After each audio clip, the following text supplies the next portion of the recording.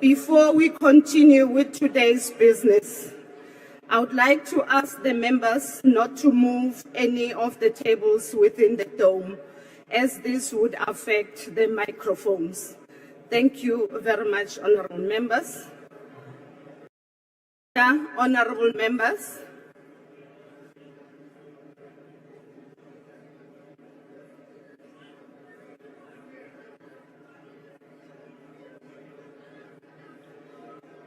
Order, honorable members.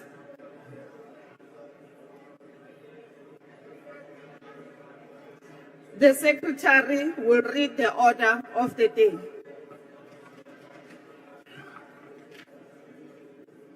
Debate on the President's State of the Nation address.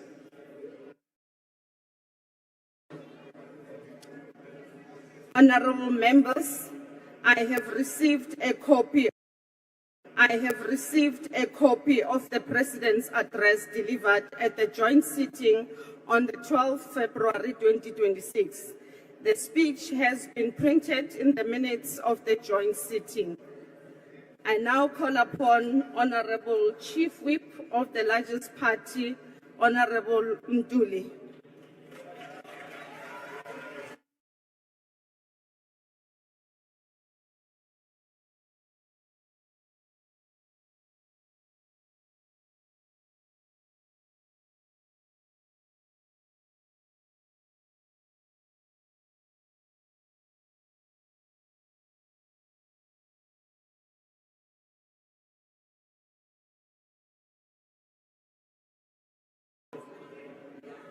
Hello? Nothing. Honorable Chief Whip, may we request honorable members, the sound is too strong. Please try and not to speak closer to your mic. Thank you very much. Thank you very much, Chairperson of the National Council of Provinces, Your Excellency, the President and Deputy President of the Republic, honorable members, fellow South Africans. It is my privilege to convey my deepest condolences to the family, the friends and comrades of Jesse Jackson, who passed away earlier today at the age of 84. Jesse Jackson was a great friend of our people and a progressive human being. Chairperson, I wish to congratulate you on the speech that you delivered. I also wish to say that your speech gave the South Africans the hope. It showed them the way, or it gave them the way. I am saying, as I congratulate you, that I want to add any ideas that you've put forth, of which I support. I just want the President to say we need to really focus on the issue, or identify the issue of the water, so that we put it on the national disaster. This will assist us that we need to work without, breaking any laws of South Africa, and we must come up with a solution that will assist us so that we are able to solve this problem. Secondly, Chairperson, I'm glad, I really support your speech. In your speech, the Department of Agriculture must work hard to make sure that all the animals are being immunized. And I also want to emphasize the fact that those who are poor, who stay in rural areas, they should be the ones. We need to start with them, whereby those who live in rural areas do not get any services. I also want to say that in that program, Chairperson, if animals receive the injection for mouth and foot diseases, these cattle should not be moved from one place to another, because that on its own makes it difficult to cure mouth and foot diseases. I also wish to applaud you, Chairperson, on your speech. I remember in 2021, you made an announcement that there will be people who are called extension officers. They were employed, but that was temporarily because of, the budget did not allow that. I also wish to say that because now we are going to employ other 10,000, it is my wish that when we start to employ, we need to start with those who are 5,000 who were employed. They were not, employed due to financial constraints, and then we add on so that we end up having 10,000. Allow me to join you in celebrating a historic occasion in our country and its people, the 70th anniversary since the Women 1956 March to the Union Buildings, in which we deservedly recognized and invited the joint sitting of our parliament to applaud his talent and Besiampara, our members of the brain and head generation during the State of the Nation address. Our country and the people are indeed blessed with many heroes and heroines. These are men and women who chose to dedicate their lives to the service of the people. This generation was prepared to sacrifice everything, including their lives, if this was necessary for the liberation of their country and its people. Although as extraordinary as our heroes and heroines are and have been, they are and are human beings produced by the same society that produced all of us. We must continue to pay tribute to them, recognizing the fact that while in every respect they are ordinary human beings who have nevertheless shown themselves to be capable of doing extraordinary things. In this context, I must also salute and pay tribute to the 1976 generation whose heroic deeds has made it possible for our country to celebrate the highest matric pass rate in the year 2025. All of these are our heroes and heroines whose sacrifice and enduring commitment to the liberation of our people must forever be honored and celebrated. Madam Speaker, I'm of the view that in paying tribute to the outstanding work done by this generation, I would like to make reference and quote a poem by H.D. Carberry, whose poem reads as follows. There shall come a time when these children in the ranks who litter the streets, who know the crushing mastery of poverty and the cases of debt and slovenliness, shall walk with heads erect, proud owners of their new world, masters of themselves, admitting no inequality, feeling no inferiority, and only a great humanity and wonder. For the destiny shall be theirs. Together we must make it happen. Unquote. Madam Speaker, there's no doubt that in my mind, the vision of the 1956 generation was also shared by the conviction and the determination by all generations that came afterborn.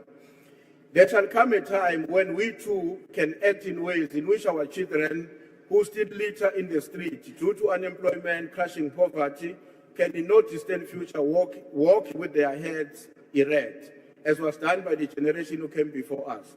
And together we can make it happen. We equally stand at a profound milestone in the life of our republic. This is a year that marks 30 years since the birth certificate, our Constitution of the Republic of South Africa, was signed into law. 3 decades ago, we made a solemn commitment to move beyond the past defined by a culture of authority and arbitral power to a culture of justification, where every exercise of state power is rationally tested against the supreme law of the land. Madam Speaker and honorable members, perhaps today it is more befitting that we must briefly cite the preamble of our Constitution, which says, and I quote, "We, the people of South Africa, recognize the injustices of the past, honor those who sacrifice for justice and freedom in our land, respect those who have worked to build it and develop our country, and believe that South Africa belongs to all who live in it, united in our diversity." Madam Speaker, unavoidably a question arises as we begin this debate on the State of the Nation address. What kind of society did we set out to build? The fundamental positions spelled out in our preamble of our Constitution should inform our conduct as we continue to engage in the reconstruction and development of our country. Madam Speaker, in the landmark judgment of the State versus Makwanyane in our Constitutional Court, handed down by Justice Arthur Chatskalsin, defined this vision as a historic bridge between a past of a deeply divided society characterized by strife, conflict, untold suffering and injustice, and a future founded on the recognition of human rights, democracy, peaceful coexistence, and development opportunities for all South Africans, irrespective of color, race, class, belief, or sex. However, Madam Speaker, we must be honest to ourselves that for the people, that for many, that bridge still remains incomplete. However, the interventions presented by the President during his State of the Nation address point towards a direction to resolve these historical and historic contradictions that continue to define the face of our nation. In his book titled The Promise, Damon Galgat offers a searing metaphor of our current moment. In this novel, it depicts a nation's history through a single neglected vow, a promise of a house for a domestic worker named Salome that remains unfulfilled for decades as his family also disintegrates. Like the Swart family in the same book, we face the danger of moral evasion and ethical paralysis. We risk turning our constitutional promise into a deferred justice that eventually loses its power to heal. It is a tragedy that of our time that national identity is fraying.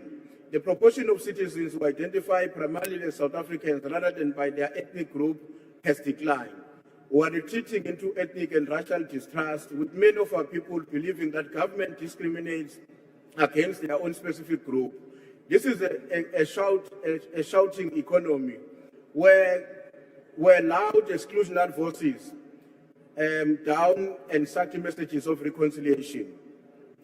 Through the Criminal Justice System Initiative and the whistleblower promoting of the bill, you are cutting out the moral rod exposed at the Parliamentary Commission of Ad hoc Committee and the Commission of Inquiry. To address the unfulfilled promises of our socio-economic conditions, we welcome the President's continued commitment to investing in public infrastructure.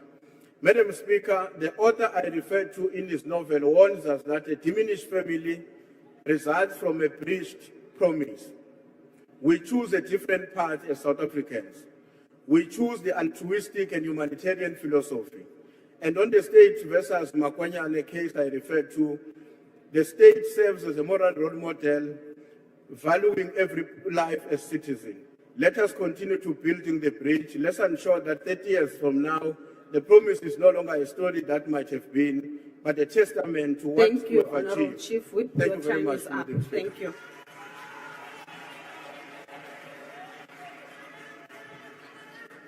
I now invite Honourable Van Rooyen.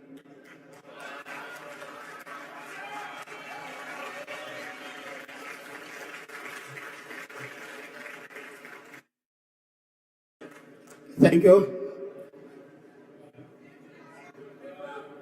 Honourable Speaker, or Honourable House Chairperson, MK President Jacob Zuma, and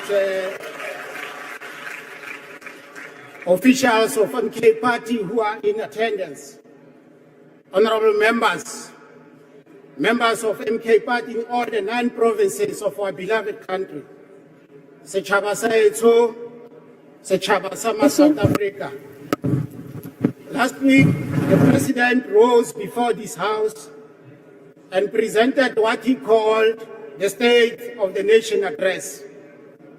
It took us more than 2 hours of listening and more than 7 million from our national coffers.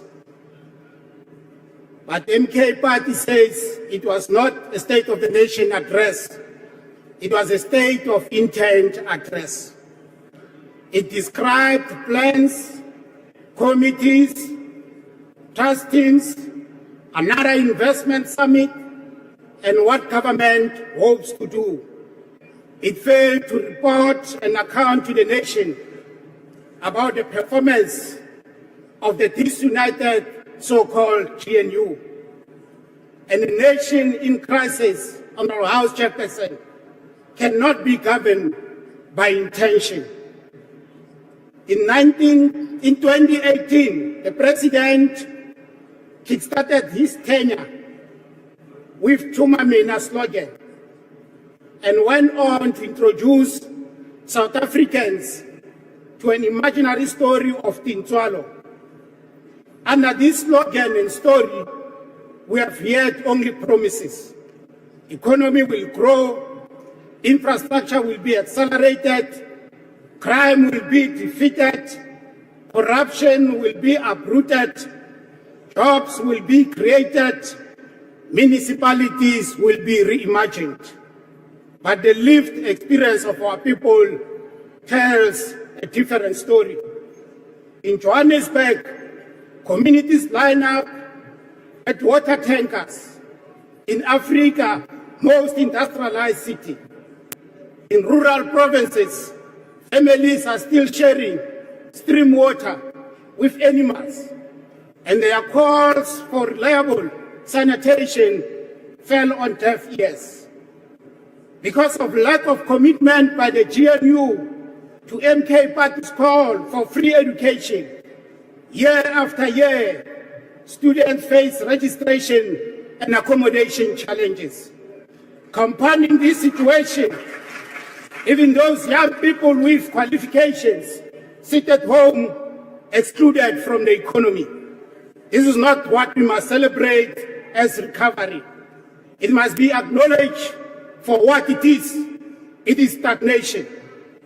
The president says we have turned a corner, but growth remains weak. Unemployment remains structural. Poverty remains entrenched.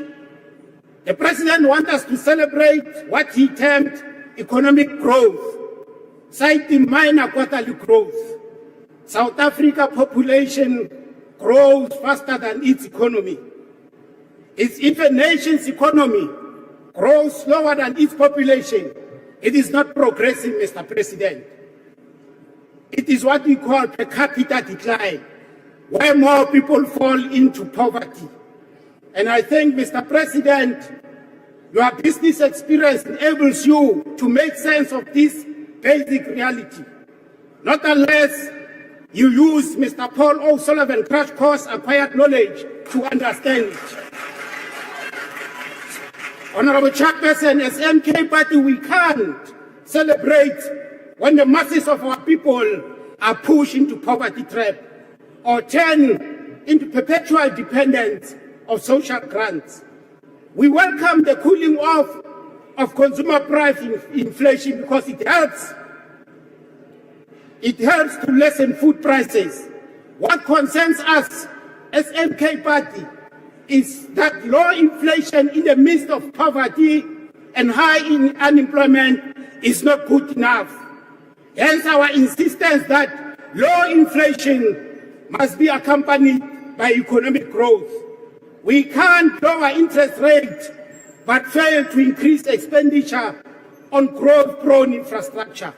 We don't need the current austerity approach by National Treasury to take advantage of low interest rate. If youth unemployment remains the highest in the world, then we are not harnessing our demographic potential. We are wasting it. Municipalities continue to deliver basic services, water and electricity, not consistently because of systematic problem of infrastructure. Honorable members, the President speaks of rebuilding institutions after state capture. But institution, Mr. President, actually deteriorated only after what you call the 9 wasted years. Collapse only came after 2018. Rail capacity declined only after you took over in February 2018. Port efficiency worsened after you took over. Cape Town became worst port in the world in 2022. Energy supply collapsed from 2020 and turned into rolling blackouts under the incompetent and the director, who was previously appointed at the expense of a pool of black professionals within the energy sector. It is interesting, South African, to note that with pride that ESCOM is somehow stable under the same black professionals overlooked when the leader was appointed. Honorable Speaker, it is a national embarrassment that after 4 years before 2030, National Development Plan deadline, the so-called GNU, can measure the success and failures of what's supposed to be South Africa national plan. The global order is shifting. Nations are pursuing industrial strategy. Unlike the so-called GNU, they are protecting strategic sectors crucial for development of their countries. Our country is massively endowed with mineral resources. We have no excuse not to reindustrialize. We must reverse industrialization decisively. They are investing aggressively in infrastructure and domestic production. South Africa cannot afford this timid reform that was cited in the speech. Mr.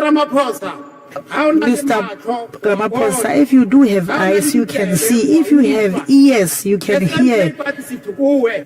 South Africa stands at a crossroad. The house is burning. We can't continue with committees, task teams, and commission without consequences. Announcement without enforcement. The people of South Africa deserve more than this managed decline that you pronounce. They deserve a better state of the nation. MK, in few provinces, as you know, emerged in 2024. This was a historic emergence. Our party is currently having footprints in all the 9 provinces. Very known as the president, always shocked by development in his own country. Voters in all these provinces have requested us to convey the following message to you.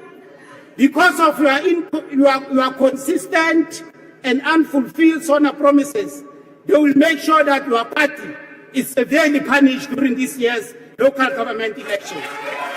They say because of GNU, when you work with people that are opposed to triple PEE and transformation agenda, your party will be voted out. And no amount of vote rigging will deter them. They say they want an alternative government that will grow their country's economy, create jobs, fight crime, combat illegal immigration, and remove them from the apartheid-created poverty trap. MK Party is ready to offer that alternative. We hope the outcome of this year's local government elections are not going to shock you, because we are warning you now. You are not going to come after the election results and say the results shocked you. Chairperson, we are very grateful as MK Party. Thank you.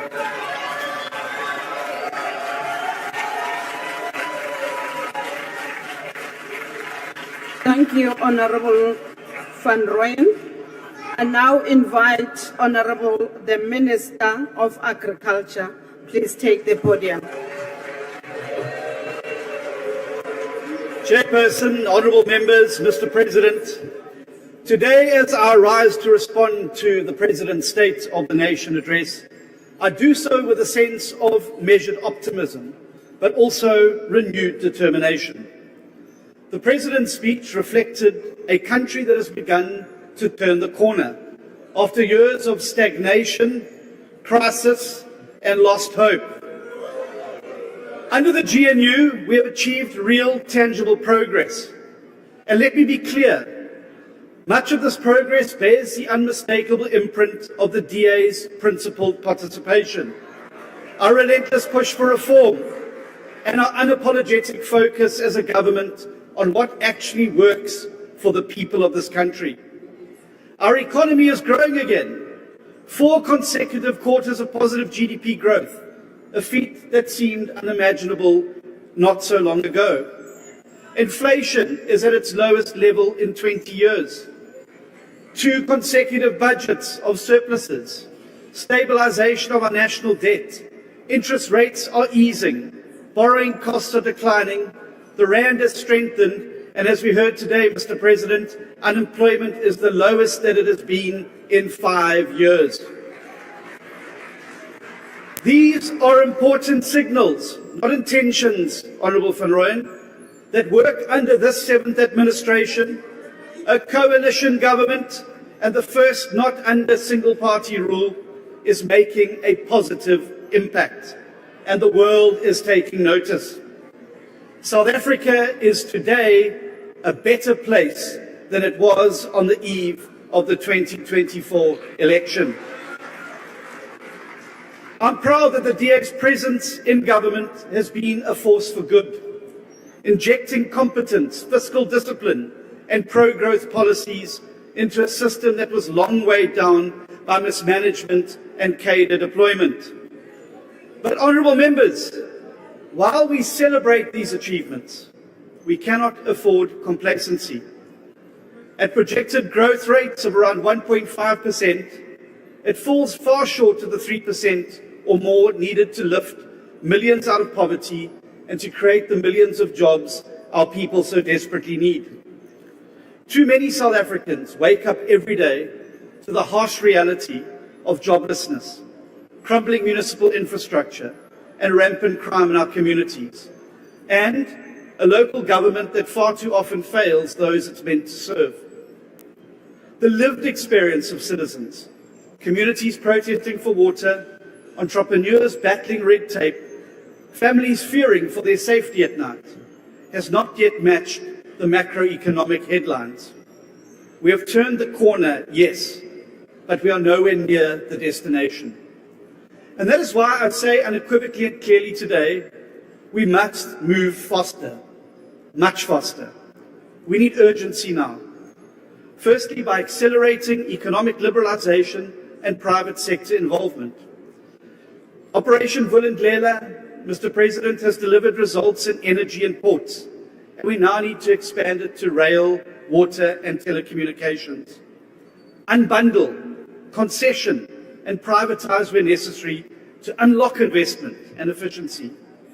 Replace restrictive BE policies with genuine broad-based empowerment that includes skills, ownership and opportunity for all, not just a connected few.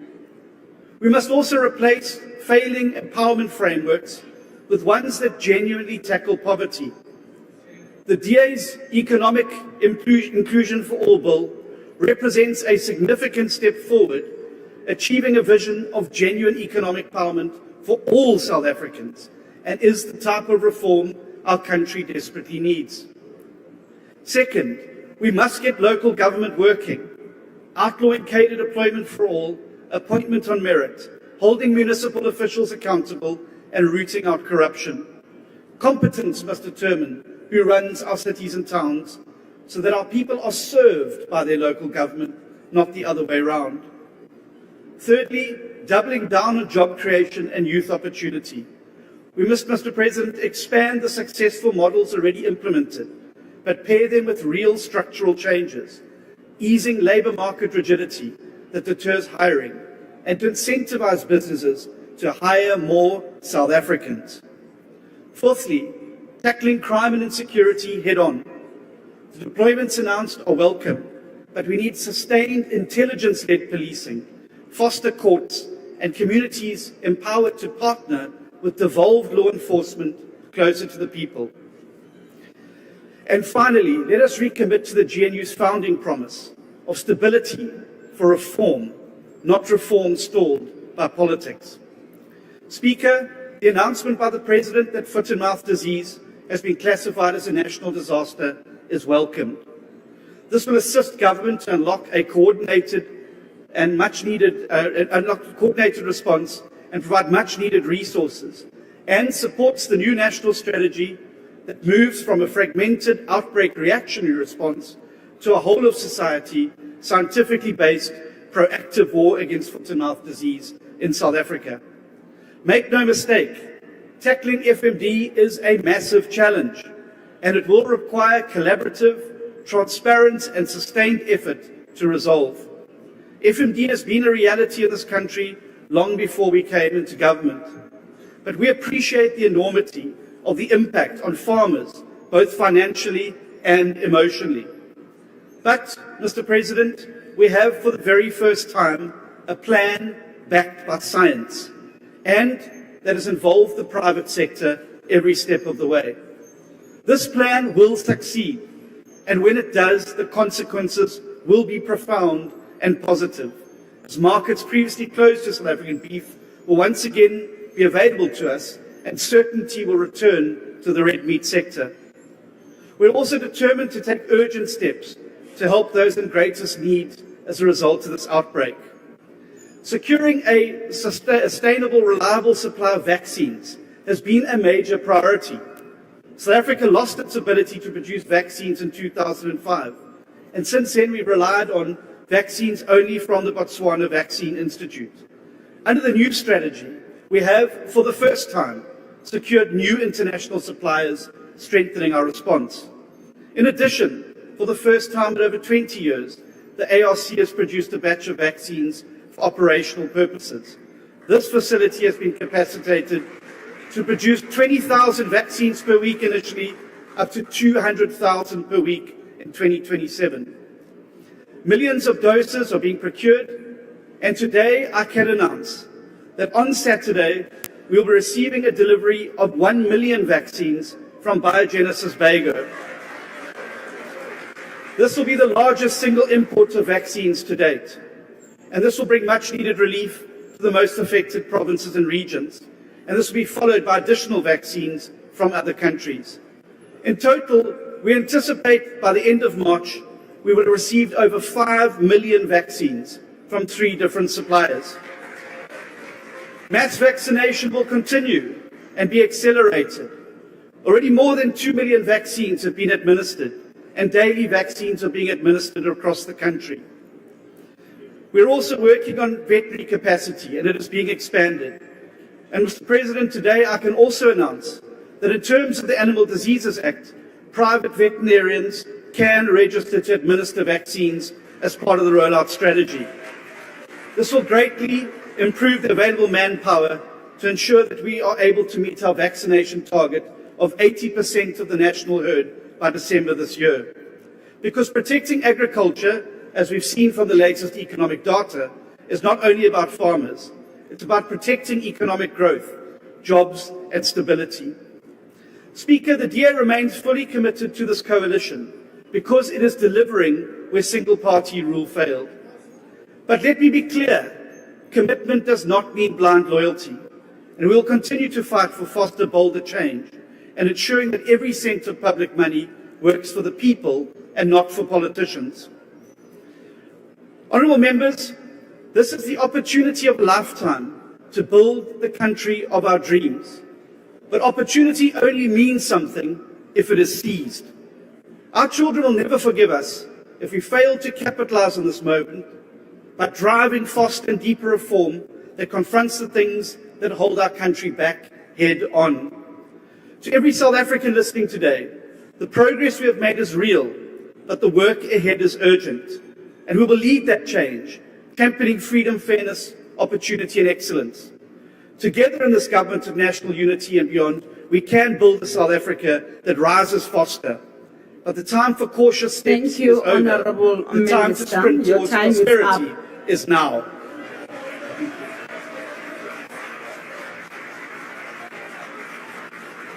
Next on my speakers list is Honourable Malema. Thank you very much, Chairperson of the NCOP, President of the Republic of South Africa, the people of South Africa. Mr. President, we warned you 8 years ago that the Oppenheimers and the Ruperts will neutralize you, and your legacy will be that you auctioned our country and its strategic asset to the highest bidder. You did not heed our warning. You have auctioned our sovereignty to asset management companies such as BlackRock, which is why you have praised for the growth of the KSE. You auctioned our country by selling our ports, our railway, our energy generation capacity to the private sector. And now you want to do the same with water. You do not take responsibility for creating jobs. You do not take responsibility for fighting crime. You do not take responsibility for infrastructure development, and you do not take responsibility for growing our economy. There is no sign of any infrastructure of a bullet train, that there are no design plans of a smart city, and there is not even a curriculum for an institution of higher learning in Ekurhuleni as you have promised. You asked us to send you to Mamina, and we made a mistake, we send you. And as your term of office come to an end, you have nothing to show for it. Under your term, crime is out of control, and your deployment of the army is the last resort. You are admitting that you have failed to fight crime. The people of Gauteng have been terrorized for too long by the so-called Zamazamas, and on the deployment of the army, we have no choice but to support you because you have destroyed law enforcement capacity. Our concern is that how do you deploy a military which have been crippled by austerity measures to fight crime? Because we know that our military is understrained and under-resourced and has been humiliated in war zones abroad. And how do you intend to ensure they can fight crime domestically? Additionally, we have warned you before that the army is combat trained and is not trained to enforce laws on civilians. The scale of crime in our country cannot be dealt with by the army alone, because crime is a national crisis and a social crisis. If you do not resolve the challenges of unemployment, the challenge of alcohol and substance abuse, and the high dropout rates of the youth from schools, then crime will be a permanent feature in our society. Crime in South Africa is organized through drug syndicate, protection fee rings, sex trafficking rings, and gangs. It has infiltrated all forms of government, and putting guns in the streets alone will not resolve this crisis. Mr. President, the rot in our criminal justice system begins with your political party, which has factionalized law enforcement and intelligence on the basis of who emerges in your conferences. The biggest syndicate is the political party you are leading, Mr. President. Mr. President, subjectively, this government has done nothing to grow this economy or to strengthen our currency. Let us take this opportunity to remind you of your own commitments. Last year on this same platform, you committed to grow the economy by 3% through infrastructure investment, structural reforms, and inclusive growth and employment. You no longer speak of this figure, and National Treasury itself predicts economic growth at 1.5% and will most likely reverse this projection down as the year progresses, because that is their tradition. You speak of the achievement of a budget surplus as a positive economic indicator, but it is more of an indication that you are implementing austerity and spending less on saving the needs of the country. Why will you be proud of a budget surplus in a country with massive unemployment, collapsing municipal infrastructure, and poverty, which is leading the death of children in the Eastern Cape? You're proud when it comes to EPWP jobs is something you should be ashamed of and not mention at this level of governance. Those are temporary jobs which are used to secure income for volunteers of your political party. It is slaves jobs with no security, because you cannot secure a car or a home with an EPWP job. Mr. President, the electricity crisis in South Africa is far from over. The mistake you are making on declaring an end to the electricity crisis is the same mistake you have made with the water crisis for decades in this country. Now that the people of Sanders no longer experience electricity outage, you no longer view it as a crisis, forgetting the people of Soweto, Mdantsane, Seshego, and Ditsobot. You have given load shedding a new name, and that new name is load reduction. On top of that, you have lost control of the pricing regime of electricity, and NERSA is pronouncing an increase in the cost of electricity every few months. Your municipalities do not have an idea of the infrastructure they are seized with governing. It does not matter how many billions of rands you give them to revive water infrastructure. The fact of the matter is your minister and your mayors do not have the town planning, do not know the town planning of where water infrastructure begins and where it ends. This is why they respond to burst pipes and leakages as they happen and run after one pipe to the other.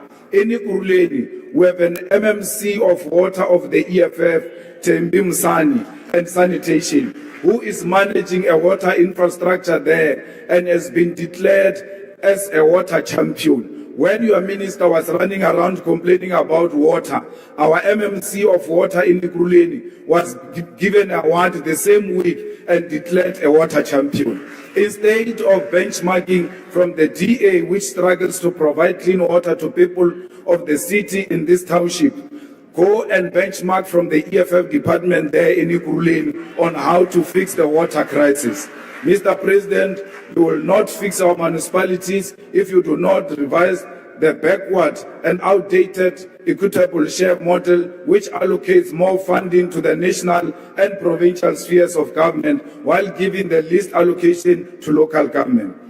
The idea that all municipalities can be self-reliant on revenue generation when you know you preside over a country that is massively deindustrializing and is suffering massive unemployment is misguided. We need to focus on strengthening municipal capacity, but in addition to that, focus on recovering revenue from major industries which consume electricity and water in bulk. These companies must be given incentives on rate paying, which will compel these industries to invest in developing municipal infrastructure such as roads, water, electricity, clinics, and schools. Mr. President, we want to say to you, we fully support you on your posture when it comes to international relations. Your support for Palestine, the people of Western Sahara, South Sudan, and the people of Cuba. We agree with you that Africa must begin to negotiate its trade relations as a bloc and with unity, and that no nation must ever again think it has got the right to bully us and impose on us who our friends must be and who our enemies must be. We agree with you that not civilians must take the law into their own hands and harm foreign nationals. And you must tell those in your cabinet and who support you that they must not campaign using violation of the human rights and murder of foreign nationals. They claim you agree with them. You must continue to denounce them, Mr. President. Others are killing people to perform rituals as we approach local government elections.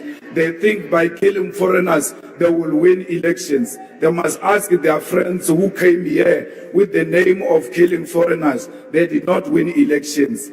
Xenophobia will never win them elections, and some of them are found in your cabinet. You must remind them as you meet them on the corridors. Just say to them, xenophobia will not make you a president. I might have made you a minister. We call on you to exhibit your courage by closing the Israeli embassy, which is a resolution of this National Assembly. You have declared their representative as a persona non grata, and the skies did not fall. Close their embassy and cut relations with this genocidal nation.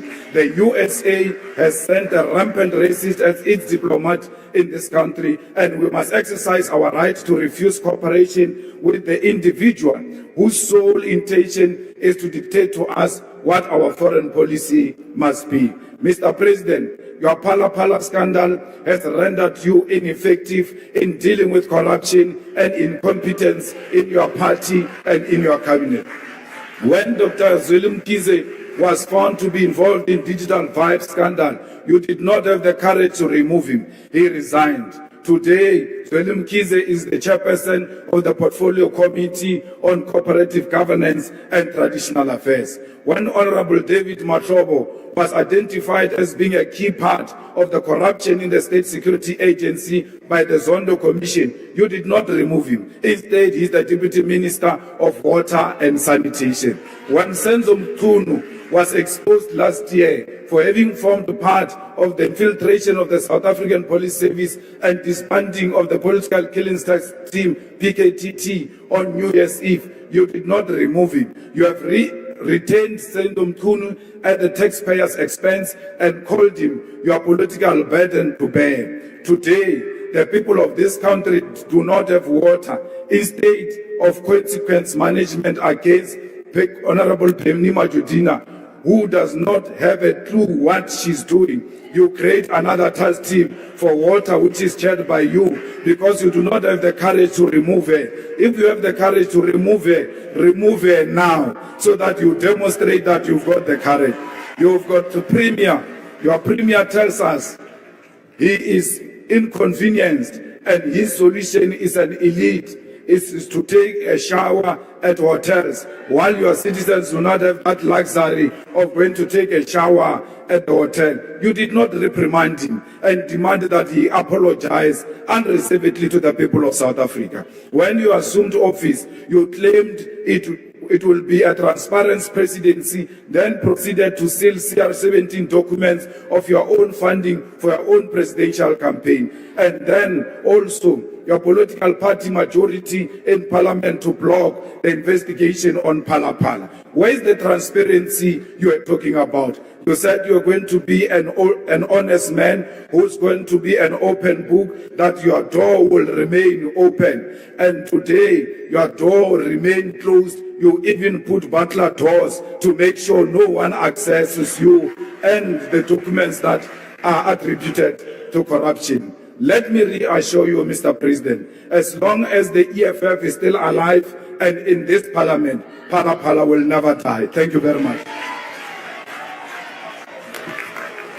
Thank you very much, Honorable Malema. Speaker. The next speaker on my list is the Honorable Minister in the Presidency. Speaker. Order, honorable members. Speaker, is not a point of order, it's a point of procedure. I just want to put it to the House that President Jacob Zuma is in the House together with Deputy Honorable President. member, I can't see who's speaking. I didn't give you permission to do that. Can you please follow the rules of the House? What are you rising on, honorable member? Speaker, I'm rising on a point of procedure to tell the House that President Jacob Zuma is in the House together with Deputy President Tony Yengeni. Can it be acknowledged? No, honorable member, please. Honorable members.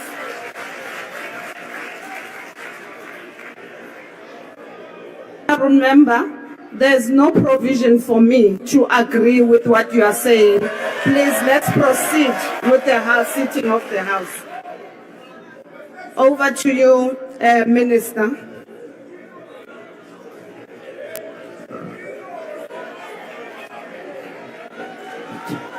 Chair, Madam Chairperson of the National Council of Chair, on a Provinces. point of order. Yes, you may. Yeah, House Chair, I think you need to go and read the rules correctly. Regardless about how you feel of former President Zuma, we acknowledge state presidents here in the House. He hasn't been impeached. Nothing has happened. When we opened this parliament, Honorable members, I can't hear what the honorable member is saying. okay, You're I'll making say it noise. If you may repeat, please. It's the sound system. I don't know with this. We had the same problem the last time. We are quite happy for the EFF to help with the sound, but let's park that for now. Honorable, you still can't hear me. Honorable Speaker, you need to go to your rules. Not Speaker, Honorable House Chair. You cannot say that there's no provisions to acknowledge a former state president. It's not true. Whether you like former President Zuma or not, whether he's part of your party, doesn't have membership, it's immaterial. He was once upon a time a state president. Do the right thing. Honorable member. You'll even acknowledge the clerk, the whole murderer who's roasting now in hell. But you can't acknowledge. Honorable no, member, it's wrong. can you please House allow Chair, me? please. I've made a ruling in that regard. Can we please proceed? Which rules did you read? No. House Chair, which rule did you read to say that? Can you refer us to a rule that says you must not acknowledge a former state president? Respect the ruling? Which rule? But you can't rule just out of your head under House Chair. Honorable Matthias, can you You please? can't just go on a whim here. This is not ANC NEC meeting.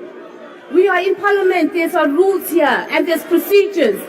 You have acknowledged a murderer. Point of order. And you're not doing it. It's wrong. Blah, blah, blah.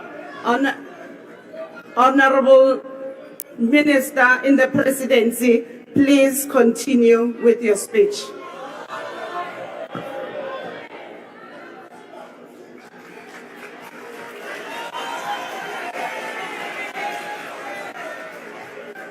Madam Speaker and the Chairperson of National Council of Provinces, His Excellency President Cyril Ramaphosa, Deputy President Mashatile, honorable members.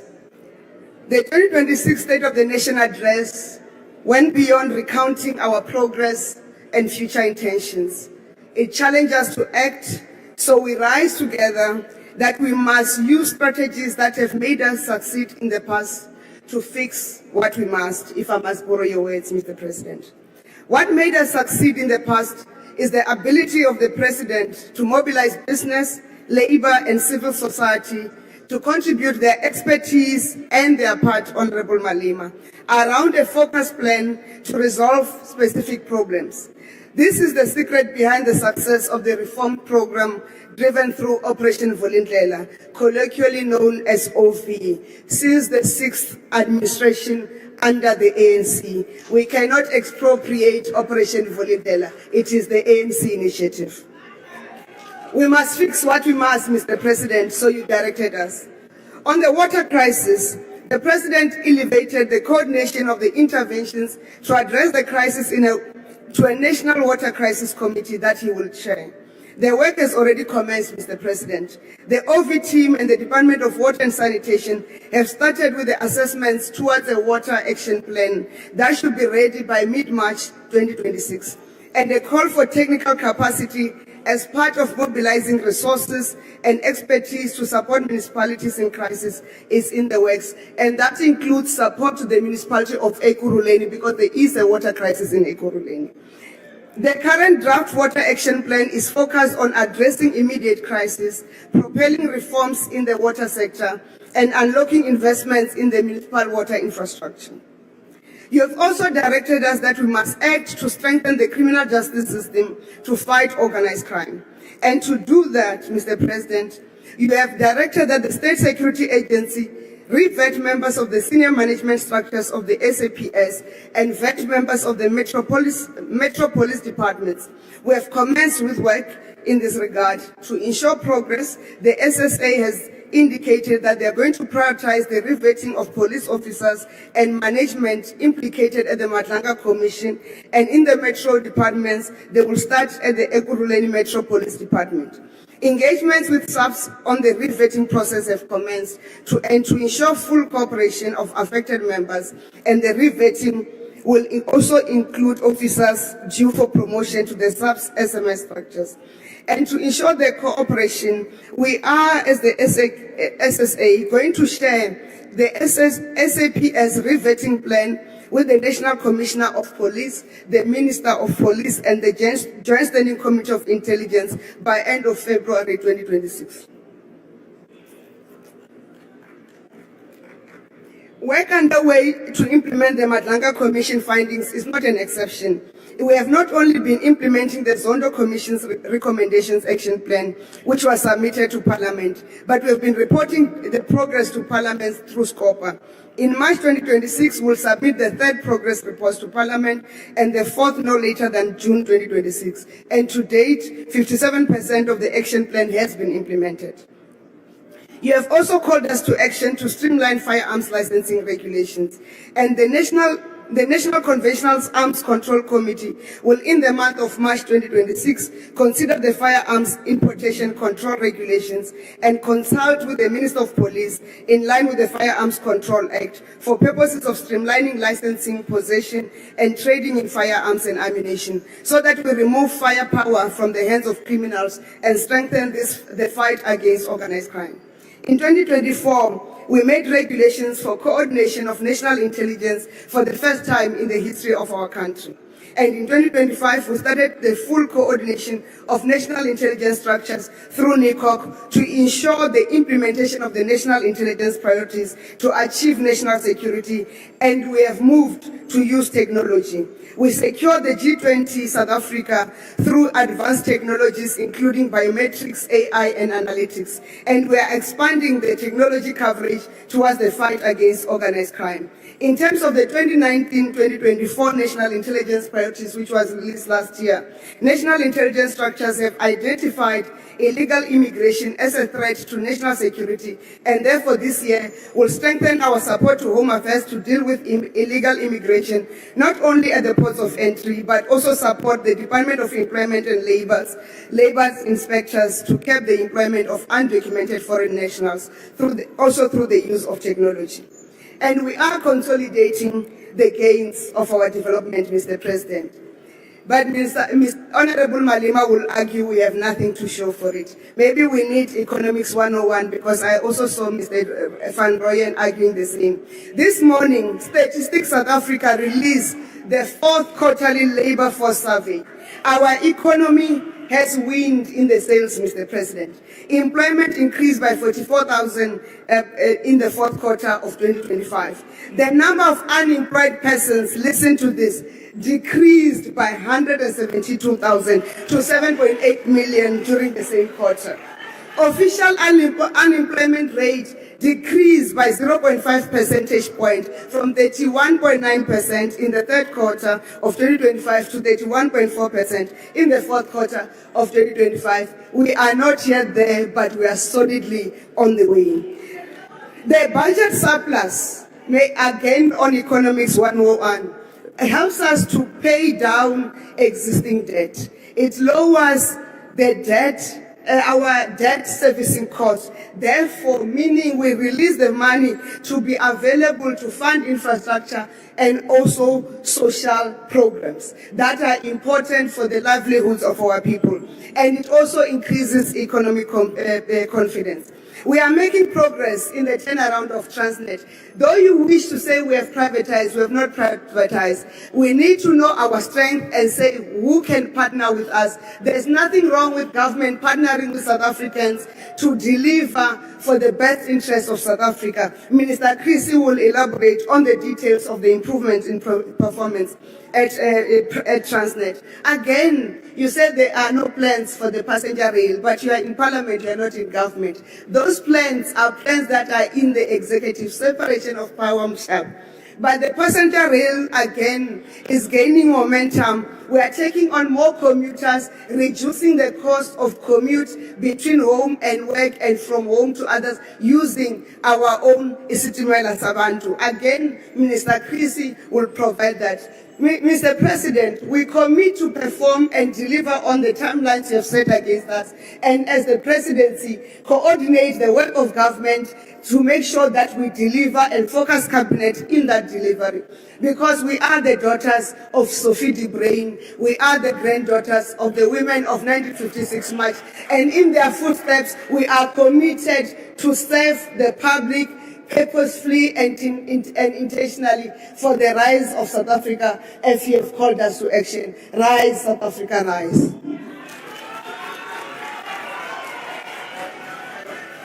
Thank you very much, Minister Nchabeni. Honorable members, before I call upon the next speaker, I would like to take this opportunity and acknowledge the presence of the former President of the Republic of South Africa, Honorable Zuma. He's here with us today. Thank you very much, honorable members. You may take your seats. Order, honorable members. We are now proceeding to the next speaker. The next speaker on the list is Honorable the Minister of Cooperative Governance and Traditional Affairs. Over to you, Minister.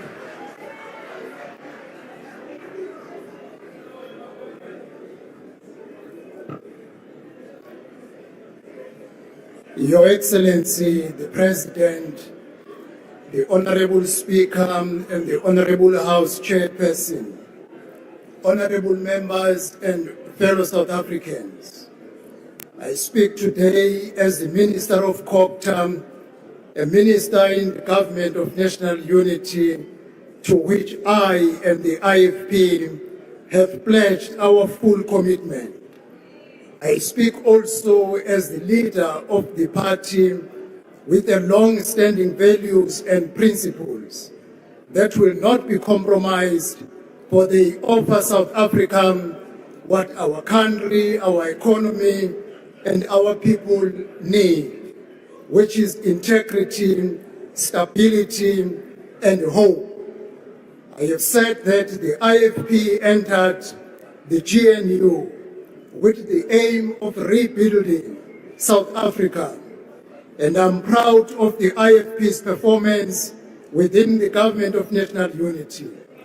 The successes outlined by the President during SONA stand as a testimony to the strength of a multi-party democracy in which diverse voices are truly represented.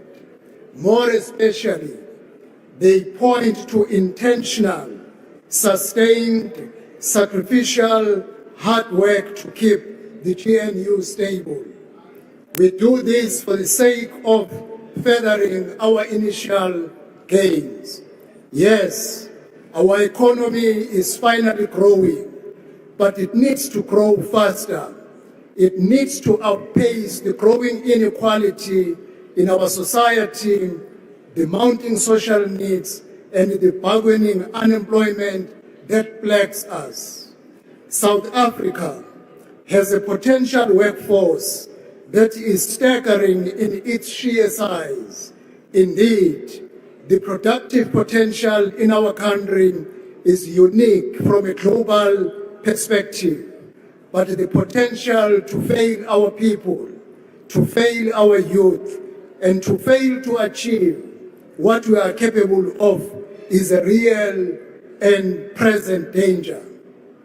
Honorable President, the social grant system is a crucial safety net for the vulnerable, but in fact it demands a fundamental redesign to genuinely assist those in need. Our parallel priority must be the empowerment of our citizens towards self-help and self-reliance. In the long term, this will create the fertile ground in which our economy may flourish. When everyone can stake a claim in South Africa's success and everyone is able to make their contribution. The women of 1956 showed extraordinary solidarity and courage in the face of injustice. Our women of 2026, unfortunately, face daily gender-based violence, femicide, and crime. The youth of 1976 displayed a compelling unity of purpose. Unfortunately, the youth of 2026 face unemployment and the enduring economic inaccessibility of higher education. Our women and youth do not stand alone. These crises are ours collectively, and collective action across all government spheres is required to solve these challenges. The vast dormant resource of unemployed graduates must be awakened through opportunity, not only through the Presidential Stimulus Fund, but also through the creation of a multiple of development and employment programs across all spheres of government and massive mobilization of the private sector.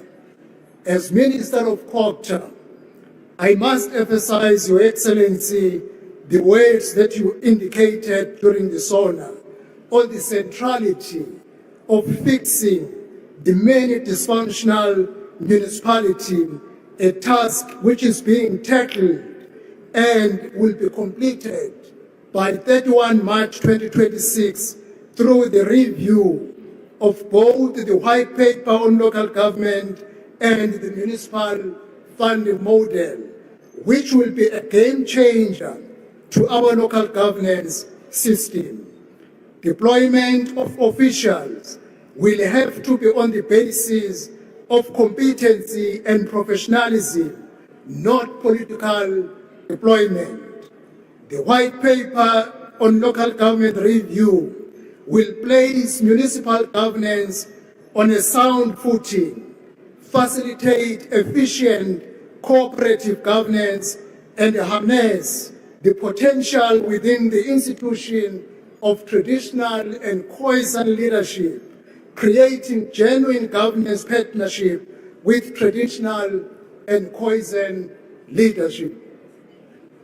Your Excellency, the white paper on local government review will yield to great and progressive change if political parties come elections of the local government will deploy competent political leadership as mayors, deputy mayors, EXCO, speaker and MPIC chair, who will drive and become the agents of change and service delivery. The IFP commends the establishment of the National Water Crisis Committee as a temporal measure to fix a much wider range of malaise of water crisis that has accumulated over decades. An emergency solution is necessary, and we believe this committee as a temporal measure will bring a great relief. But the long-term solution is building capacity in municipalities, ensuring that the competent leadership in municipality do maintenance timelessly on an ongoing basis, build more reservoirs, and deal with the multitude of water losses as a result of the infrastructure that is failing to perform because it was never attended timelessly. Honorable President, there is another leak that we must fix, and that is the leak of economic and social resources through unchecked illegal migration. The IFP classifies the pervasive presence of undocumented foreign nationals as a threat to state security. While we support... Thank you, Honorable Minister. Your time is up. Thank you very much, Honorable Thank you very Chairperson. much.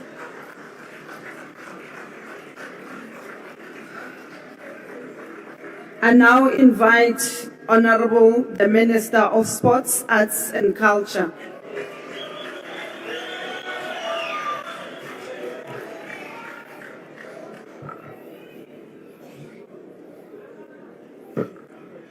Chairperson of the NCOP.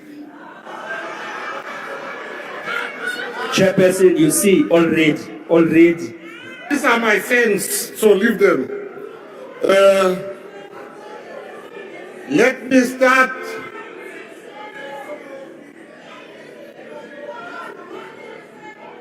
It's NCOP. Let's do it together, Minister Gayton. NCOP. NCOP. Order, Honorable members. Order, Honorable Chairperson, members. can you respect? Allow the Speaker on the podium to deliver his address. The watch mustn't go, I've got lots to say. Thank you, Chairperson. Let me start by thanking the people of George.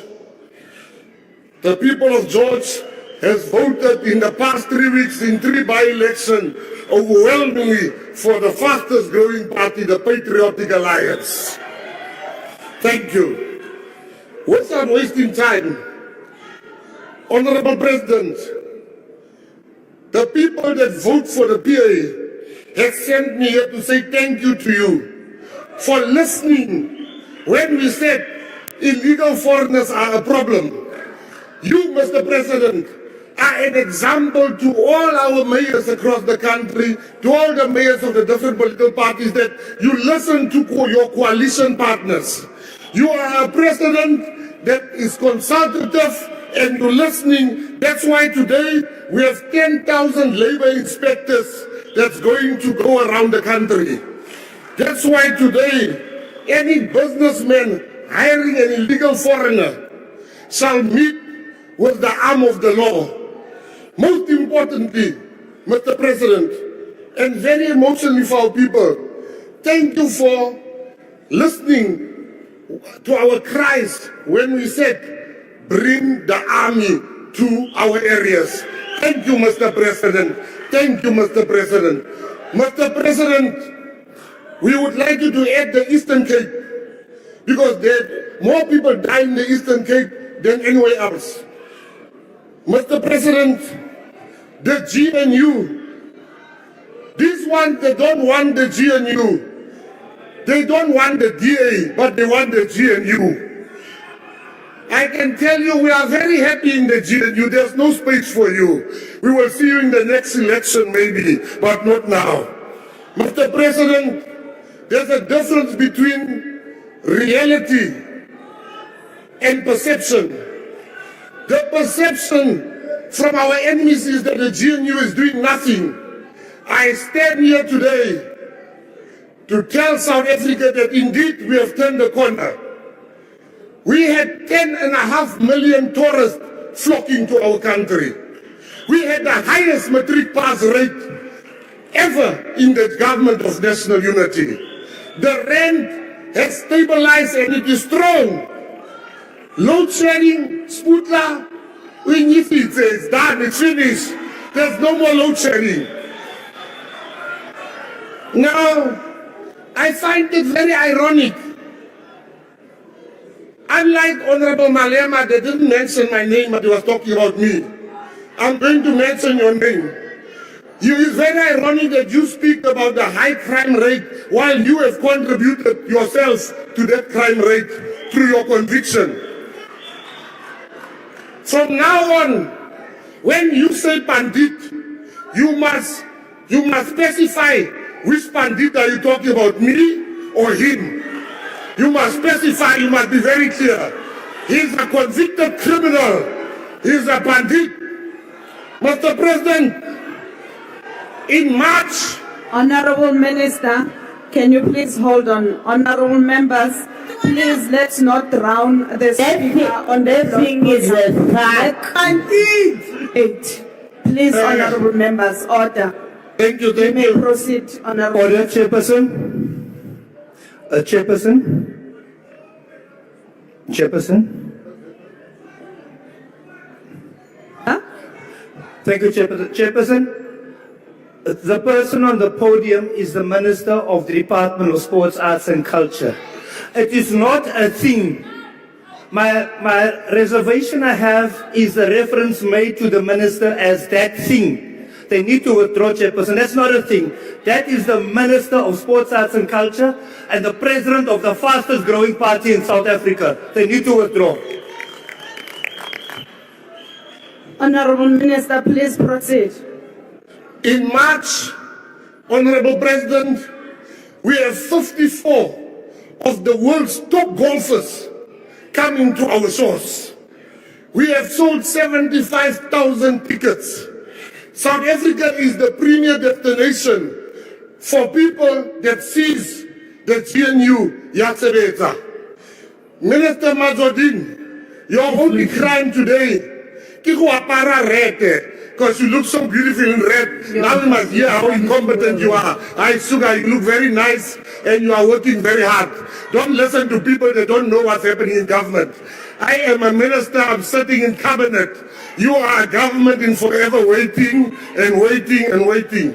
In conclusion, I want to say the GNU does not work because of a particular party. The GNU is working because all parties are working very nicely together. GNU ya sebetsa, re a qhubeka, re a go pele, di raha di sale, rona re a tseba mo re yang teng. The GNU is the best. We must ask real economists, not pop economists. Real economists will tell you, we have turned the corner. Ons het die hoek gedraai. Ridiculous corner. President, your tie is very nice. Thank you very much. Thank you, Minister. The next speaker on the list is Honorable Mulder. Point of order. Yes, Honorable Member, Honorable Mulder, please take your seat. The Honorable Member, can I request that you speak a bit louder because I hardly hear a thing. There's echo from where I'm seated. It's very difficult to hear you. Please, that's what I'm requesting of you. Thank you. Chair, I want to understand, is it parliamentary for a Minister of Sport to stand up and say absolutely nothing about the department he's leading, sports, arts and culture? Is it parliamentary? Is it allowed? Honorable Member, that's a very subjective question you are asking and not related to the rules of the joint sitting. Can we proceed, Honorable Mulder?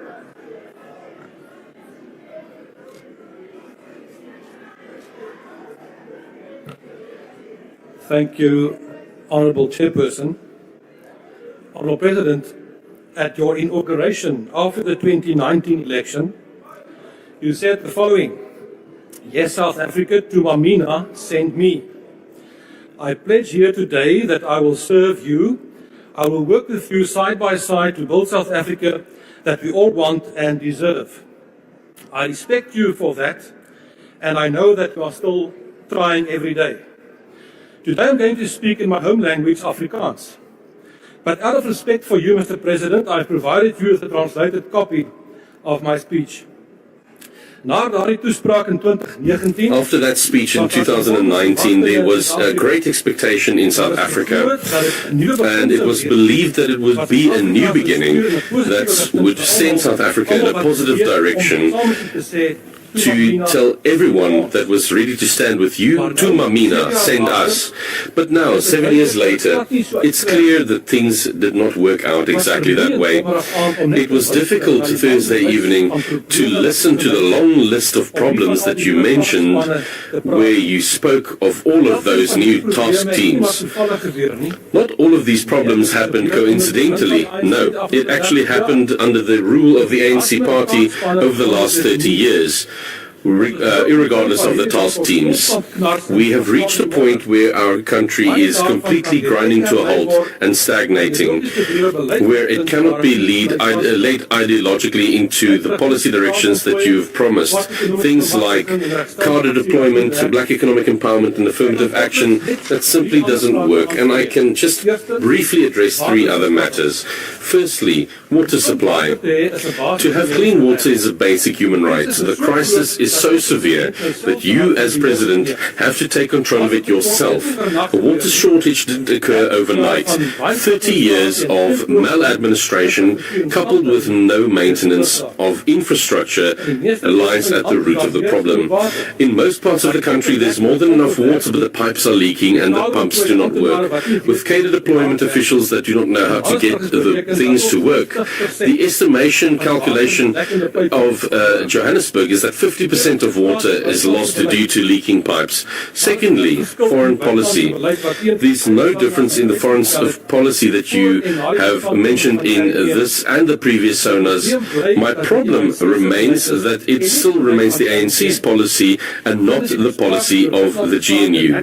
During your speech, you were stiff-necked and defiant when addressing foreign affairs. You said, "We stand on our sovereignty and we will not be bullied." That's all good and fair, but your stubbornness and blindness to what is currently happening in the world is absolutely no excuse. With our foreign policy, it's currently causing South Africa enormous economic damage. You say that South Africa remains a clear and consistent voice for international law, for justice and for human rights, but that is just completely untrue. When Russia invaded Ukraine, South Africa conveniently forgot about international law. When Iran shot and killed thousands of its own citizens and sentences women like Zara Tabiri and Masha Amini to death, human rights apparently didn't matter. Not a single word of judgment from DIRCO or the GNU were uttered. Last Friday, the Minister of Women, Sindisizwe Chikunga, delivered a speech at the Iranian embassy to commemorate their revolution, but again did not say a single word about these human rights violations. This is not in a national interest, and the FF Plus strongly condemns it. Lastly, I want to also speak about the Afrikaner and the unresolved issues between us. Afrikaners and other minorities appreciate the efforts that you are making to solve South Africa's problems. We really do notice it. However, alone you will not succeed. The cabinet and all of your task teams will also not succeed. And also, not even the public service will succeed. It will be a major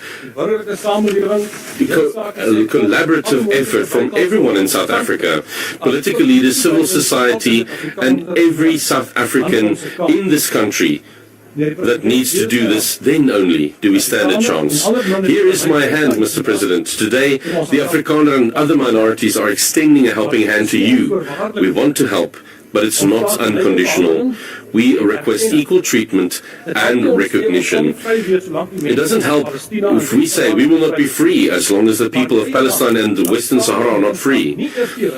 But with no consequence, as in your own country, an Afrikaner community does not even have the right to determine the language of instruction in their school. We are also not allowed to decide and determine shareholding in our own businesses and companies. That is not freedom. Today I have once again given you a copy of the Accord on Afrikaner Self-Determination. Afrikaner freedom and self-determination are unresolved issues that will not go away. Let us deal with it.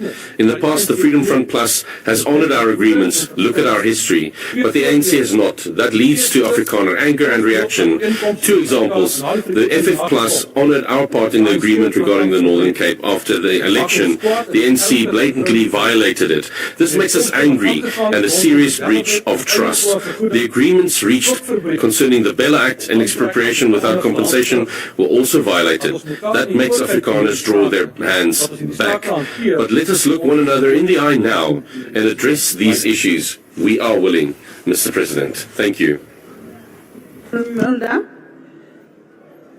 The next speaker on the speakers list is Honorable Kaunda.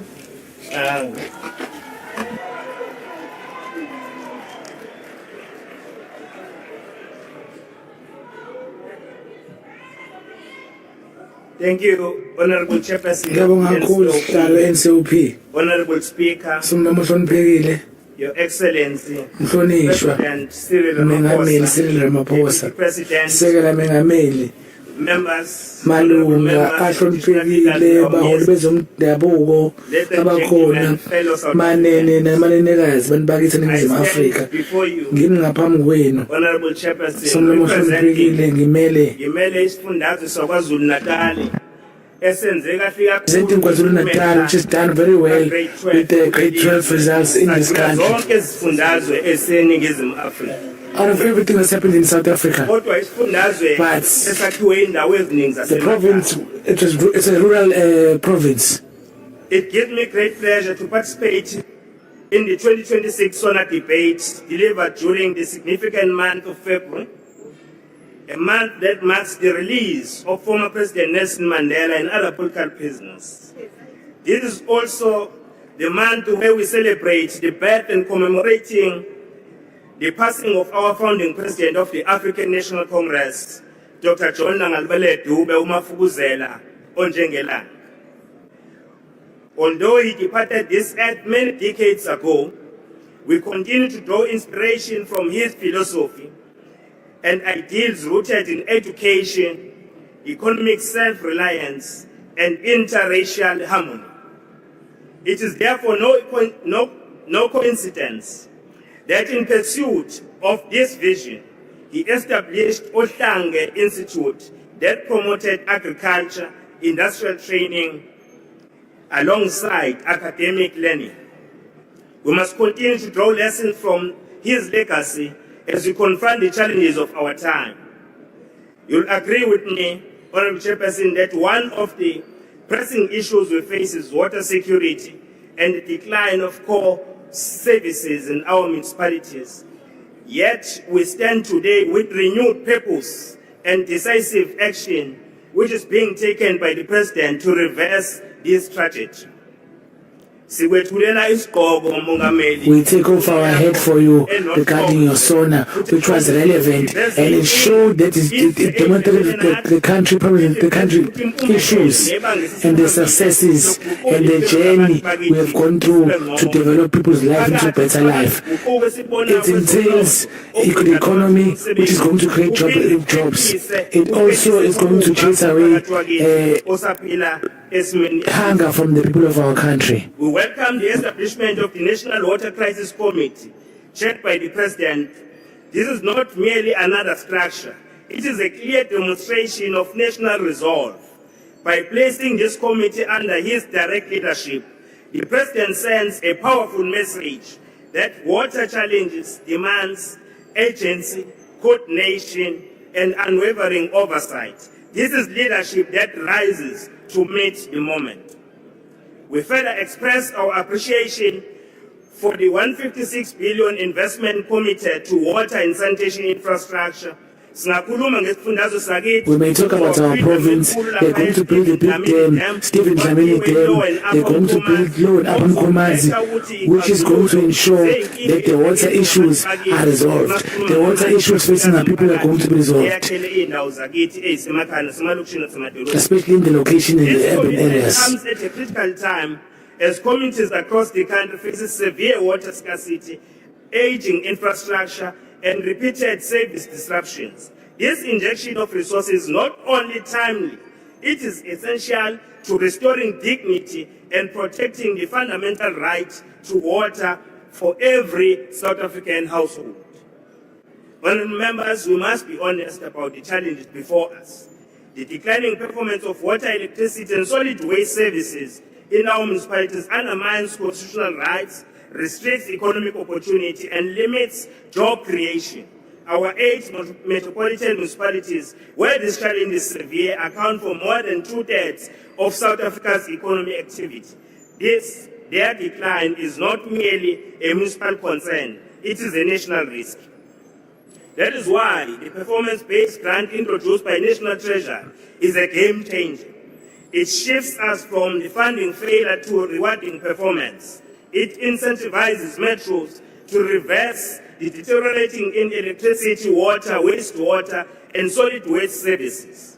It demands a new governance, culture built on accountability, capability, transparency, and measurable improvements. Honourable Chair, these reforms require that trading services be managed with professionalism and discipline, either a dedicated business unit, utilities. These models are tried, tested, and proven locally and internationally to deliver efficient and reliable services. At the heart of these reforms lies a strong accountability that demands a single, empowered point of management accountability and organizational structure, consolidating all necessary functions, a clear service compact between the municipality and the service entity, full financial transparency, a credible funded business and investment plan. This moment calls on us to restore trust in public institutions by ensuring services work consistently, transparently, and sustainably.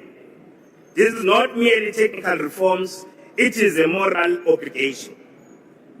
Honourable Chairperson, we acknowledge leadership demonstrated by eThekwini in advancing the district development model.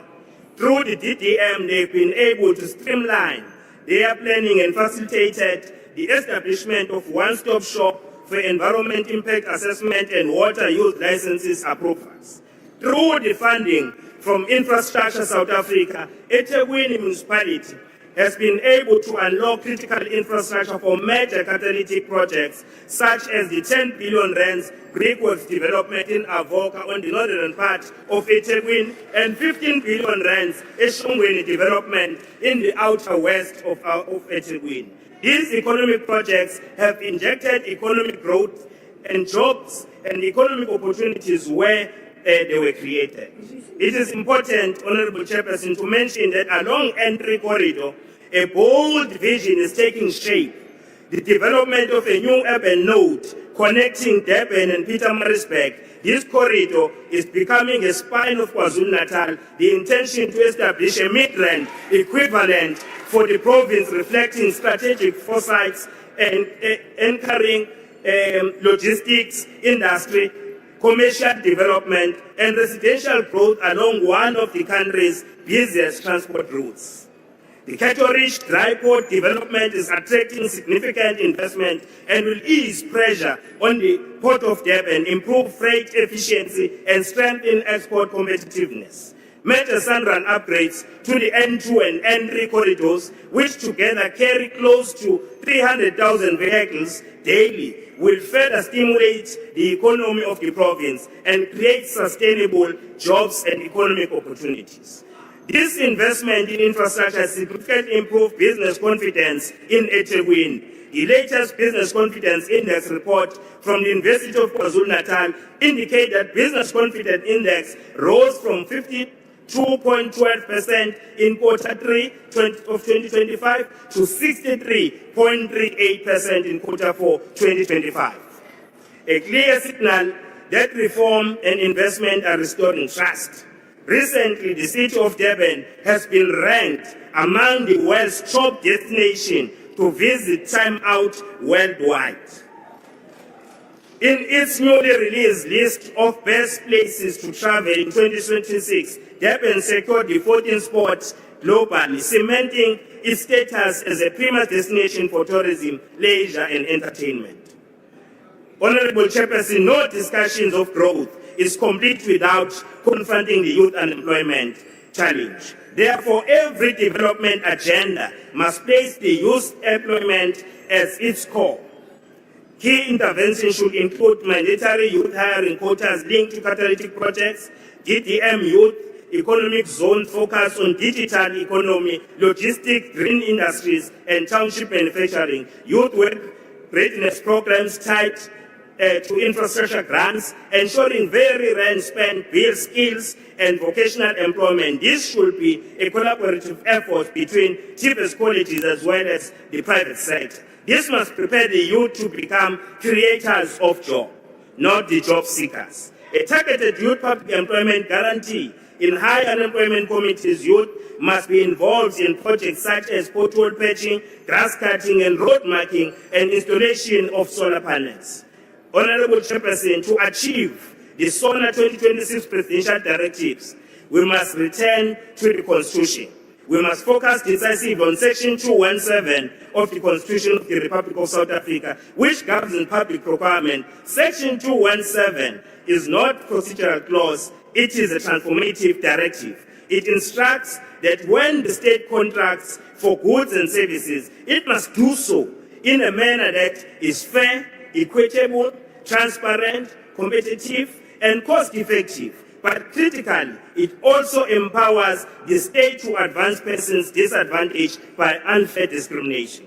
Honorable President, if we are serious tackling unemployment, inequality, and poverty, then we must unapologetically use Section 217 to place key provision of basic services, especially water, sanitation, infrastructure maintenance, in the hands of structured, accountable social enterprises. We strongly believe that basic services must be local economies. Every municipality procures plumbing services, waste collection, road maintenance, stormwater maintenance, and common facilities. These recurring services must be deliberately structured for youth, women, people with disability, military veterans, and community-based social enterprises. Allow me to state this categorically. Our economy cannot transform if we rely on a procurement system that was never designed to uplift the marginalized. Therefore, we must place social enterprises at the center of economic reforms because they are the most powerful engine of inclusive growth that we have as a country. Social enterprises turn procurement into empowerment. Every contract to social enterprise, a job created, a family supported, a community uplifted. social enterprises, rich communities, the mainstream economy has ignored. Social enterprises do not just provide economic activity, they promote economic justice. They convert social problems into economic opportunities. Where others see obstacles, social enterprises see the potential. If we want to grow, the growth that is fair, inclusive, and sustainable, that we must invest in organizations whose mission is community benefit, not the few. Social enterprises offer transparency, measurable social impact, local economy, and also ensures that the localization is realized wherever our communities are. Honorable President, Your Excellency, the President spoke at length about the urgent need to stabilize and strengthen local government during the 2024 State of the Nation address. He directed the Minister of Cooperative Governance and Regional Affairs to lead a comprehensive review of the 1998 White Paper on local government. This review comes at a critical juncture for our democracy. We commend the people of South Africa who actively participated in the consultation process and made their meaningful contributions. Their voices will help us shape a new framework for municipalities that is responsive to the realities of today while remaining anchored in constitutional principles. We are confident that this review will address persistent shortcomings in governance, financial and management, service delivery, and will chart a path towards building an ideal municipality that is democratic, accountable, responsive, community needs, capable of delivering services, sustainable, a driver of inclusive social and economic development, committed to creating safe and healthy environment, encouraging of meaningful community accountability, clear in the assignment of roles and responsibilities of leadership and management. Equally important are the proposals under consideration to restore financial sustainability of municipalities. A review of the financial model for local government is being explored and it must be accelerated.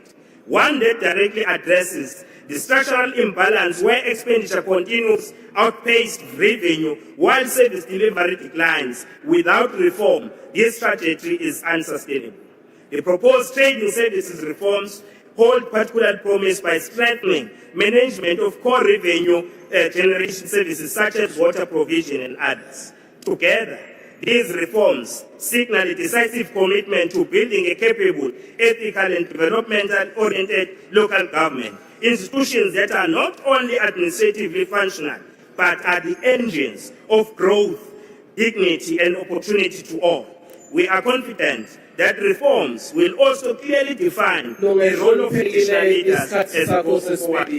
Honorable member, your time is expired.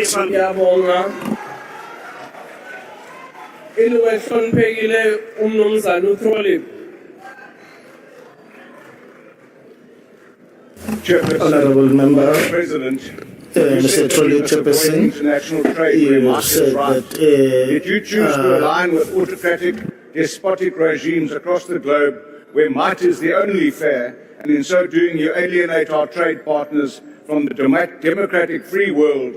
You are recklessly navigating the new world without a moral compass at our collective peril. Mr. President, you continue to pay lip service to stopping illegal immigration and illicit trade, which goes hand in hand. My colleague, Honourable Alan Beasley, bought cigarettes and alcohol within one block of this precinct at a fraction of the price of the regulated products. As long as politicians and political parties benefit from the situation, nothing will change. Despite the fact that these products, companies, compromises the health of South African citizens and destroy their access to employment, not to mention lost tax revenues. You said that corrupt criminals will face consequences, yet you yourself face no consequences for the illicit possession and foreign currency to the value of $580,000. What's more, you failed to report the theft of this contraband to the South African Police Services. The silence from your party and your GNU partners on this stinks of the worst kind of expediency. As for expediency, why are Deputy President, it's not my house, actually it is my house, Mashatile, Zweli Mkhize of Digital Vide's infamy, and Tembi Semalani of VBS Notoriety not charged and prosecuted. Lifestyle audits, my foot. Even the MPA officials have refused lifestyle audits, and it's clear as to why they do that if you watch them at Langa Commission and Ad Hoc Committee on our TV screens daily. No, Mr. President, you cannot fictionalize your legacy. It isn't shaped by spin but by facts. You are right about your government and your bloated cabinet of ministers promoted above the Peter principle, lurching from one crisis to another. Local government is a mess, and your stopgap intervention in Johannesburg before the G20 summit was like putting a plaster on a septic wound. The pus is oozing out again, and there's no water in the taps, despite the Vaal River system overflowing. This is a reflection of what your government has come to represent. Your MEC for Health says sleeping on a hospital floor is a preference. The Gauteng Premier, Antoinette Lusufi, says he too is inconvenienced by having to shower at hotels. This reflects a callous disdain for lived reality of South Africans. At last, you have intervened in the foot and mouth disease disaster. This 4-year-old outbreak has not been contained due to the systemic neglect and collapse of the ARC and Honest Report biological products that were once world-class facilities. The previous administration spent R500 million to build a world organization of animal health recognized good manufacturing practice vaccine production facility, and we have nothing to show for it.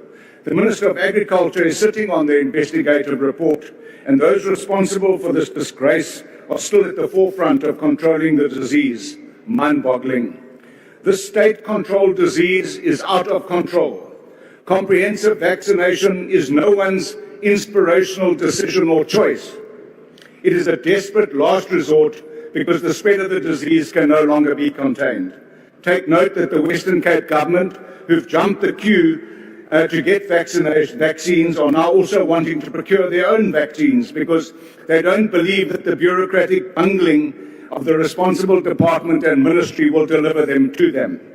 If your disaster declaration is to be successful, it's not to ensure the control of animal movement and further destroy economic livelihoods in the sector. Your sole focus should be the urgent acquisition and delivery of enough affordable and effective vaccines, something that the department can't seem to do, and to facilitate the emergency vaccination of contaminated and uncontaminated herds. Vaccination of clean herds mitigates against devastating production loss and livestock mortality. Farmers and their cattle are literally dying for vaccines. Mongameli, Boyisagele. The livestock is being damaged and its life. 10 years ago, a mine shaft collapsed at Lily Mine in Mpumalanga, swallowing 3 South African miners in a container. Previously, mine rescue teams were sent to Chile. We have rescued and retrieved illegal miners, Zamazamas, dead and alive from the Stilfontein and the Buffelsfontein mine, at incalculable cost to the state. Yet you've left these 3 in that container. Yvonne Mnisi says, do not remember me only on anniversaries. Remember me every time you choose profit over people. Solomon Yerende says, I was left underground, but my family lives above ground. Their pain has never been relieved. Priti Nkambule says, I went to work to earn bread for my family. I did not know I was walking into my grave. 10 years later, my children have grown, but I have not come home. Your Minister Mantashe has promised repeatedly in this parliament by saying, Sizabakupa, Nizabakupanin. Yet, the parents of these deceased and neglected miners are still stuck in despair, and for the past 8 years have camped 1,000 meters from the mine entrance, watching Zamazamas go to work at the mine, where the business rescue practitioner is stuck in a careless time warp of inaction. Your government you has don't no care. Remember, your time is up. Honorable Reverend K.R.J. Mishwe.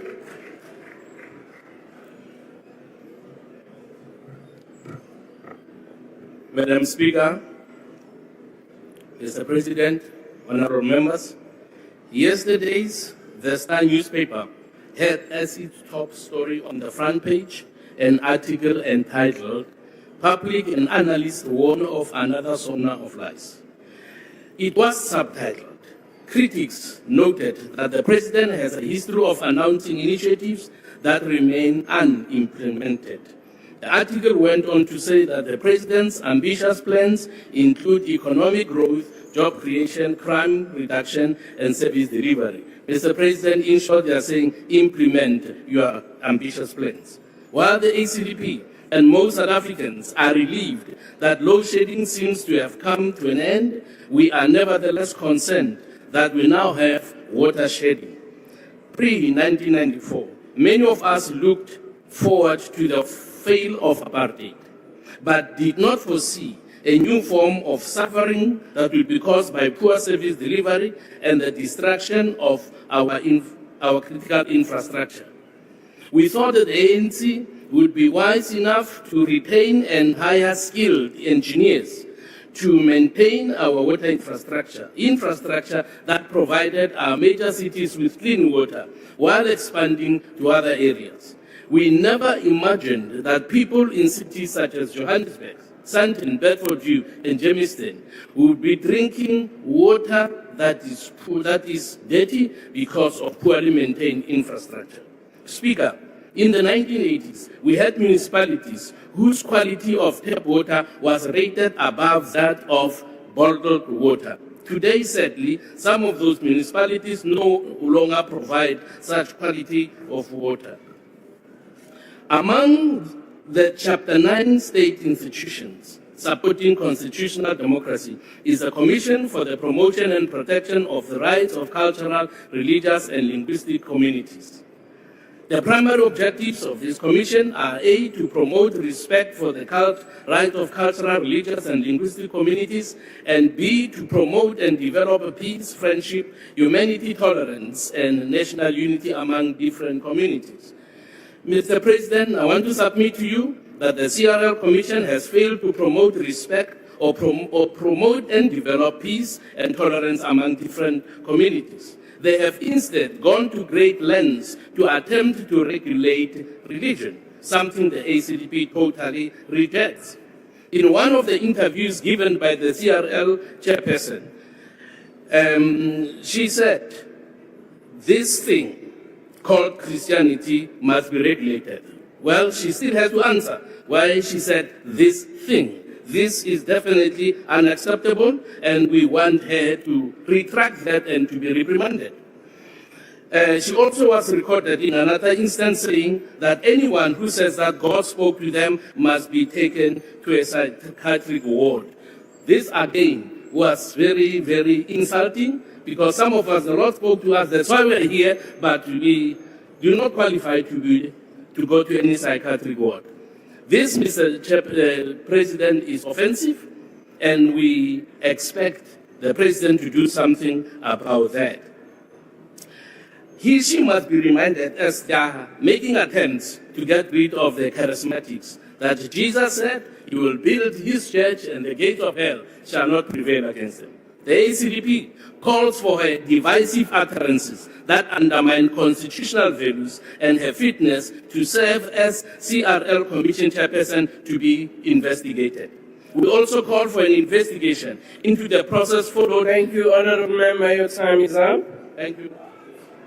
Honorable the Minister of Home Affairs.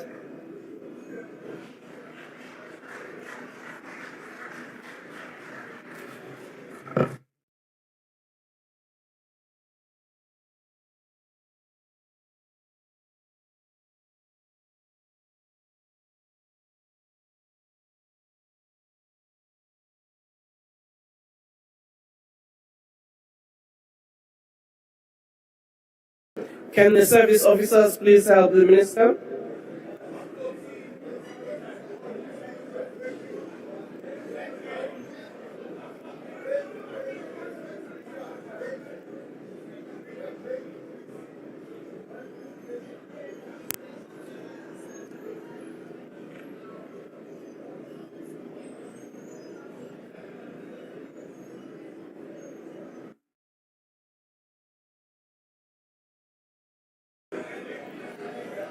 IT, can you please sort it out?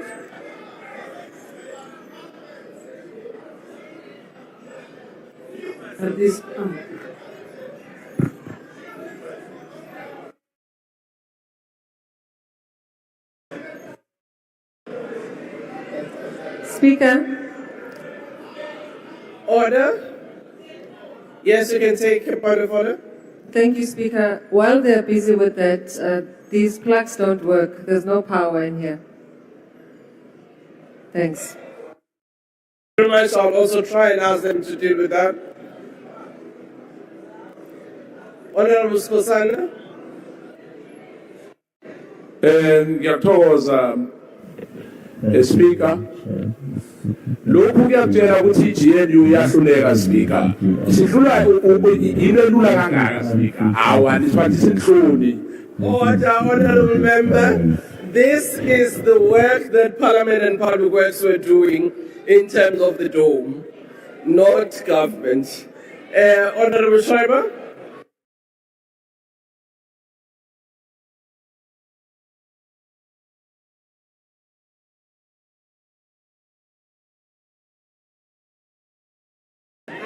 Next. You can proceed.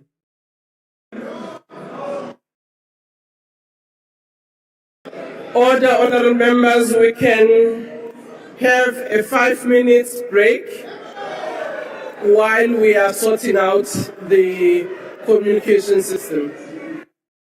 Oh, ta-da-da, ta-da-da. Oh, ta-da-da, ta-da-da. Oh, ta-da-da, ta-da-da. Oh, ta-da-da, ta-da-da. Oh, ta-da-da, ta-da-da. Oh, ta-da-da, ta-da-da. Capacity, ta-da-da, ta-da-da.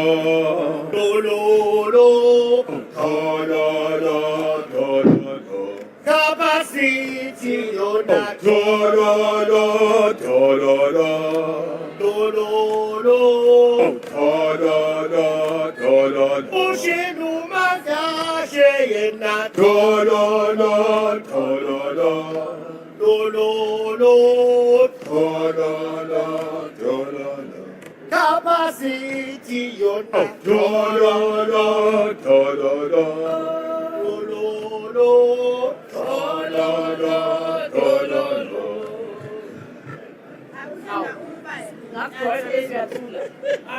I was.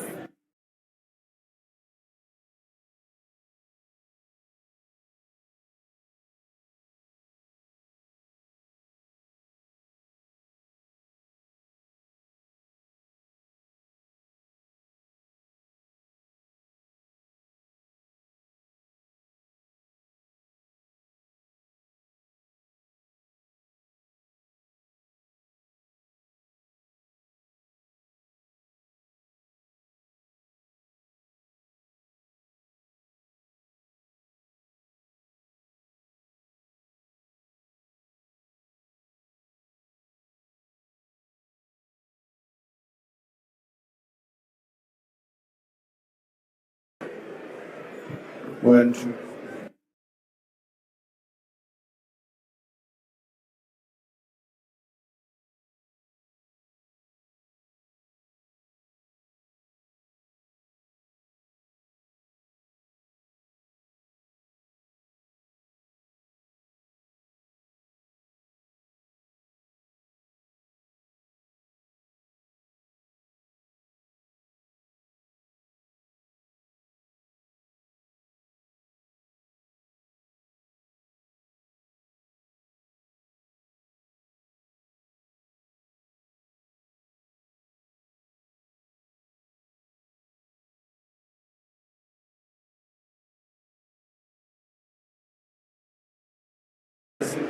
So this way.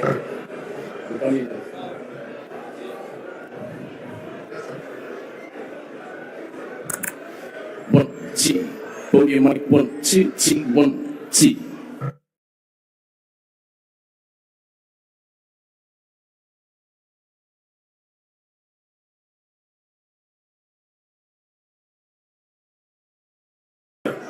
Two. We good.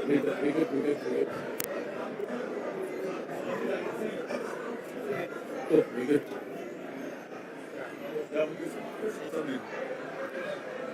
Test. 1, 2, 1, 2.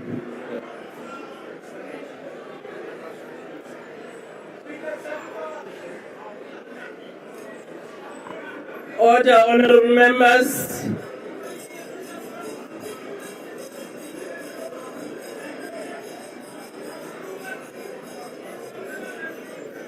The break is now finished. We are back to resuming.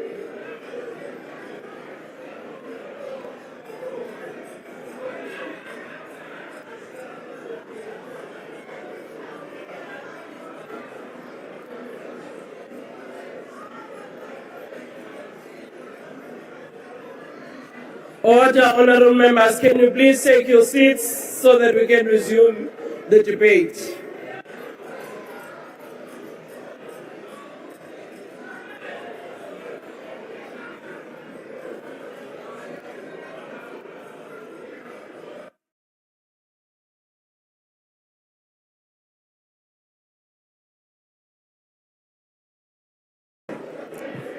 Order, honorable members, can you...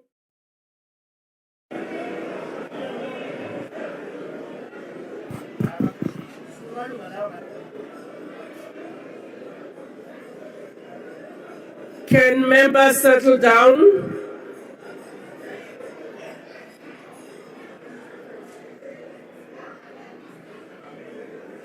Honorable members, I will call you by your names so that you can sit down. Maybe you don't hear when I'm calling you as honorable members.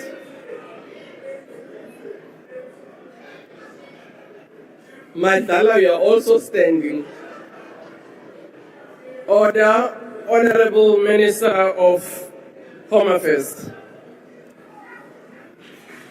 Honourable Speaker, last year I stood at this podium and outlined the key priorities that the Home Affairs ecosystem would deliver during 2025.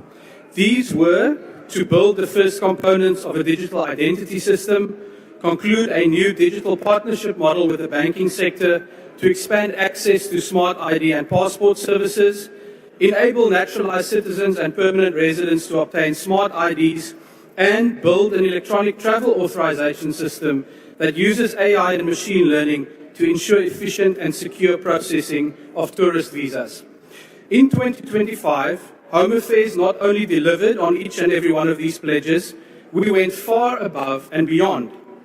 As a result of our reforms to the online verification service and other upgrades to internal systems, I can today announce that the turnaround times for smart ID and passport applications have been cut by an incredible 66.7%. This is what building a capable state looks like in practice, and this is why we issued a record 4 million smart IDs in 2025, a near doubling in efficiency compared to the previous annual average. Additionally, when the Constitutional Court affirmed in May 2025 that Home Affairs must reinstate the citizenship of South Africans who had been unconstitutionally deprived thereof, we turned a challenge into an opportunity. In the past, implementation of this judgment would have required affected people to stand in long queues and fill in mountains of paperwork. But we rejected the old way of doing things and instead enabled South Africans to verify and confirm the reinstatement of their citizenship online through facial recognition within just 1 hour. The technology we built for this portal is also a key component of the digital ID system that we are rolling out in 2026. If you want to get a taste of the future we call Home Affairs at Home, simply visit myhomeaffairsonline.dha.gov.za. Die dramatiese hervorming van binnelandse sake maak dit duidelik dat die DA ons ondernemings aan ons kiesers gestand doen en 'n reuse bydrae lewer om ons land vorentoe te neem deur die regering van nasionale eenheid. The track record we have built over the past 20 months is also the reason why I can proudly tell this House today, you ain't seen nothing yet. In 2026, the best is about to come for Home Affairs. Our showpiece reform this year is digital ID. With the core biometric technology already live for the citizenship portal, we now shift our focus to building the front-end user interface. Through digital ID, South Africans will not only be able to access the enabling documents on their mobile phone, but they will also be able to remotely verify their identities using secure facial recognition. Of course, Speaker, even in a digital world, there remains a need for greater access to secure physical documents, including the Smart ID and passport. Within the next few weeks, we will launch the first set of bank branches offering these services through our new digital partnership model. Honourable members, this will mark the beginning of the end for long queues at Home Affairs. Under the new digital partnership, you will be able to walk into your local bank branch, including in rural and underserved areas, and apply for a Smart ID in as little as 3 minutes. The Home Affairs digital revolution is also enhancing border security and immigration management. Following the successful launch of the ETA ahead of the G20 leaders meeting, the Border Management Authority, in collaboration with the South African Revenue Service, is currently expanding facial recognition cameras to all international airports and major land ports. Once this is complete, we will scale up the ETA to eliminate visa fraud, ensure that biometrics are recorded for every foreigner who enters South Africa, and enable legitimate tourists and travellers to obtain visa outcomes digitally within 24 hours. At the same time, the preparatory work for the public-private partnership to physically rebuild the 6 busiest land ports of entry is nearing completion, with an announcement to follow shortly. Speaker, these reforms, coupled with the President's announcement of more labour inspectors and greater funding for border management, as well as the proposals contained in the draft white paper on citizenship, immigration and refugee protection, lays the foundation for major progress against illegal immigration and illicit trade this year. Honourable Speaker, through focused delivery on these priorities in 2026, the digital-first, modern and efficient Home Affairs we are building is fast becoming unrecognisable from the problems that people had before. This is the DA difference that we proudly contribute by working together in GNU. And in 2026, the best is about to come. Thank you. Thank you. Honourable the Premier of Northwest.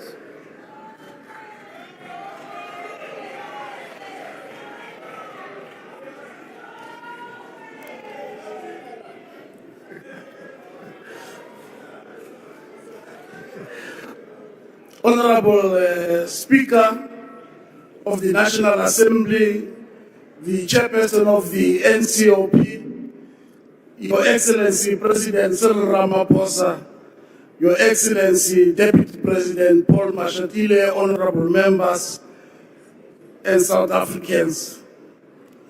Honourable Speaker, the year 2026 marks the 50th anniversary of June 16 Students' Uprising.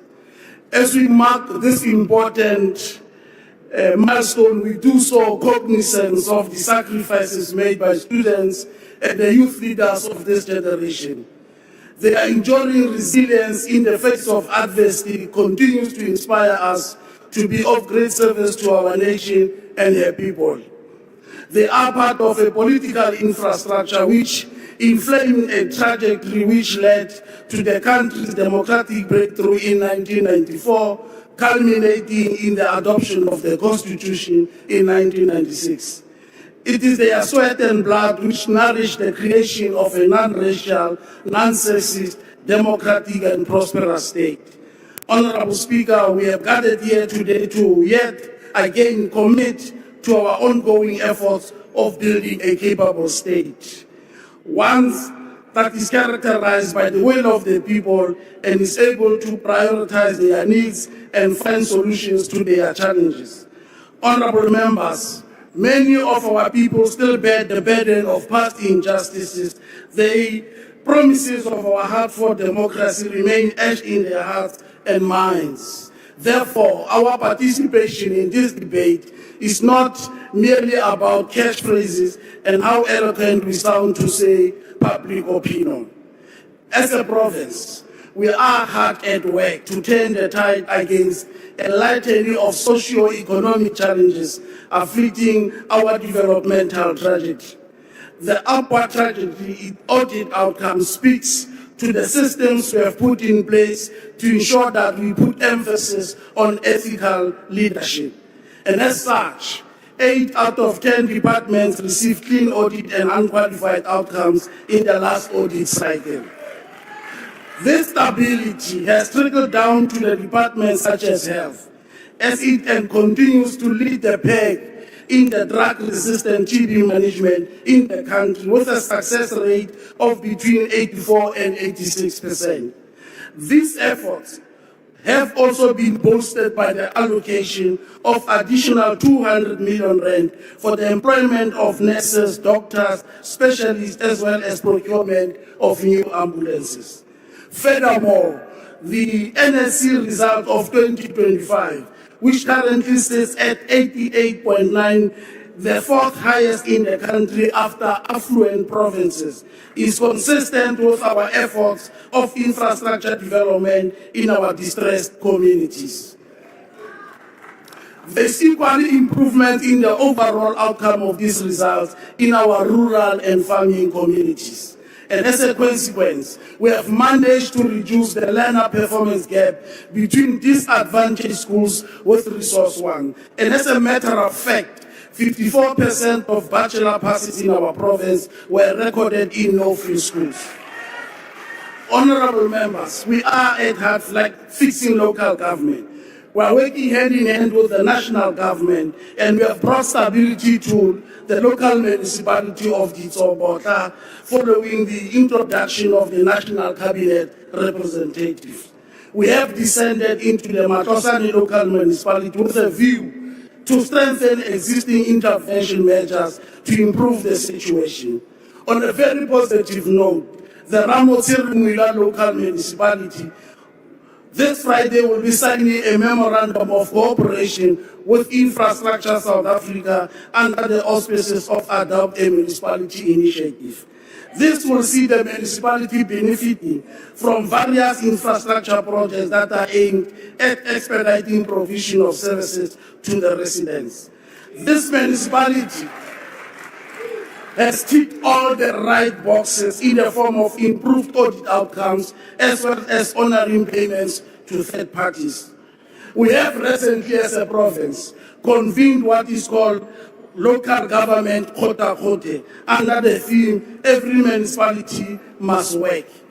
This is part of the ongoing commitment by the provincial government to ensure that all municipalities are functional, responsive and accountable to the people they serve. Honorable members, there are encouraging signs of recovery after the province recorded 42,000 new jobs in the third quarter of 25-26. In the fourth quarter, it registered 36,000 additional jobs. This is a reduction of unemployment by 3.1%. Our efforts, members, of creating additional 12,000 jobs are gaining traction as we seek to implement the Budala Special Economic Zone, which will be anchored on investment commitment amounting to 12 billion rand. We envision the SEZ license in the next financial year. In giving impetus to this bold pronouncement, we will be signing a memorandum of understanding with the Department of Public Works and Infrastructure this Friday to resuscitate the Pilanesberg Airport. We will be working. We will be collaborating and working with Infrastructure South Africa. And once fully operational, the airport will serve as the strategic access point to Sun City, Pilanesberg National Park, as well as a special economic zone, thus creating various economic opportunities for our locals. This economic drive is further amplified by the implementation of 4 critical roads projects at Matibeng, Moses Kotane, Taung local municipalities, and they will serve as strategic corridor routes between the provinces of Gauteng and the Northern Cape. We have set aside a budget of 980 million rand this side, this financial year, so that we're able to create employment and sustain our jobs. The Department of Public Works and Roads additionally has been allocated another 256 million, which includes around 150 million in the form of disaster relief fund to address repairs of roads and bridges that were damaged during the floods last year. Moreover, the construction of 2,900 housing units across the 4 districts of our province is well underway. We have resolved to utilize 80% of the budget to complete all blocked housing projects in the province. To date, 70% of those projects have been completed. Just last year, we have handed over 300,000 housing units to residents of Ching Extension 19 in Ventersdorp in JB Max. We have resuscitated the operation of Bulela Metsi. Several water projects in the province are in various states, in Dinokana, in Tabane, in Ibelecheng, in Ikacheng, Lonely Park, Joburg, Elton, and Kanana. All these projects are at different completion periods. Honorable members, plans are already in motion for the commercialization of rural and communal farms at Springbok in the Zobota local municipality.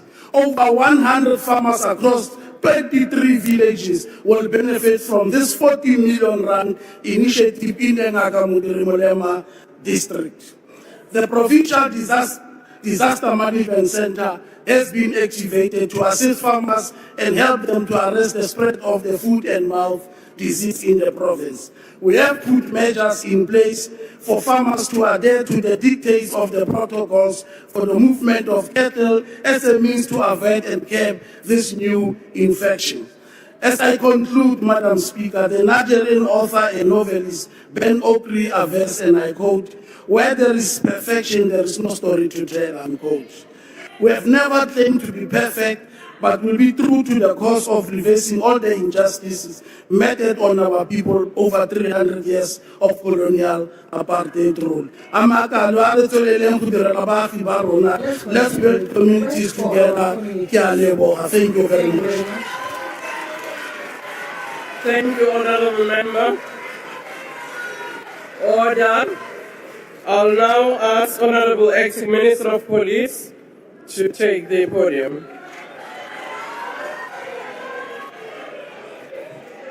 A long way. Madam Speaker, Chairperson of the National Council of Provinces, His Excellency President Cyril Ramaphosa, His Excellency Deputy President Mashatile, Ministers and Deputy Ministers, Honourable Members of all parties. My condolences to Reverend Jesse Jackson's family. Order, Minister, if you can take your seat. Yes, Honourable Mauta. Thank you very much, Speaker. I mean, can we be respected? Everybody's been addressing us there, has been standing. Now this one is addressing us seated. This is unfair. Honourable Mauta. No. Order. It's wrong. Order, Honourable Mauta. That's not a point of order. I do think we need to respect one another because nobody chooses the height that he or she has. Honourable Minister, you can continue. You are standing, we can see you. Thank you, Honourable Speaker. Those comments really don't offend me, Honourable Member.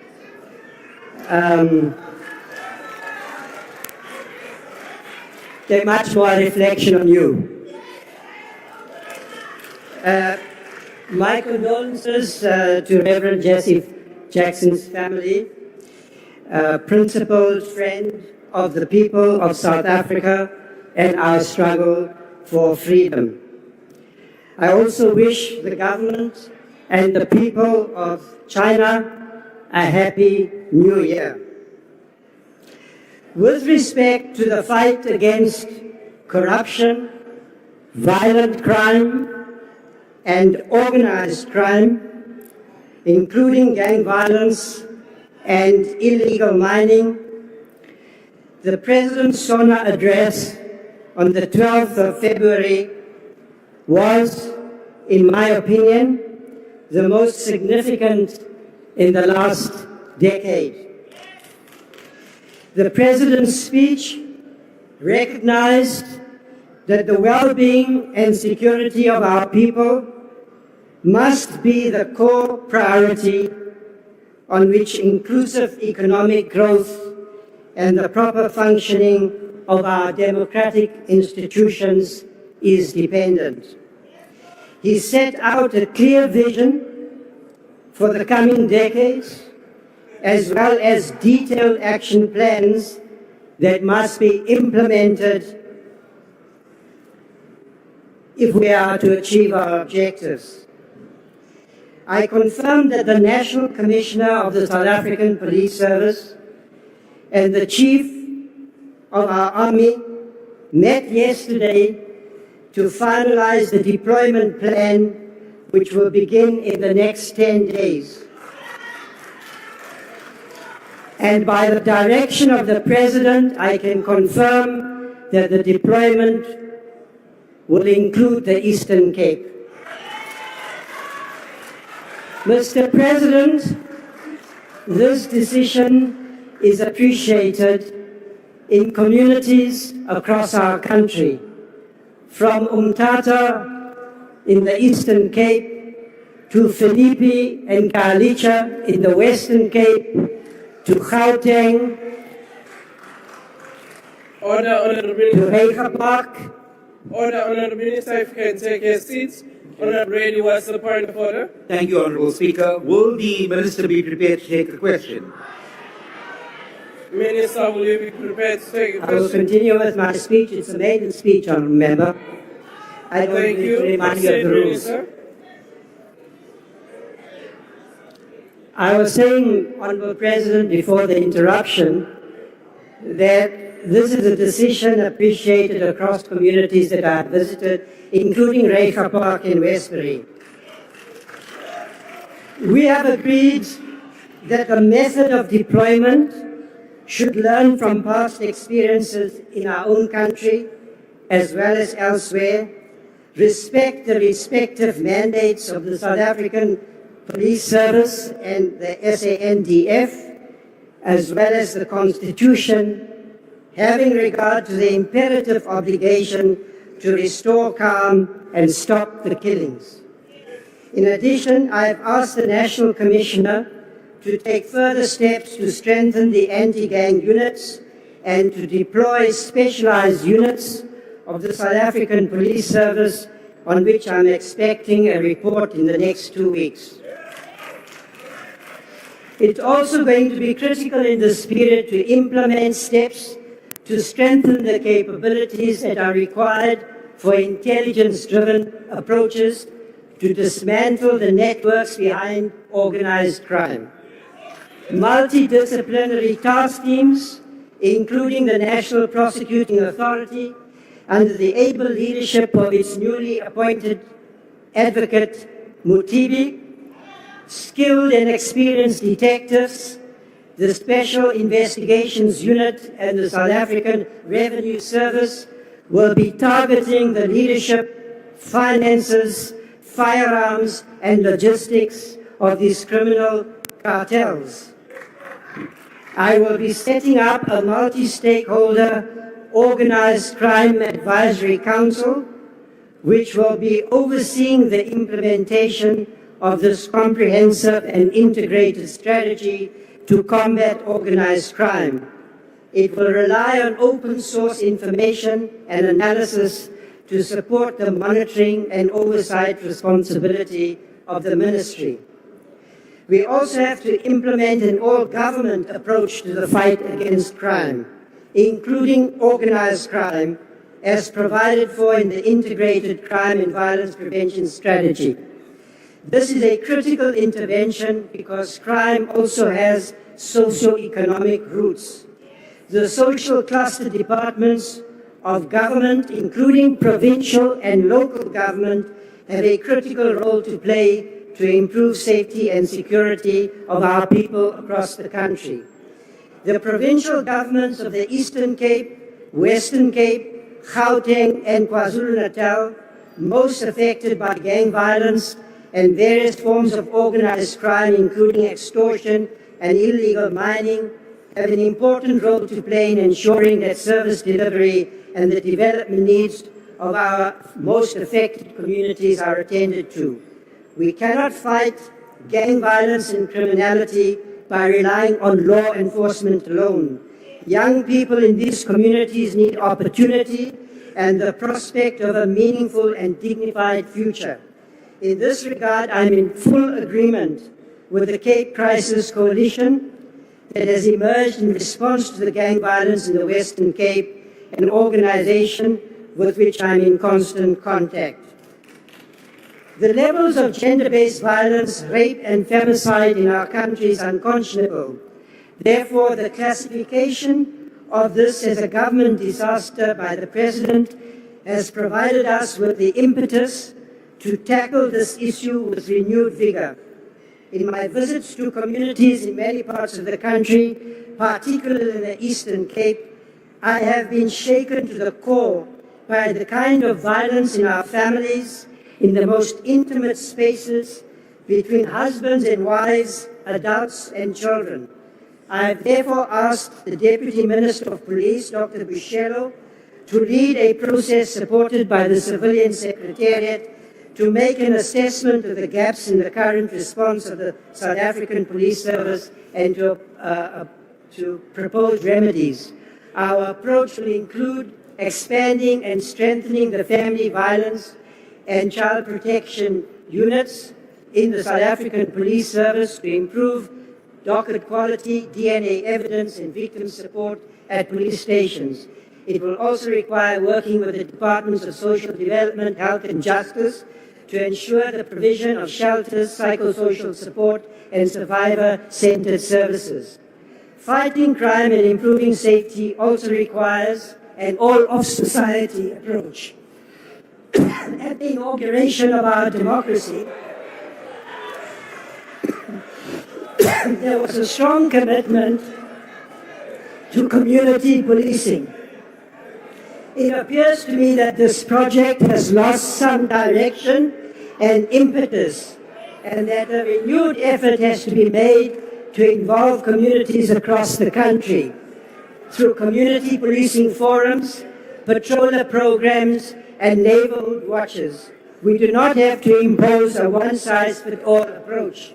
Let me say, however, that I'm particularly interested in the role that an expanded, incentivized patroller program can play in supporting communities in the fight against crime.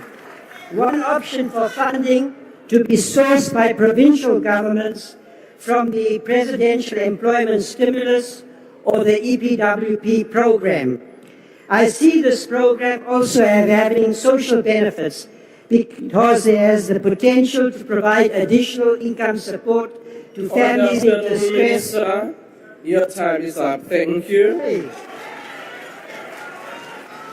Honorable Deputy Minister of Defense.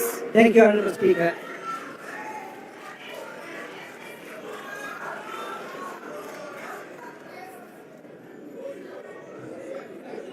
Madam Speaker, Honorable President, Speaker. Deputy President. Speaker. Honorable Speaker. Sorry. Order, Deputy Minister, can you take your seat? I just wanted Thank you. to check. Honorable Malima. I wanted to check if it's parliamentary because when the minister was choking, I asked Honorable Mantashi to give him water. He said we must give him wine. Order, Honorable Member. I think both of you were involved in what is unparliamentary. Thank you. There is the water there, which is available in this House. Honorable Deputy Minister of Defense. Madam Speaker, Honorable President and Deputy President, Honorable members of this House, Mamalala. The government of national unity will not be judged by the promises tabled during the opening of Parliament, but by whether that skeletal plan is implemented with urgency, discipline, and measurable results. The SONA emphasized economic recovery and energy stability, but sustainable growth also depends on protecting our environment and critical infrastructure from vandalism, illegal mining, and sabotage that damage ecosystems and investor confidence. We are strengthening enforcement, deploying coordinated security, but sustainable growth also depends on protecting our environment and critical infrastructure from vandalism, illegal mining, and sabotage that damage ecosystem. I repeated that deliberately. We are strengthening and force deploying coordinated security and accelerating prosecutions because environmental protection, stability, and growth are inseparable. The GNU further recognizes that development cannot flourish without security. We therefore welcome the deployment of the SANDF in support of SAPS in crime epicenters such as the Cape Flats, Western Cape in general, as well as Eastern Cape, and now the issues related to the mining as well. In line with the orders issued by the Commander-in-Chief, President Ramaphosa, I confirm that the Department of Defense is seized with operational requirements to support stabilization interventions in consultation with the security cluster. Let me assure you, Honorable Mandase, that these thieves, their time is over for these thieves. Law enforcement agencies. You must allow the law enforcement agencies to do their work. Those who are doing protection fee, they even close down clinics in Khayelitsha. Their time is over. We are going to deal with them decisively. The honeymoon is over. Corruption and maladministration have not merely touched the state, they have engulfed it, reaching even into our law enforcement agencies. The rod did not spare the Department of Defense either. That is why we acknowledge the President's decision to sign the proclamation authorizing the SIU to investigate these matters and more. Accountability cannot be selective. It must be decisive and it must reach everywhere. At a briefing to the Portfolio Committee and Joint Standing Committee on Defense, the SIU, the military police, and Hawks assured us that we have recovered over 1.6 billion linked to corruption and mismanagement within the Department of Defense.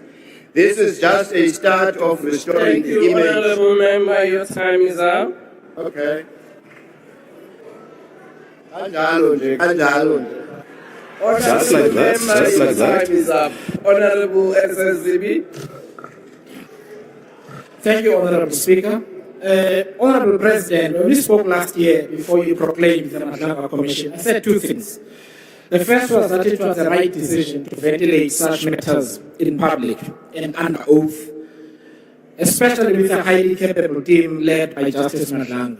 Nearly every day, South Africans get to know who is undermining our public institutions and the rule of law and making all of us less safe. In that way, they can put pressure on you and all of us to make sure that these people are held accountable.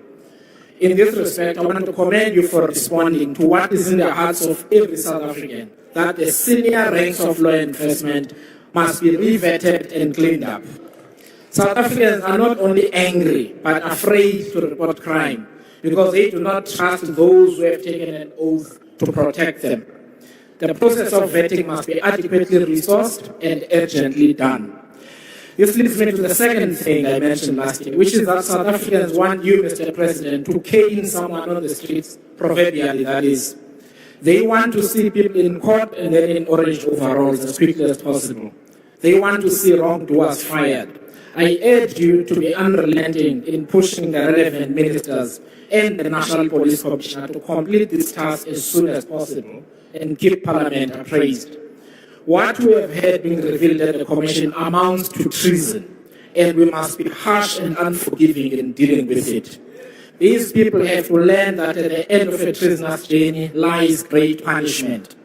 For the South African people have waited too long for a safe country to be undermined by greedy people who have no care for society. I also noted that you dealt with the issue of local government. Mr. President, I want to encourage you to use more blunt language. Local government is a very weak link in the economic recovery chain. The level of mismanagement, misallocation of funds, and corruption in municipalities undermines nearly everything that is being done at national level to drive economic recovery. Key underperforming municipalities must be placed under administration.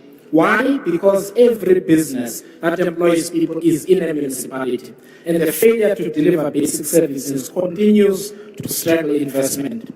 Lord knows how many investors are thinking twice about investing either in the city of Johannesburg and other cities where there are water problems. Of course, this man-made crisis needed decisive action a long time ago, and given how little time we have to avert the bigger crisis, a more decisive intervention is needed. Lastly, effective deployment of the budget needs us to take hard political choices and decisions. Only about 4% of the health budget goes to capital expenditure and about 3% to education. This formula is unsustainable, yet resources are limited. That means we must pick our battles and prioritize. Therefore, the composition of expenditure is the next frontier of the things we must tackle. And I challenge my fellow honorable members in Parliament to push the finance minister in that direction. To govern is to choose. We must choose where to direct our limited resources. We must choose between what is urgent now and what must wait until later. Because if we lack the courage to prioritize, we guarantee that nothing of substance will get done. Thank you, Honorable Speaker. Thank you, Honorable Member. Honorable Mamabula.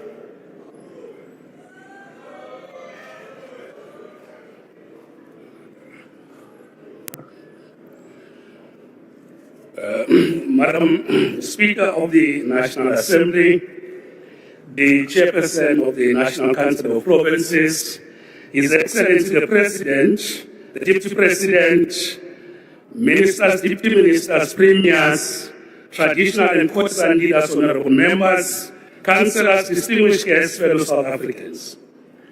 On behalf of the Premier of Gauteng, Honorable Panyaza Lesufi, whose apology I'm pleased to convey, please receive our sincere greetings. We congratulate His Excellency the President on the State of the Nation address well delivered. We believe that the address was delivered so well that it reverberates and echoes in the hearts and minds of the people of our country. Well done, Mr. President. We appreciate the manner in which you correctly reminded us of our past and militant struggles waged by women and youth. We also appreciate that you invited and paid tribute to the contribution of Mama Sophie Dubrain, who is a resident of our province. Indeed, Mr. President, the clause in our country's constitution, united in our diversity, is a product of various struggles waged by different generations. Our task is to sustain national unity in diversity. Honorable members, Gauteng Province welcome the SONA. In particular, we appreciate the strategic thrust that resonates across the speech, that the three spheres of government working together, led by the President, the Premiers, the Mayors, with the people, and we believe that this profound principle constitutes a decisive turning point and certainly a new normal in how government, across the three spheres of government and organ of the state, should work in a coordinated, integrated, and cooperative manner. Honourable members of Gauteng Province, we hold a strong view that the President has put before us, namely the three spheres of government working together, and that this should be seen or treated not as isolated fragments, as one intervention here or one there, but this should be understood as inaugurating a unity of purpose for the renewal of intergovernmental relations to deliver a better life for all, to grow the economy and to improve the quality of life of our people. We say this because the persisting and stubborn legacy of colonialism of a special type was a nationally coordinated project. National oppression and exploitation of people across the depth and breadth of our country. Honourable Mamabulo, if you can take a seat. Honourable Reddy, what's the point of order? Thank you, Honourable Speaker. I just want to know if it's parliamentary for a full minister to take his biltong, eat in front of us, and then tell the country there's no poverty. Is that allowed in the House? Thank you. Order, Honourable Reddy. I will once again ask my camera people to show Honourable Reddy who are missing you. The camera hasn't seen you today, but I take the point. And this is a point for all of us as honourable members. Thank you very much, Honourable Mamabulo. We can proceed, and if you can just move a little bit away from the mic. Yes, thank you. Thank you very much, Madam Speaker. We say this because the persisting and stubborn legacy of colonialism of a special type was a nationally coordinated project. National oppression and exploitation of people across the length and breadth of our country. That is why it continues to reproduce poverty, inequality, and unemployment. We cannot address this legacy through fragmentation, blame shifting, pointing fingers, and working past one another. We need national unity of purpose. This is how, as a province, we understand what the President has put before us. It is precisely through working together as national, provincial, and local government that Gauteng successfully hosted the G20 World Leader Summit last year. Honourable members, as Karl Marx taught us, philosophers interpret the world differently. However, the point is to change it. Honourable members are definitely within their right to interpret the SONA as differently as they wish. However, we do not have the luxury of diverse interpretations only. We need unity of purpose, as outlined by the President, to work together to change the lives of the people. Honourable Speaker, if we do not adopt this new normal as put forward by the President, we run the risk of what Karl Marx would have advised us, open quote, easy come, easy go, close quote. In other words, we must not, in any other way, do anything except what the President has advised us to do. Let me give some few examples to demonstrate why, as a province, we believe that the President has inaugurated a new strategic line for the rest of us, for the country, and why we need to rally behind that. Now, let's take the issue of water security. We want to say, President, we welcome the establishment of the National Water Crisis Committee, which will be chaired by the President. Already, we have seen the President send ministers and deputy ministers of water and sanitation and COP to attend to the water challenges in our province. We are pleased to announce that there has been significant improvement in stabilizing the water network. We are attending to a number of required interventions, such as increasing water storage capacity in municipalities, reducing non-revenue water, responding promptly to water leakages, replacing old water pipes, and improving the delivery of water infrastructure projects. We also welcome the provision of financial resources to address water infrastructure backlogs. Honourable members, alone as a province, we will never be able to achieve this. I would like to thank Honourable Matudila, the Minister of Water and Sanitation, for excellent leadership and guidance. I would like to thank the Minister, thank you very much for good work well done. On fighting crime and lawlessness, Mr. President, we welcome the decisive announcement on the deployment of members of the South African National Defence Force to assist in the fight against illegal mining. We are confident that this effort will strengthen our fight against crime and gender-based violence and femicide. In addition, we recognize the support and we say thank you, Mr. President, for the support we received working with the ministers towards resolving the problem affecting our traffic wardens. We are very much pleased, President, that the traffic wardens are now formally recognized and designated as peace officers. We are very clear that working alone, Mr. President, we will never have achieved this, and would like to thank you. Let's take the economy and creating jobs. You have clearly and correctly set open codes. All our actions now are driven by the need for rapid and inclusive economic growth to create more jobs and better quality of life, close quotes. You further indicated that Cabinet has adopted and approved a comprehensive implementation plan to drive growth and inclusion.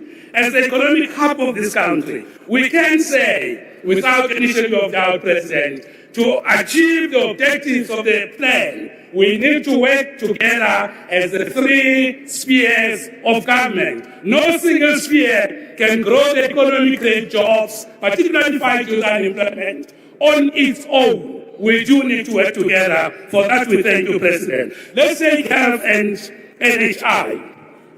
We welcome the fact that you visited Dr. George Mukari Hospital and further welcome your approach at working with various public and private financing institutions to finance the building and revitalization of care facilities. This will certainly enhance our readiness for national health insurance. Even on this, we need to work together to realize the objectives of NHI. On energy, we welcome what you said, Mr. President. You correctly said open codes. We will work in each province to address transformer overloading, illegal connections, equipment failure, with the objective of eradicating load reduction by next year close codes. While the province has been doing some work in this area, but once more, President, to achieve these objectives, the three spheres of government should work together because our national operation was nationally coordinated. We need to work together to resolve it.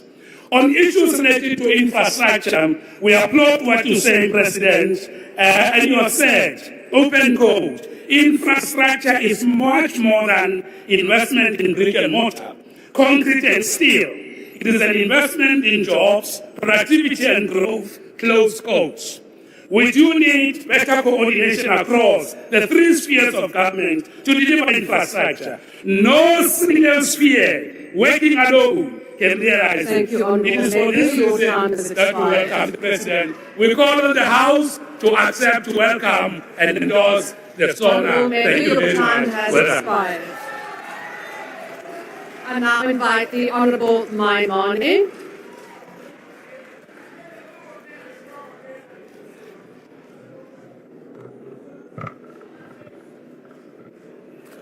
Fellow South Africans, Bagaitsu Dumelang, Mr. President and Deputy President, on Thursday last week you delivered a state of two nations.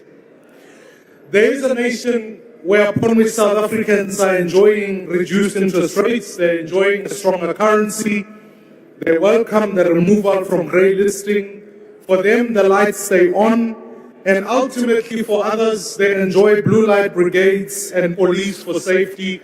In all fairness, Mr. President, there are more police in this precinct today than there are in Nyanga and Gugulethu, where I was last week. Except, Mr. President, there is another South Africa that we need to talk about. It's the one the Statistician General puts at 50% below the upper poverty line. This is where the 12.4 million South Africans are unemployed. This is where they're not feeling relief from the words from last week, Thursday. They waited patiently, Mr. President, to hear you speak about the completion of the establishment of the National Water Resource Infrastructure Agency. It has not been done. You spoke about the woman who marched, but I bet you every woman in South Africa waited to hear about the 16 sexual offences courts which were said to be established in this financial year. They've heard nothing. So, Mr. President, I want to commit to you. We are here to build one South Africa, and I want to work with you to ensure that all South Africans enjoy the true freedoms that you speak about. So when we speak about your speech, we must divide it into three areas: the good, the bad, and the ugly. Here's the good, Mr. President. I celebrate that we are off the grey listing list. I celebrate the fact that this has been ratified by the EU. I celebrate that Africa is the pathway. This is a good thing. On the bad, Mr. President, you spoke about many promises of things to come. Yet in truth, none of them were costed. Here are some costs that you need to count. The SAPs will cost us 435 million rand if we are to increase them. A single unrest scheme is 950 million rand. A commission of inquiry is another 1 billion rand. If you're looking at an army deployment for 6 months, that's 147 million rands. So, Mr. President, if you want to send the army to the Cape Flats, 64 million rands. If you want to deploy illegal mining, it's 140 million rands. If you want to expand COVID grants, that's 35 billion rands. So, Mr. President, where's the money coming from? Where is the money coming from, Mr. President? On the ugly bits, Mr. President, it may be unpopular to say so, honorable members, but we can send the army as a short-term measure. It will not reduce the 64 murders that take place every single day in this country. So, honorable members, here's what we need to do. If we're serious about the work that we've got to do, Mr. President, I want to ask you, when you respond on Thursday, maybe let's appoint a new ambassador to the US. Secondly, Mr. President, whilst I congratulate the class that just finished matric, but we cannot have them pass at 30%. Let's improve our skilling culture so that more of our young people can pass. If we're serious, Mr. President, let's cut the security that goes to deputy ministers and put them to the Minister of Police so that we have more police in the townships. Mr. President, please promise the people of this country that you will not tax them more to fund your promises. If you commit to those things, I will be the first one to support your plan and ensure that corrupt politicians end up in jail and we build one South Africa that works for all. Thank you very much. Thank you very much.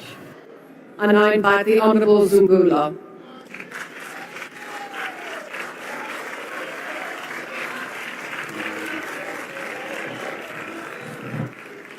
Progressives, ndiyanibulisa.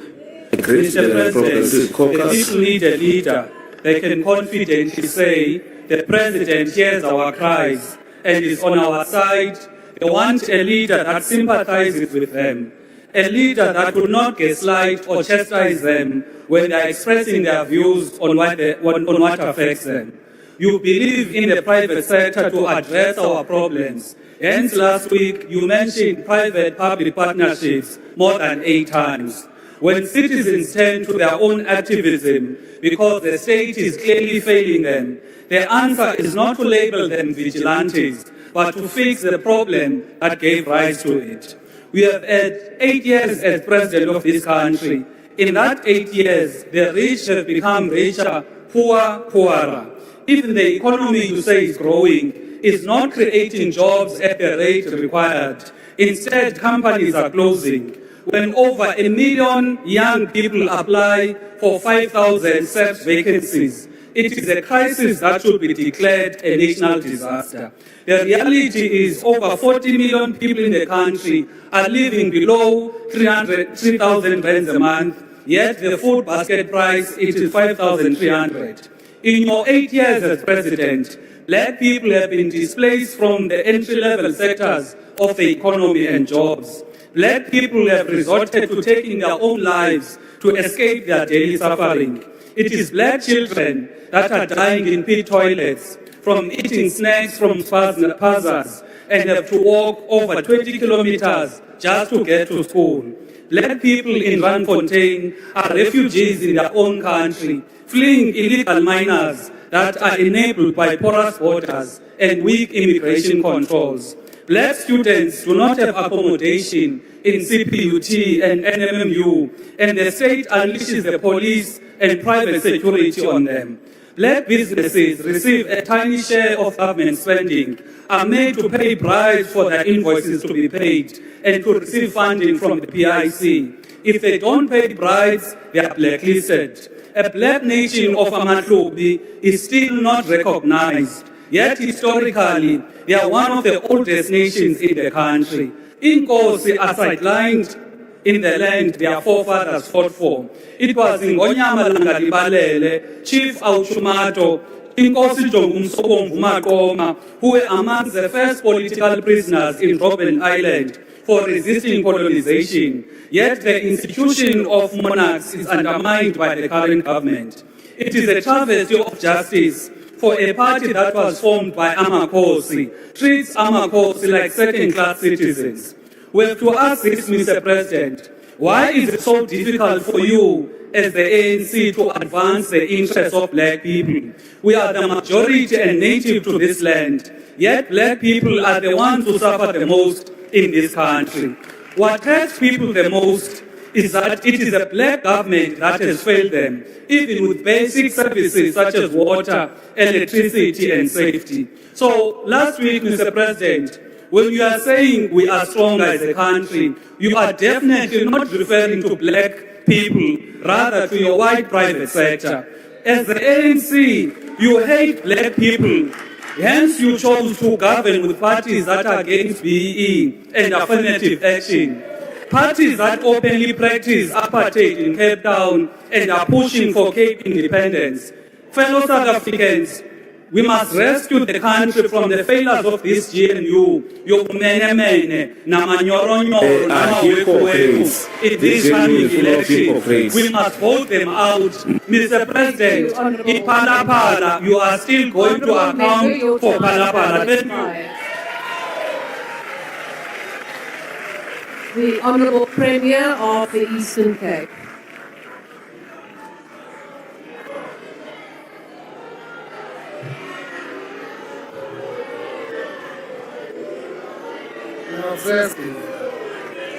Honourable members, honourable members, honourable members, order. Members of the ANC and members on this side. Honourable members, well, it is against the rules to boo someone. It is unparliamentary, and I request you to refrain from doing that. Honourable Premier, please proceed. It's Premier of Malnutrition, Deputy Speaker, just a correction. Please Thank proceed. you very much, of Malnutrition. Deputy Speaker, greetings to the Honourable President, Deputy President, the Ministers, Deputy Ministers, Premiers, and Acting Premiers, Honourable Members. Please don't be obsessed about me.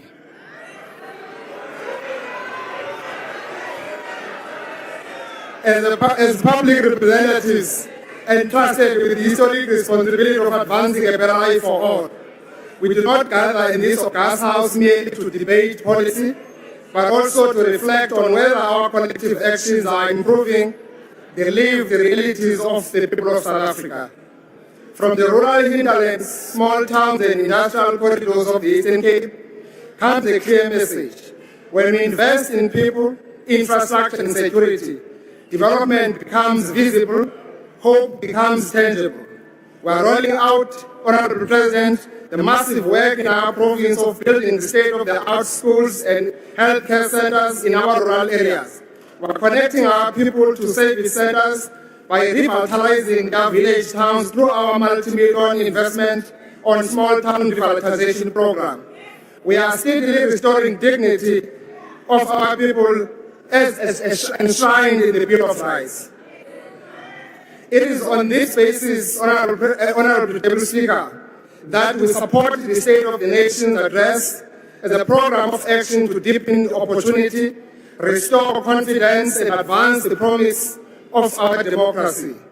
Honorable members, we welcome the President's announcement that the South African National Defence Force will be deployed in almost in all areas where they are needed most. We want to see that, Mr. President, in our northern areas. We want to see that, Mr. President, Paya, Emapondomiseni. To see that happening there in Mapondomiseni, people are busy ravaging us. Even there in Bata, the people of Eastern Cape, Honorable President, want police visibility. We are doing a great job that is being done by NIU and the RTT. They are those who are complaining, but I'm telling you, Honorable President, things are going well in Umtata because of your intervention. It is showing that a great job is being done in the Eastern Cape. That province is led by ANC. And we are not going to govern Eastern Cape. We are behaving like this on my left side. Honourable Premier, please take your seat. Honourable Member who has now raised your hand, could you please indicate the point of order that you are rising on? Can a member take a question on his master's degree and the SIU progress? Honourable, no, that is not how it works. Honourable Premier, do you want to take the question? No, not now. When I'm done, Honourable Deputy Speaker. The Premier does not want to, so please proceed. Yeah, Papa. That's not parliamentary, eh? Withdraw, please. Honourable Premier. Our right to say the Speaker is right. Honourable Premier. Please don't be obsessed with me, please. Honourable Premier, please take your seat. The Premier is correct. Honourable members, and I'm including the Honourable Premier here. Any comments have to be made through the Speaker. Do not engage with the members directly. And the rules are for everyone. Honourable SONA, Premier, please take your seat. There's a point of order. What precisely is your point of order? Ngiyathokoza mgcinihlalo iphakamisa la ngokuthi okhulumako ngaphambili uPremier akahoxise igama lokuthi u-honorable member ohloniphekileyo uyaphala. It's unparliamentary. Speaker,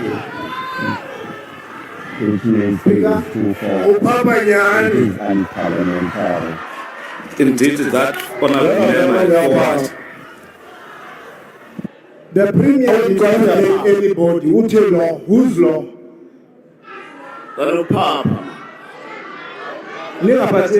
Honourable members, please switch off your microphones. I have not recognised any of you. There's no one on the floor now besides the presiding officer. Honourable member, I am again cautioning everyone, including the Premier, please remain from making comments directed at the members. Honourable members, the Premier said that the Honourable Member is to forward. Honourable members, I will then consult the Hansard and come back with a ruling. We will now proceed. Honourable members, that is my ruling. Honourable Premier, please proceed. Please proceed. This is not the Eastern Cape.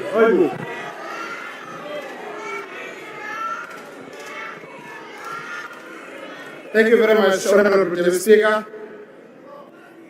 Madam Speaker, for the Eastern Cape Rural Development, the rural development is both an economic necessity and moral imperative. Infrastructure investments, roads, bridges, water and connectivity are improving access to markets, reducing travel time for learners and patients, and unlocking economic activity in historical marginalized communities.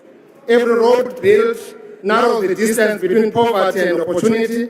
Rural infrastructure is therefore not only about mobility, it is about dignity and inclusion. Work we are doing, Honorable Deputy Speaker, is in partnership with Central, has turned our province into a construction site. We are doing a massive road infrastructure because we believe on what Chinese are saying, if you want to be rich, build roads. Further and further, the improvement on our logistics network, we are also working hard, Honorable Deputy Speaker, on ensuring that Bishop Tembe Airport is going to be a cargo international hub. We are also attending to the huge backlog of our rural gravel roads network, and surely more support is needed there. Madam Speaker, the Eastern Cape remains a cornerstone of South Africa's manufacturing capability, with the automotive sector anchoring industrial stability and sustaining thousands of jobs. We must continue to support investment retention, supply chain resilience, and speedy conclusion of key reforms to ensure policy certainty and competitiveness, while confronting the challenge of increasing imports, finished goods. Localization, Honorable Speaker, remains essential if we are to deepen industrialization and expand employment. Eastern Cape is now feeling the experience of catastrophic effects of 30% US tariff imposition on the auto sector. But as resilient people, we shall overcome this imperialist attack. We are working hard, Honorable Speaker, on diversifying our economy. Over and above the renewable energy program, Green Shoots, we want an aggressive approach on oil and gas, particularly the shale gas exploration that is currently underway in Karoo. So we'll be launching that program now in March. We're calling on an urgent implementation, Mr. President, of all the delayed catalytic projects that have been pronounced here in this House in the previous SONA, like Ukuvuselela project, which we think that is key to connect Eastern Cape to Gauteng, our economic hub. Our LNG, investment in our terminal construction post to create more capacity and performance of our best performing SZs in the country, the Koka SZ and Island IDZ. Eastern Cape alone won't be able to reverse this challenge of historic and deliberate systemic economic exclusion of that part of the country. We need more focus and concerted effort with a more collaborative arrangement with all spheres of government.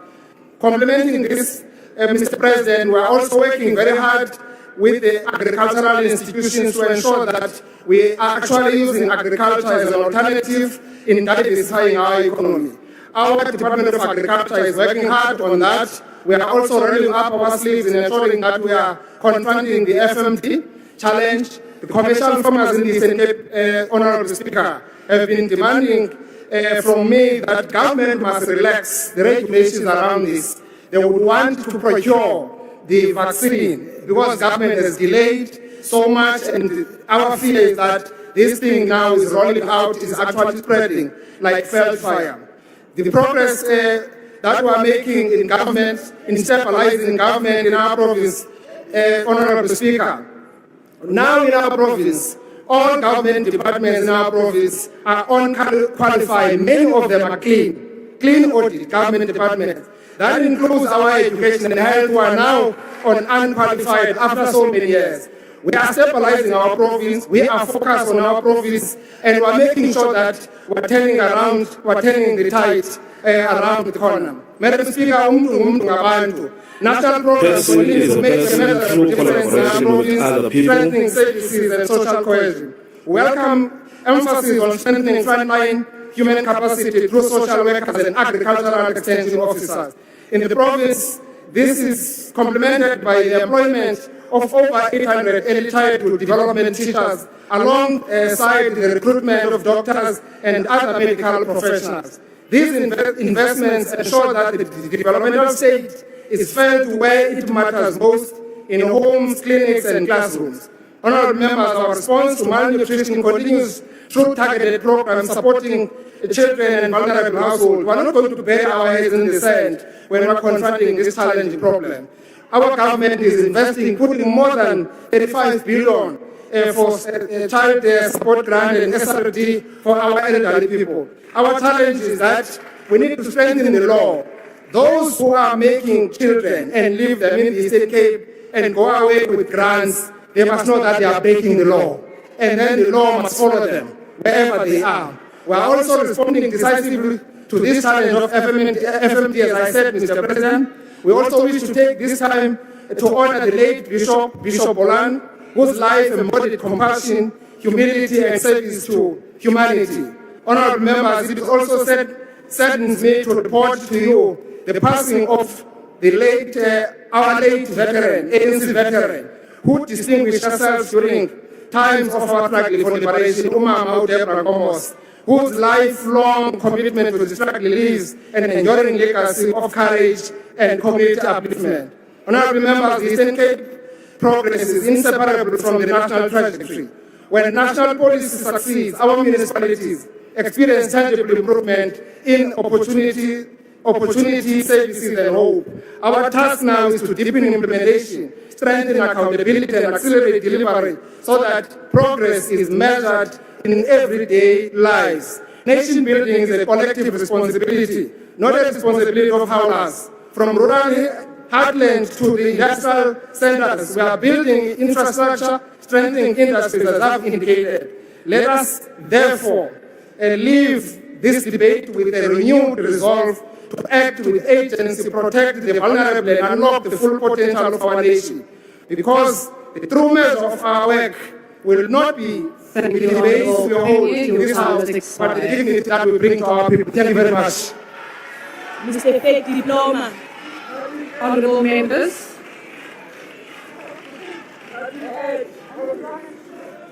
Honourable members, business will now be suspended for 15 minutes for a comfort break. Bells will be rung to alert members to the resumption of business. Business is now suspended.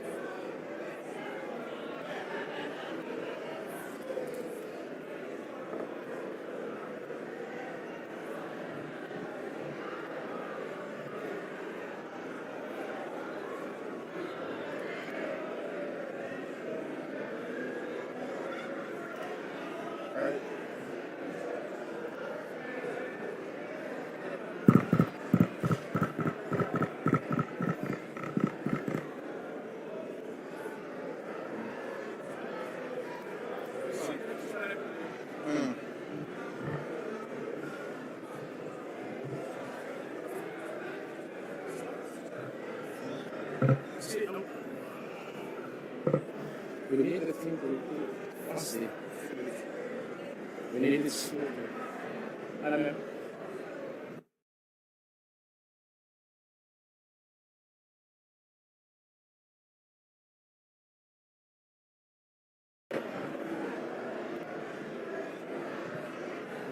You have this one here.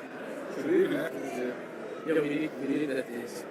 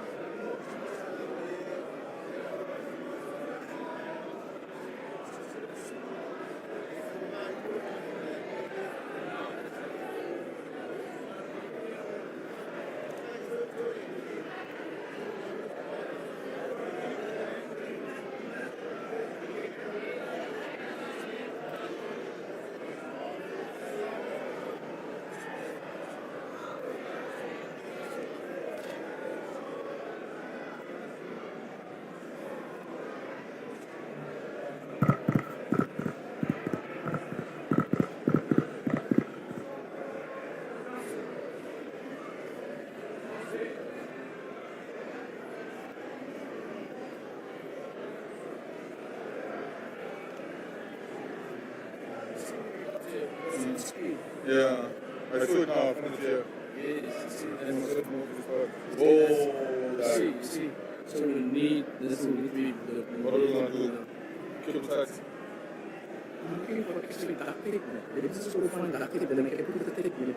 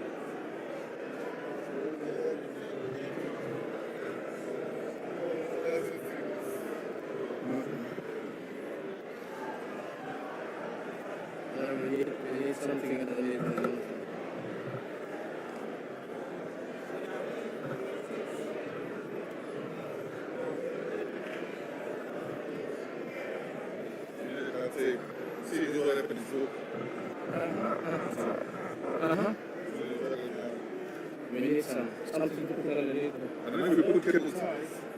No, but you can't.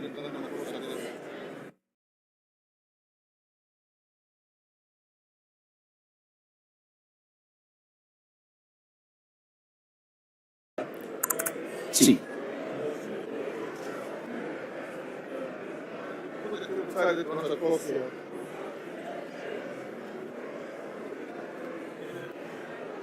One.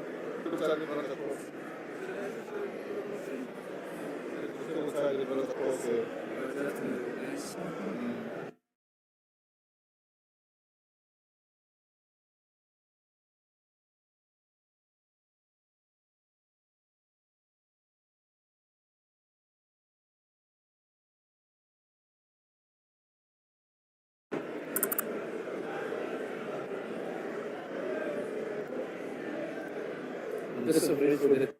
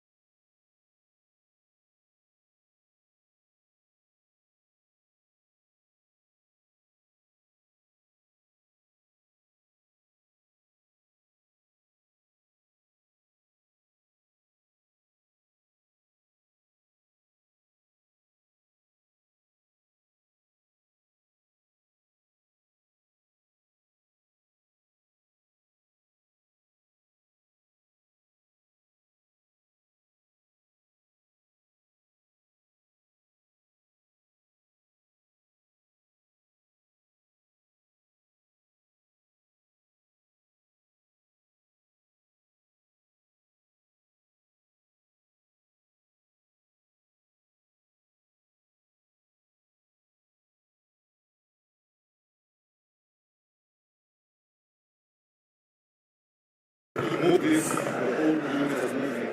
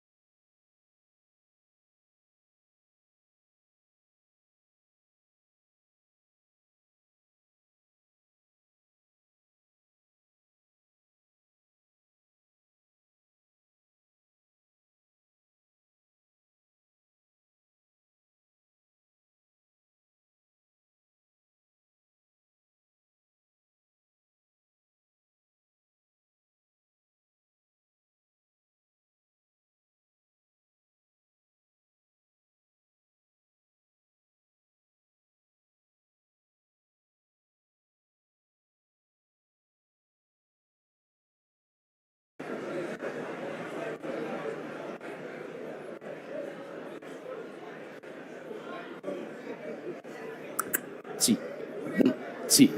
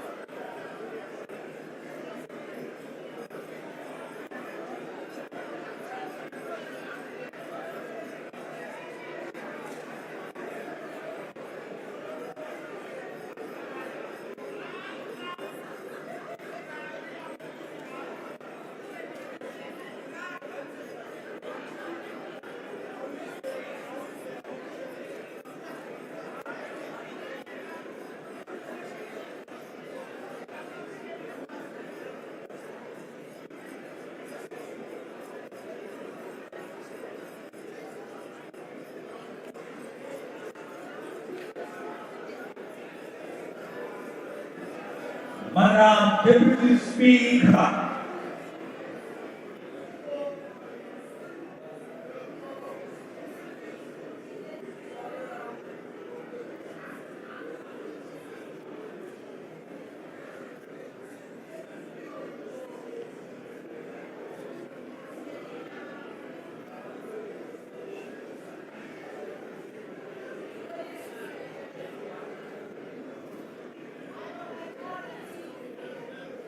Please be seated.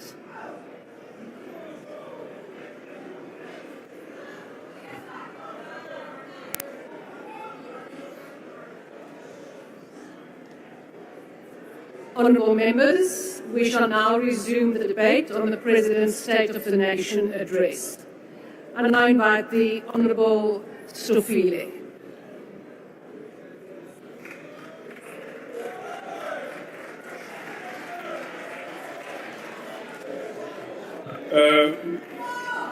Deputy Speaker, President welizwe lakwethu emhlabeni, Sekela Mongameli, the Speaker of the National Assembly, the Chair of the NCOP, the Executive Leadership in the Cabinet, the Premiers of our province, the Chair of the House, and honourable members and different political leadership that is in this House, we greet you in this afternoon.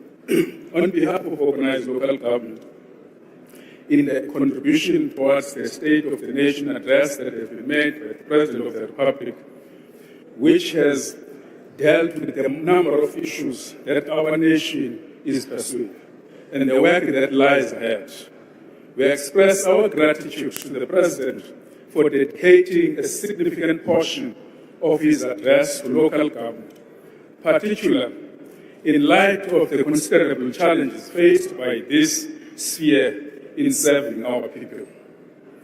For citizens, government is always perceived in a manner and a way in which every day they experience governance weaknesses and the development thereof. It is perceived in a tap that flows or runs dry, a light that remains or extinguished, refuse removal that is collected or left to decay, and road that enables safe movement or hinder livelihoods. Local government is where democracy becomes tangible and where dignity is either upheld and deferred. We share the President's concern that this is not merely a municipal program. When the services fail, citizens experience a failure of the state. This year, as we all remember and be reminded by the President, we are completing 30th anniversary of our Constitution and the establishment of developmental local government, which position municipalities at the core of transformation. And it is the same year that we are celebrating the establishment of SALCO and Malachi as the founder president and other leaders that have built this organization. That promise remains valid, but it must be renewed through practical reforms, capable institutions, and sustainable funding. At the center of this conversation is the fiscal reality. Municipalities bear critical responsibilities, yet frequently lack sufficient support, rendering cooperative governance an unfunded obligation. Municipalities are expected to generate approximately 9% of their revenue internally, despite sluggish economic conditions and limited affordability in many communities. Local government is accountable for approximately 46% of the 100% constitutional assigned to different spheres of government. Yet municipalities receive only 9.5% of the total government budget. This discrepancy is unsustainable and directly undermines reliable service delivery. And this, President, is betrayed by the SALCO research that we conducted when we were putting this matter on the table. SALCO research highlights a cumulative funding gap of about 1.5 to 1.8 trillion rand, a current annual shortfall of approximately 150 billion. Municipalities are owed, and they are owing in that process. Because, President, one thing that we have not done properly in our engagement is that we, together in South Africa, when we are struggling for the country to be free, we encourage the citizens not to pay. And we have never engaged the citizen back that it is about time to pay, because if you don't pay a municipal service, you are collapsing the government. If the state expects municipality to deliver, then the state, business and society must also honor their payment obligations. And the rules must be applied consistently. Hence, integrated enforcement is essential, where, for instance, President, which we are suggesting, that, for instance, it can't be proper in a country united such as South Africa. Banks were told that they are collecting 100%. SARS is collecting 100%, and municipal space is not collecting, but we are operating in South Africa. It means there is something that we need to do differently. That includes that when a vehicle hits in a municipal pole, a poor mayor must go and steal money in the budget somewhere, and that money cannot be recovered anywhere to fix a pole that is not even budgeted. This is the issue that probably we need to look at. As SALGA, we express our appreciation, President, for endorsing the review of the white paper, and we have been asking this for a very, very long time. Looking into your previous State of the Nation address and looking into the recent one, you gave an update, and we are really appreciative of that fact. This process is crucial, as it must address a key constraint facing municipalities at large. The current funding model of Formula, President, it is a matter that it needs to be relooked. The existing funding model is misaligned with the responsibilities of local government, limiting municipality capacity to deliver reliable services and undermining cooperative governance in practice.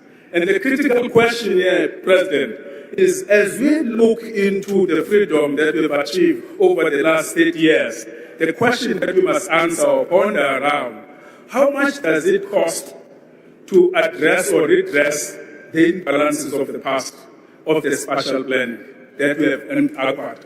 It is important for us to look at that as we look and have engagement with regarding of the funding model of the municipalities. SALGA therefore advocates for comprehensive review that prevent performance regression, strengthen accountability, improves financial sustainability and revenue management, and mitigates the destabilizing effects.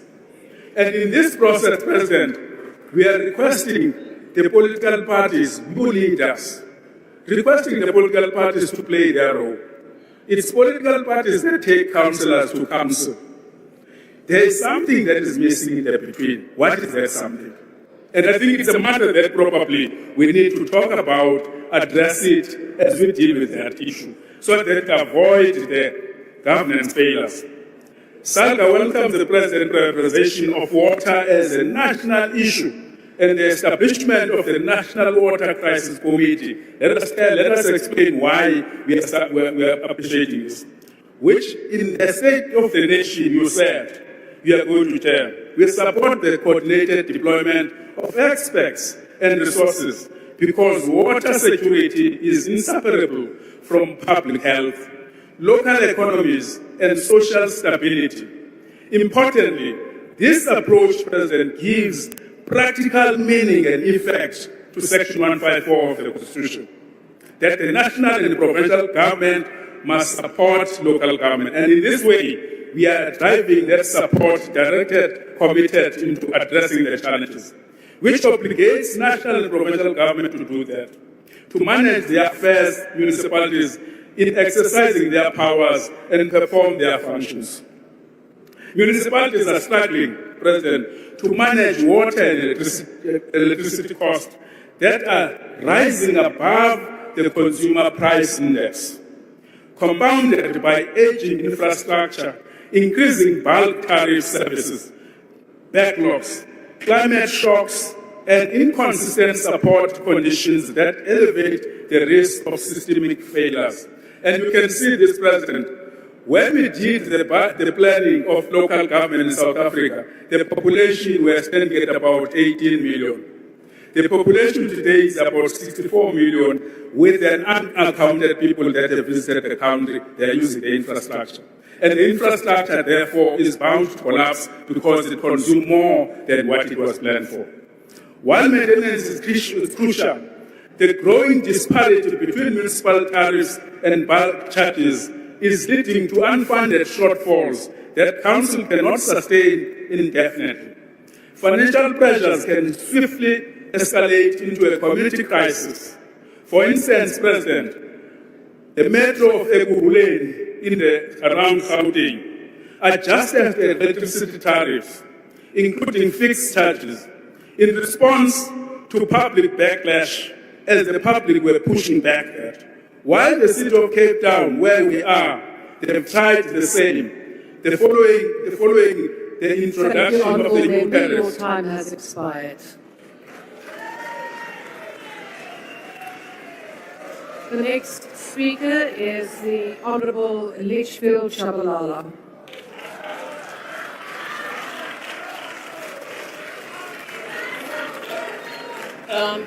Thank you, Deputy Speaker. I recognize His Excellency Malala and the MKP leadership remover. Mr. Ramaphosa, there is a fundamental difference between diagnostic analysis and symptomatic analysis. There is no difference between SONA and somebody who's sick, they go to the doctor then diagnoses him so that they can be results. What you gave us last week is based on symptomatic things Osbona in South Africa. Because if you had diagnosed, you would have known. The analysts are telling you, academic analysts. Of 2018 until now, the lost decade. And the reason why the reason why they call it the lost decade. The lost decade, the economy only managed to grow by 0.7% annually, meaning the economy was growing lower than the population. So in the last decade that you produced, South Africans have become more poorer. National unemployment has chronically refused to go below 30%. Youth unemployment is sitting at 46%. Now listen to this one, and I'm sure you won't howl on this one. Your last decade has produced 2.8 million chronically food insecure South Africans. It has produced 3.6 million food insecure South Africans. These are not numbers. These are people who are phone the way they're saying. When you call them if you speak to them, they say, yeah, we last ate on Wednesday. You find it is Friday that day. There's nobody there. There's no leadership. There's no leadership. There's no leadership. The people they are leading, that's why you they can say, I go and shower in a hotel when I don't have water. What is this? The minister can come here and say, how many tourists have come to South Africa? We don't care about that. We want to know if you and your children partners, how many Africans somewhere else. Bagagi, Lord Bhutan, Eswatini. How many formerly marginalized people can visit Eswatini? That is why your Minister of Defense, to deploy defense force. He doesn't tell which defense force you are going to deploy. They don't have workwear, they don't have boots, they don't have uniform, they have to buy, they lack equipment. The Navy ships are parked in Summertown because we don't have soldiers. Based on symptoms. You are telling us things based on symptoms. The analysts have said this. They said they are going to deploy the defense force. You see, one day you must look into your eyes and tell you, you are a complete failure. You are a complete failure. Go. You need to go. Go now. Because the local government elections, you are going to raise your hands. Something will happen. We are going to kick you out.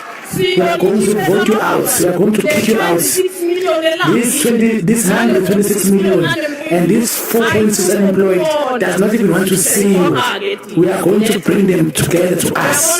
You see, if you want to see how the lack of leadership under SONA is described as the worst performing economy. There is deindustrialization in key sectors of manufacturing. But then again, if you diagnosed, you would have known that the neoliberalism that we are following will lead to forced industrialization. Take over Mkondo. Take over Mkondo. There's nobody there. Take over Mkondo because there's confusion here. Take over Mkondo because... Take over Mkondo. The platform is yours.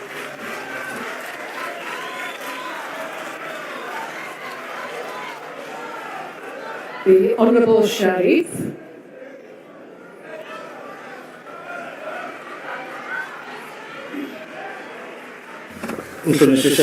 Thank you, Deputy Speaker. Mr. President, you stood before this House and the nation and paid tribute to the brave women of 1956. You reminded us of their resilience, courage, and sacrifice in shaping our country. You invoked the image of struggle heroes marching to the Union buildings with 100,000 signatures to the doorstep of a Prime Minister who, in your words, did not dare to meet them. Your portrayal of the women of 1956 reveals a stark parallel. The courage that drove their protest still mirrors the battles women fight today. 70 years later, the struggle has changed, but not its urgency. It is an injustice that decades later, women again stand at your doorstep demanding action. In 2018, the total shutdown movement led us to the Union buildings, demanding an end to gender-based violence and femicide. In 2019, we filled the streets outside Parliament. In 2021, I submitted a petition on behalf of Post Office to Parliament calling for the creation of a National Council on GBVF. In 2023, I stood before you at the City Hall and warned that declaring GBVF a pandemic without ring-fenced budgets, proper implementation, and support for frontline workers is misleading. Yet, here we are again. In April 2025, Women for Change led us to gather at the Union buildings carrying a casket filled with 1 million signatures, drawing strength from the women of 1956. But again, you did not dare to meet us. On 21 November 2025, only after mounting pressure and on the eve of the G20, you classified GBVF a national disaster. Yet at SONA, only 6 sentences out of around 1 hour and 43 minutes address a crisis that devastates lives daily. You missed the opportunity to outline government's response to the classification of GBVF as a national disaster. While policy progress matters, South African women do not experience GBVF as a policy issue alone. It is a constant threat to their survival. Honourable members, Tutuzela care centres are intended as one-stop facilities to support survivors and strengthen prosecutions. Yet many face funding gaps, staffing shortages, weak coordination and limited accountability. DNA evidence remains backlogged, with approximately 140,000 samples outstanding in 2025. When evidence sits unprocessed, justice is delayed. Eliminating the backlog through expanded forensic capacity and effective public-private partnership is essential. But justice responses alone is not enough. Ending GBVF requires action across government and society, prioritizing prevention, early intervention, and survivor support. The Department of Social Development is central to this effort through shelters, psychosocial services, and prevention programs. Yet capacity shortages, budget pressures, and systematic failures limit its reach. Social workers carry excessive caseloads, and shelter access remains uneven. We must audit shelters, police stations, and survivor services, publish the findings, and ensure that protection systems work where they are needed the most. Mr. President, at your reply on Thursday, women of this country expect clear plans to address the DNA backlog, resourcing of TCCs, lack of social workers, lack of training of frontline workers on mandatory reporting of child sexual abuse, lack of transparent GBV crime data, and resourcing of the NSP and National GBVF Council. No more excuses. Mr. President, you cannot honor the women in history while failing them in the present. Like those brave women 70 years ago, we stand before you again and say, we shall not rest until we have won for our children their fundamental rights of freedom, justice, and security. A nation that cannot protect its women cannot claim to be free.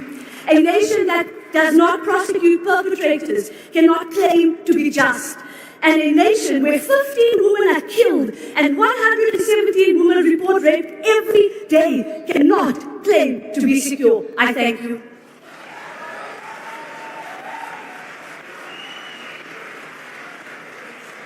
Minister of Trade, Industry and Competition.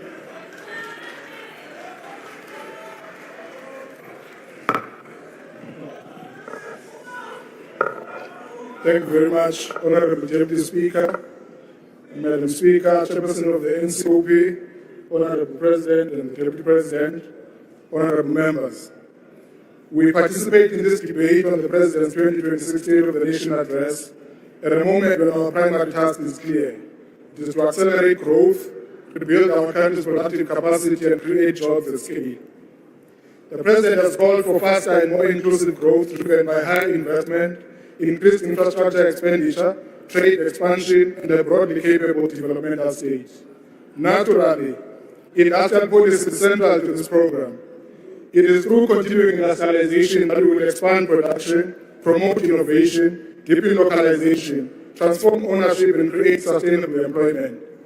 This is the core of the ANC's economic program and the 10-point plan to reignite growth and employment.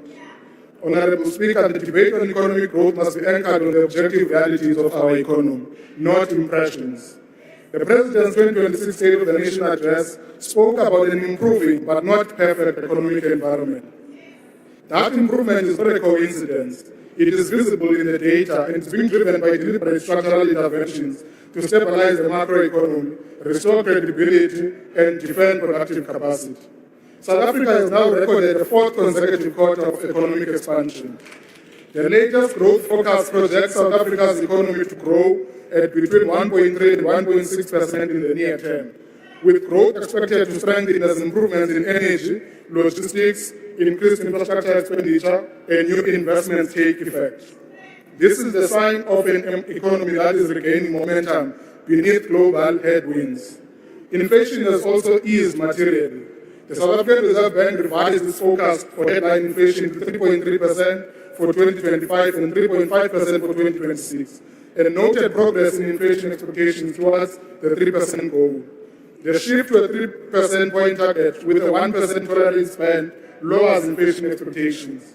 The lowered inflation expectations are helpful when they begin to lower the cost of borrowing, which is an instrumental condition for higher fixed investment in industrial expansion. Interest rates have begun to fall for households, and the cost of government debt is also falling. South Africa's exit from the FATF grey list on 24 October 2025 removed a material reputational and transaction cost penalty from the economy. This has helped us with the first sovereign ratings upgrade improvement in around 2 decades. Externally, the trade numbers also show resilience. South African exports have improved in 2025 despite the volatile global trading environment. The South African Revenue Services recorded a trade surplus of 21.8 billion rands in September 2025, with exports of 186.4 billion rands and imports of only 164.6 billion. Now, these are not abstract indicators. They reflect the regained capacity of the economy to earn, produce, and export. Overall, the data shows resilience even amid global shocks. Now, this data matters because it proves that when we fix network constraints in port performance, in logistics coordination, expanding market access, South African producers can expand exports even with global conditions that are volatile. This is why we say the corner is being turned, not because we simply folded our arms and wished it to, but because we have been working to stabilize fundamentals in ways that create space for growth. Now, of course, we are quite clear. Stability is not the destination. It is the platform on which we want to anchor our growth agenda. We know that to reduce unemployment meaningfully, we must lift growth to at least 3% and beyond, because below that threshold, the economy does not produce new firms at scale, and the labor market does not absorb new entrants at scale. Honorable Speaker, the global trading system is being reshaped by protectionism, unilateral measures, and supply chain competition. In that environment, South Africa's trade posture must be both defensive and expansionary. We are actively defending existing market access that sustains jobs, while diversifying into new markets and building regional value chains. Firstly, on the African continent, the data shows both progress and unrealized potential in the African Continental Free Trade Agreement. Trade map data indicates that South Africa's exports to AfCFTA implementing countries was at 32.75 billion rand in 2024 and 28.19 billion in 2025 up to the end of September. Yet preferential utilization under the AfCFTA remains low. SARS data shows that from January 2024 to October 2025, South Africa's exports under AfCFTA preferences into non-SADC implementing countries were about 2.2 billion rands, with imports at 1.58 billion, yielding an AfCFTA utilization rate of 3.85%. Now, Africa is already a major market, but we are still at the early stages of using the AfCFTA preferences to scale industrial exports into new markets. The AfCFTA currently provides new market access in 13 non-SADC countries on 90% tariff coverage, while negotiations continue to finalize the remaining 10%. Our task is to drive up the utilization firm by firm, product by product, so that the AfCFTA becomes not only a trade agreement, but a platform wherein South African manufactured goods reach all corners of the continent. Honorable Speaker, we are pushing new market openings and defending existing ones. Our trade strategy is not set on announcements. It is action-oriented to defend, diversify, and industrialize through trade. Just a week ago, Minister Tau returned from China. We have an early harvest with China that is envisaged in the recently signed framework agreement of expanding duty-free access and building new export corridors for South African products into a growing market of 1.5 billion people, whilst attracting Chinese industrial technology firms into South Africa. The Southern African Customs Union negotiations with India are progressing towards a preferential trade agreement that will open access into a market of more than 1.4 billion people and attract Indian manufacturers into South Africa. Trade engagements with Gulf economies are unlocking new investment and market opportunities in agro-processing, green hydrogen, and advanced manufacturing. The renewal of AGOA, even for a limited period, provides important relief for exporters and is a positive signal for continued strategic engagement with the United States. On that note, Honorable Speaker, I wish to take this moment to pay tribute to Reverend Jesse Jackson, the legendary civil rights leader of the United States who passed away today, peacefully at the age of 84. Reverend Jesse Jackson was a lifelong friend and dependable ally of the people of South Africa and ANC. Reverend Jackson tirelessly championed our cause of freedom during apartheid, and up to his last day, he continued to champion the truth about democratic South Africa against hostile political opinion in America. I thank you. Thank you. I now call upon the next speaker, the Honorable Makasini.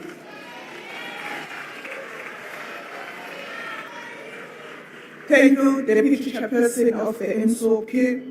Greetings to the President, the Commander-in-Chief of the Economic Freedom Fighters, Comrade Julius Malema, officers, fighters, and the ground forces of the dejected masses of our country.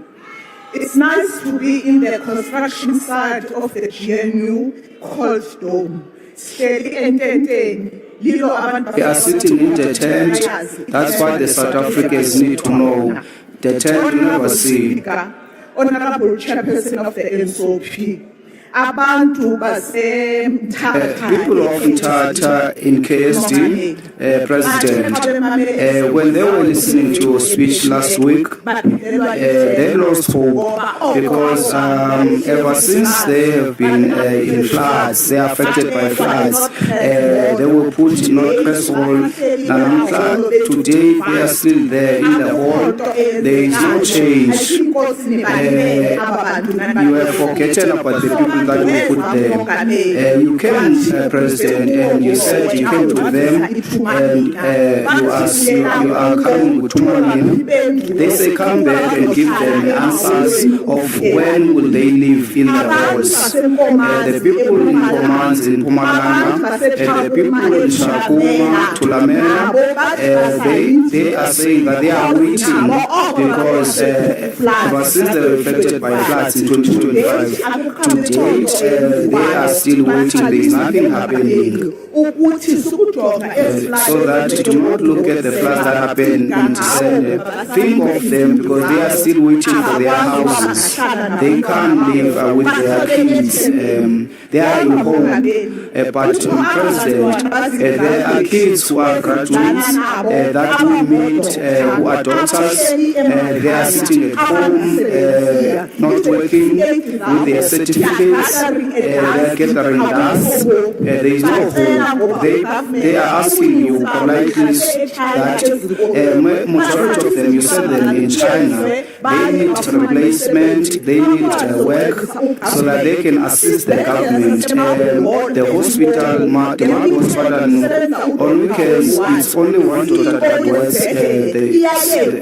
The CEO of the hospital also assists, because there is a shortage and there is people who are not given jobs. We are saying, President, as the South Africans, we've been here, your tales, the tales must come to an end, work must be done. People want service delivery. Tales that people of Mthatha who were affected by fire, by floods 10 years ago, they are waiting for you to take them out so that they can get houses and live with their people. There is no person who can live in Mthatha for more than 20 years without missing Mr. Cape, who has been crying in the bottom, telling about the people that you have forgotten about in Mthatha.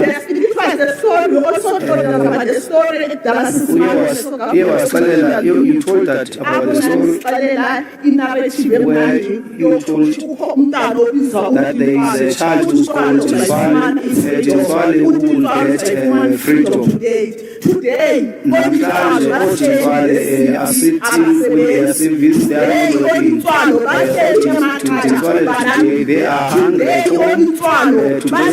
They are sitting with apple, they have not hope. They in and out of help, killed by drug. If you are going to send people and forget about people who are going to school, who end up using drugs while you are there, you need to stand up. The President also told us the story of the billion dollars that we are going to invest in the infrastructure, establishing yet another national crisis committee. Yet he never spoke about Abantu Abalide Amanzi. For the people who are waiting for water, where there are no water in them, who should they get water? They have not given us the plan, but they need to do those who are affected in Gauteng.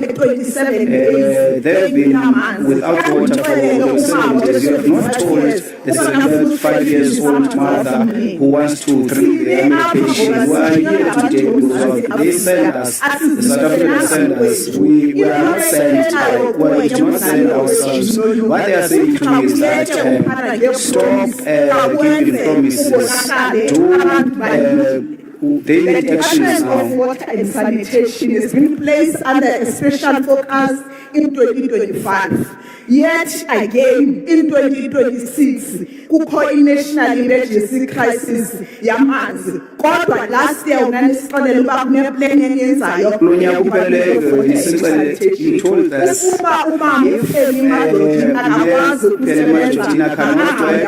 she must leave and go back to step. The roads are dry, people do not have water. The things that we are going is when we are going around the street is the sewer, it's in the street, children are playing with dirty water. Was the president focus on fixing the municipality? Was our municipality admitted that and we agree, President, that our streets are not working. The thing that you are doing, President, always coming with this section, taking people who have failed in MC and taking people who have failed to their responsibility and make them administrative. It's not helping us. Check on people who are capable to do the work.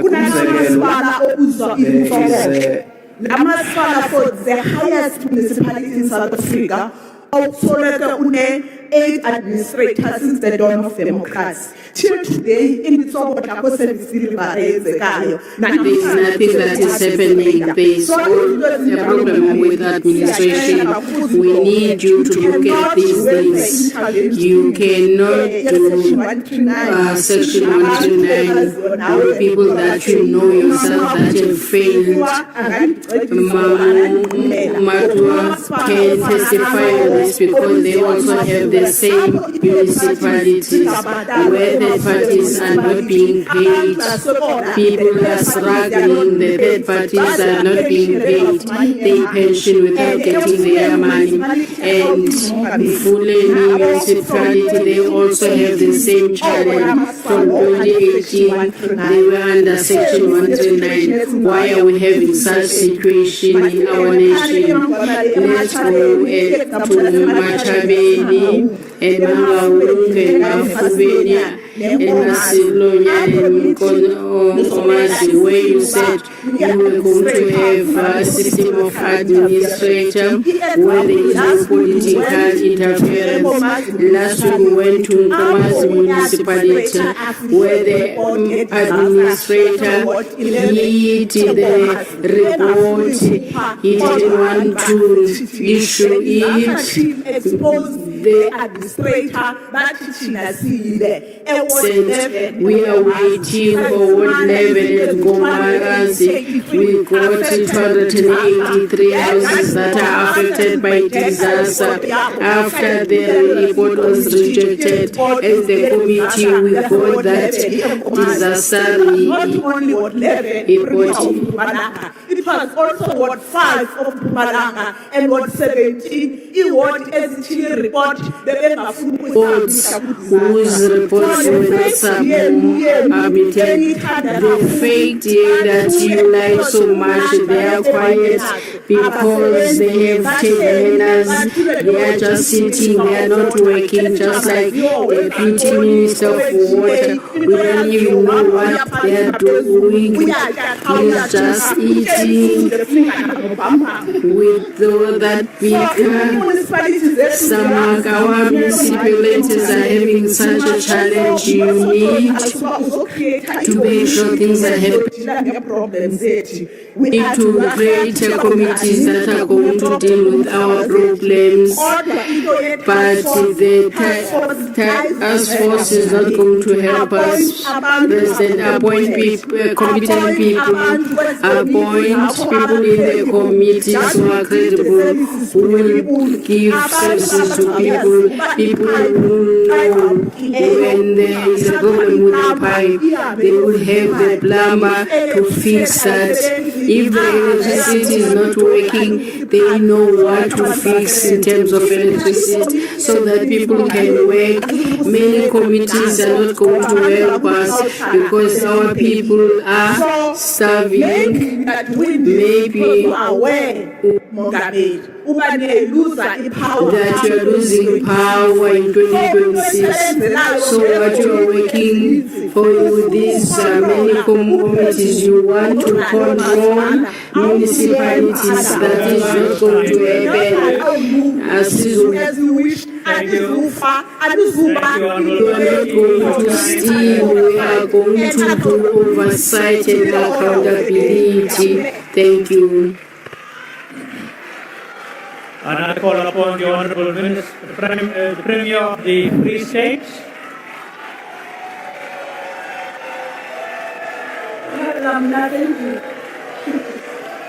All the honourable members, please take your seats so that we can continue. Thank you. Thank you, Honourable Speaker. Chairperson of National Council of Provinces, His Excellencies, Dr. Matamela, Ramaphosa, and Dr. Paul Mashatile, members of Parliament, premiers. Uthi qale nje ukulungise member uSizimandisa. Into yokuqala nje uvuyele nje ukukhonza president. I'm happy that we can recognize our president. I'm happy for that. You know some of these issues that we are raising today about municipalities in the Free State. Main contributors, problem that we have today, people cross the floor, they are there, that's where the problem is. They were missing because they knew that they are leaving. We are going to remind them, know who they are. Others are there, others are there. I don't think that I don't know. What I know is that they messed up and run away. We asked today, President, to express our support for the State of the Nation address delivered by President Cyril Ramaphosa, which we regard as profoundly people-centered address that spoke to the collective aspirations, dignity, and rights of our people. On behalf of the people of the province, the President, we also wish to extend our sincere gratitude to you for attending the Men's GBVF Summit held in Bloemfontein last year. This event brought together over 5,000 men from all walks of life across the province. Your attendance, Honourable President, underscored the commitment of our government to ferociously confront gender-based violence and femicide. The moments in life of any nation when it must pause and ask itself a simple but profound question, and I quote, are we building a future worthy of our children, close quote. It is to this question that this SONA debate is directed. Honourable Speaker, the ANC-led government resolved that ECDs must be moved from social development to basic education to achieve an integrated education system. Since the migration of the ECD function from social development, the province has refurbished and provided maintenance to 62 ECD centers throughout the province, with 13 completed in the current financial year. The province further managed to complete construction of one fully functional state-of-the-art Lindo Kushe ECD center in Botshabelo Mangaung, with a second center currently in construction in Zasol, Karib district. Through the Barnapil mass registration drive and awareness campaign, 222 new ECD centers were formally registered, bringing the total number of centers to 1,642 to date. This gave access to 97,540 children. Since the beginning of the 7th administration, 4 new schools have been successfully completed in the province, namely Dr. Tate Mahwe Primary School, Dr. Silo Primary, Maleboho, and Kulu. In the same breath, 7 new public ordinary schools and 3 technical secondary schools are being constructed in various towns in the province to address the shortage of schools caused by rapid urbanization and population growth, as well as accommodating technical vocational stream. In addition, we completed 2 modern facilities, hostel facilities in Bloemfontein and Karibdam, expanding access to quality education for learners from undeserved communities. These are not mere structures of brick and mortar. They are theaters of social transformation. Honourable President, your administration has prioritized access to quality education for all learners. We have repurpose underutilized schools by offering multiple learning pathways leading to general education certificate, technical occupational certificate for learners with mild intellectual disability. In 2024-25 financial year, 2 schools were successfully repurposed and learners were admitted in different skills subjects, one in Mangabu and other one in Ejolipisa. Furthermore, 3 hostels for learners with special education needs are currently at different stages of construction in Johannesburg, Karib District, the Boning Velcom, the Ejolipisa District, and Bitumelo in Tabanchu. Siyakuba, President. In the first academic year, 2 additional schools are earmarked for repurposing Tabofusanya and First Ledabi. On a later note, to my colleague in KZN, Deputy Speaker, we'd like to inform the Department of Education in KwaZulu-Natal that they should not be comfortable. Free State will reclaim its position as a top-performing province in 2026 when the Minister announced those results of the 2026 National Certificate. Siyabuya. And you are number 1, but in record, you are actually not. And the record is with us. Honourable Speaker, a society that does not train its youth facilitates its own demise. Through the Free State Training and Development Institute, the FSTDI, in the office of the Premier, we have appointed 67 engineering graduates who are due to commence their graduate program on the 1st of March 2026. The graduates are drawn from the areas of electrical, civil, mechanical engineering, hydrology, construction management, urban and regional planning, and quantity surveying. These young people will not only gain practical experience, they will strengthen our government and improve service delivery. Through the Plan Learnership Program NQ level, 481 learners from all corners of our province have recently qualified. 14 in Sasolburg, 22 in Velcom, 20 in Bloemfontein, 18 in Ficksburg, and 7 in Karib. This is how we localize service delivery. This is how we restore capacity. Honourable Speaker, the declaration of foot and mouth diseases and national disaster was an absolute necessity. Our province welcomes this decision. Our agricultural sector as a whole facilitates approximately 1.2 billion per annum in export of animal and animal products. Import bans have, therefore, dealt a severe blow to our farmers, particularly milk producers. We have adopted the principle of early detection and rapid response, investigating all suspected cases, quarantining infected farms, vaccinating livestock, and strengthening overall veterinary capacity. We have placed 136 agricultural graduates into workplace at a cost exceeding 12 million, and we have absorbed 23 community service vets into their department. Speaker, we consider the road network as arteries of our economy. It is through the road network that people can meet and the economy can thrive.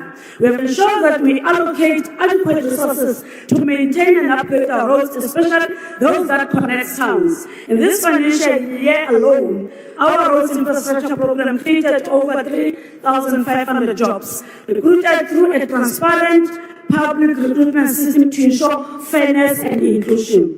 These are not abstract numbers, President. They represent bread on the table and dignity restored. And we shall increase this number in the years ahead.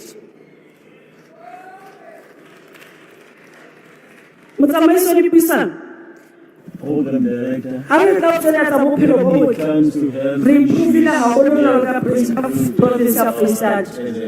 and we are grateful to the ANC for introducing a progressive policy in support of the implementation of national health insurance. This will ensure that the citizens of South Africa receive the greatest possible benefit. As the country advances towards national health insurance, our clinics and hospitals are aligning with ideal clinic and ideal hospital standards. Infrastructure upgrades and improved patient management systems are underway, which will ensure that when universal health coverage is fully realized, the Free State will not be found wanting.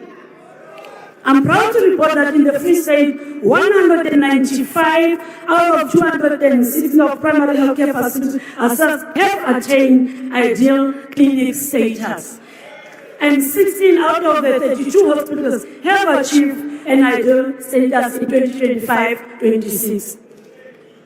Honourable Speaker, to ensure that all citizens receive government services, the Office of the Premier utilizes integrated service programs to reach rural and underserved communities.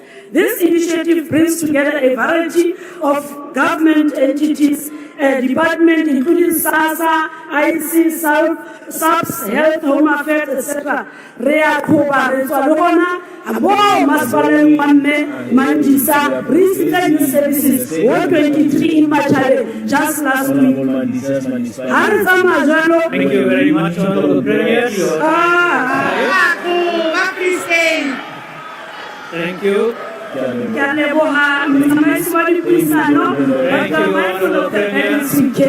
Bye. House Chair. And I call upon the House Chair. Honorable Member from House Chair, the Premier speaks to members and just calls them Mandisa. We are not in the backyard in Welcome or something. She's Honorable Mandisa. Can she please come back there and call our... No, sorry. No, Chair, she's out of order. Her time has expired. She cannot come back. I now call upon the Speaker, Honorable Farid.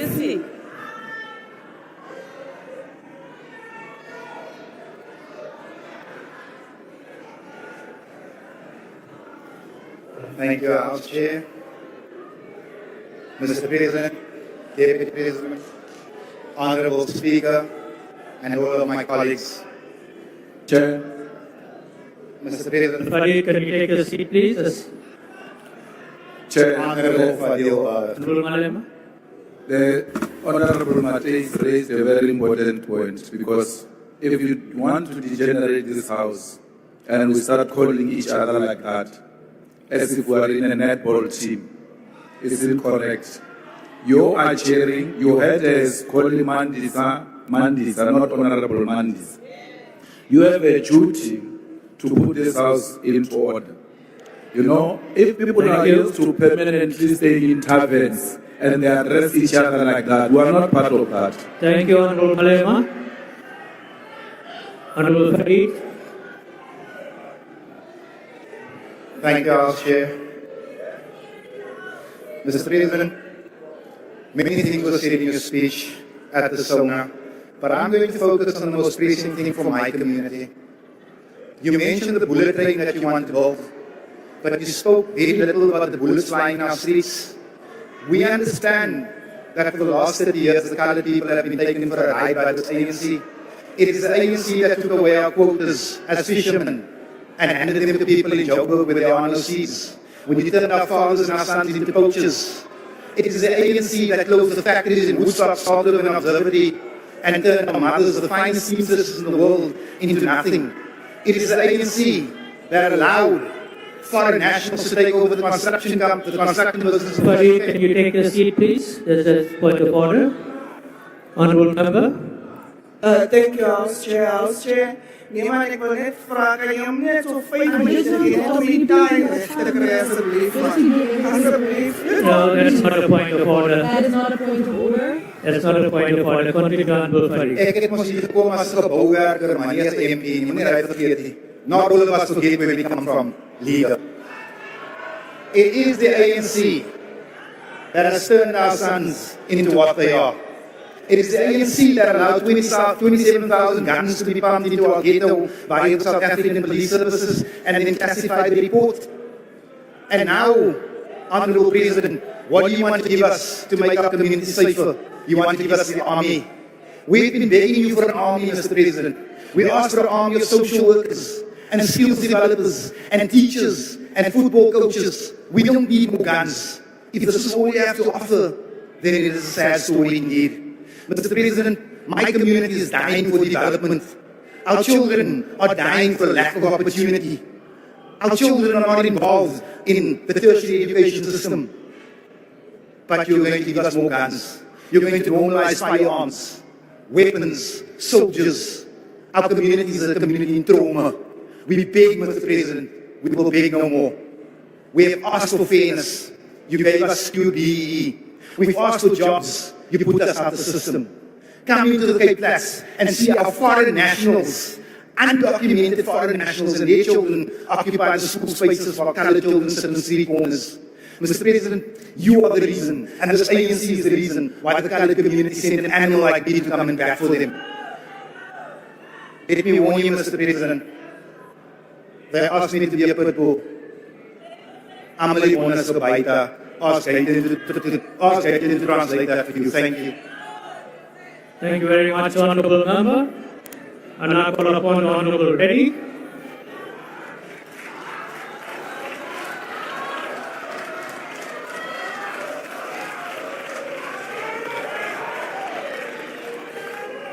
His Excellency, the People's President, Jacob Zuma, Deputy President Tony Ngeni, leadership of the MK Party, and all protocol observed.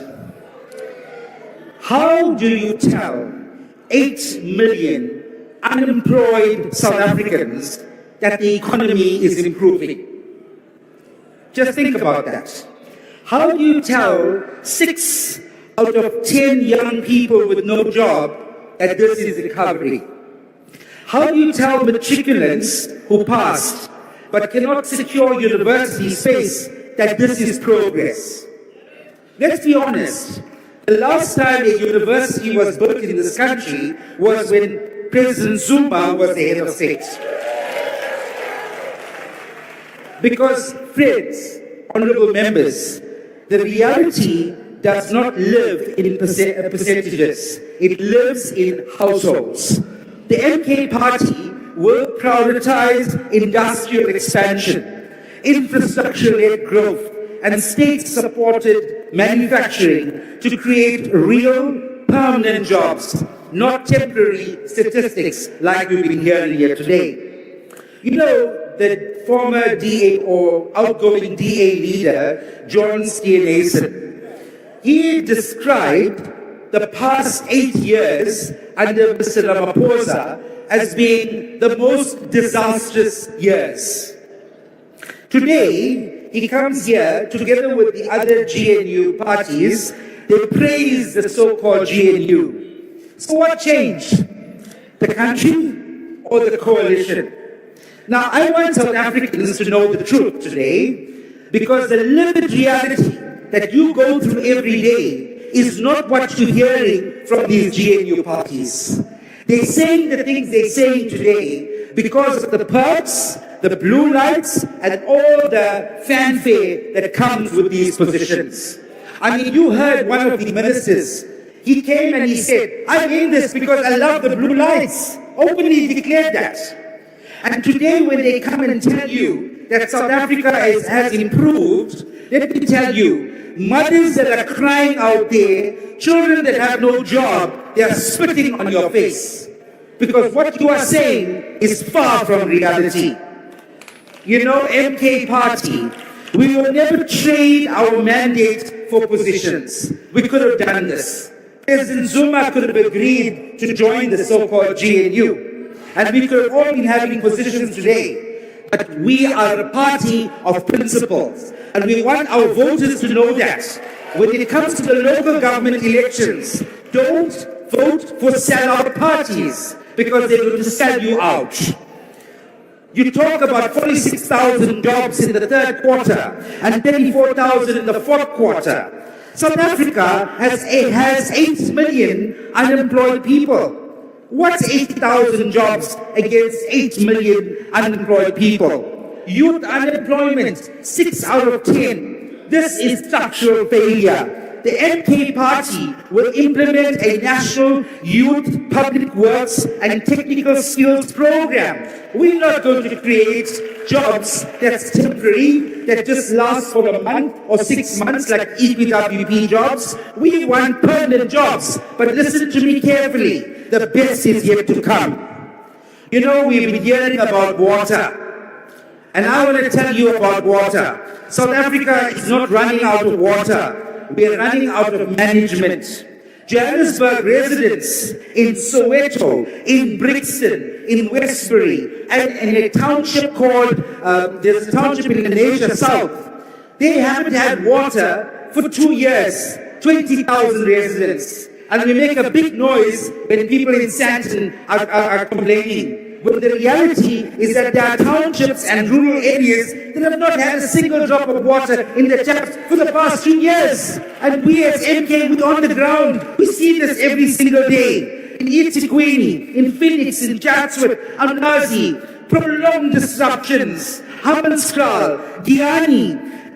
Billions were spent, and yet the projects are not complete. We have enough bulk water in our dams, but the problem is governance. The problem, Mr. Ramaphosa, is accountability.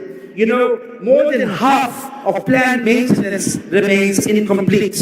Now, this is neglect. I want to share something with you. In March, your time has expired. Thank you. And I call vote MK in the local government elections.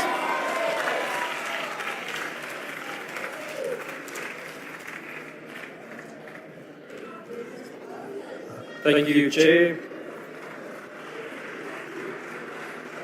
Chair, crime has become a tax on dignity, opportunity and freedom. It's a mother who prays a child returns safely from school. It's a small business owner that fearfully locks up their shop before sunset. It's the commuter who clutches the phone like a lifeline. South Africans are tired of emboldened criminals and betrayed when those criminals sit within the state itself. The President announced the deployment of the SADF to assist in gang-ridden areas, specifically in Cape Town, parts of Gauteng, and today we heard in the Eastern Cape too. Where violence has reached intolerable levels, short-term stabilization is obviously justified. Communities under siege deserve some relief. But stabilization is not a strategy. The SADF can assist with area control, but they cannot replace the investigative and forensic and intelligence functions of the South African Police Service or the DPCI. They cannot dismantle drug cartels. They cannot build racketeering cases, trace illicit firearms across multiple crime scenes, or secure sustainable convictions against organized criminal leadership. Which brings us to a reform that some in the ANC continue to resist, expanding policing powers to competent local and provincial governments. Where operational competence exists, it must be enabled and not obstructed. Where other spheres of government offer to help save lives, we must work together. Consider this. Enhanced forensic and ballistic capabilities within the City of Cape Town Metro Police, particularly in gang-related shootings, could be a total game changer. Rapid ballistic tracing, fully integrated with national systems, would allow cases to be linked more quickly, track the repeated use of illicit firearms, and link cases faster and strengthen prosecutions, effectively amplifying the impact of the existing South African Police Service resources.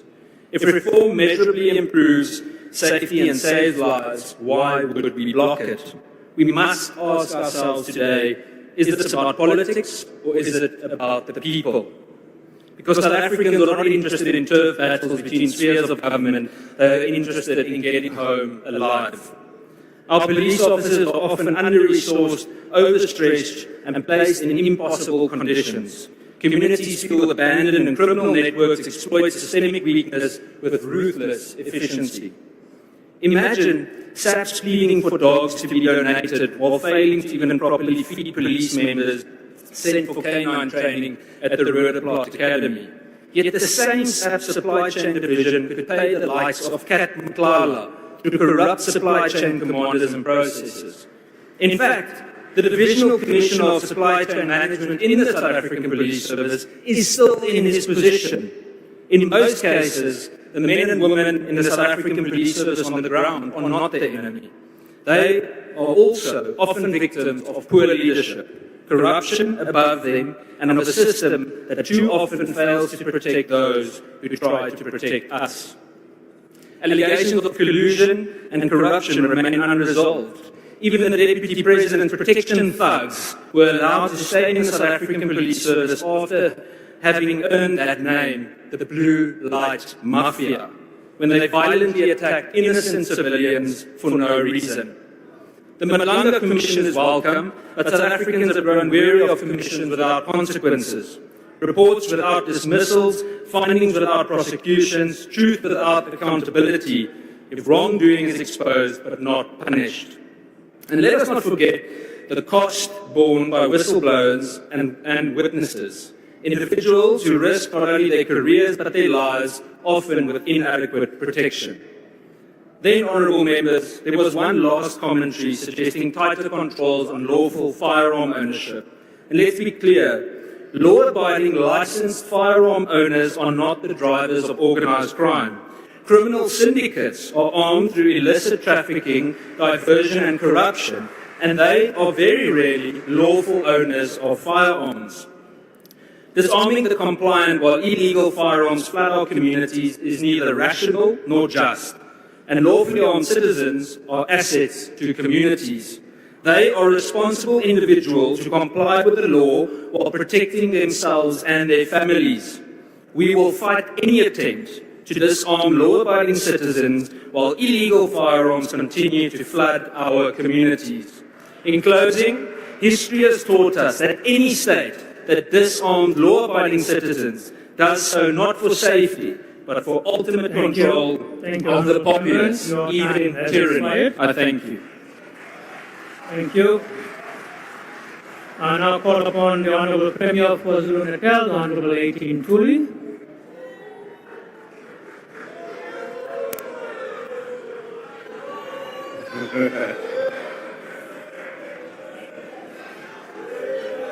Thank you, honourable members. Let's allow the Honourable Premier to speak.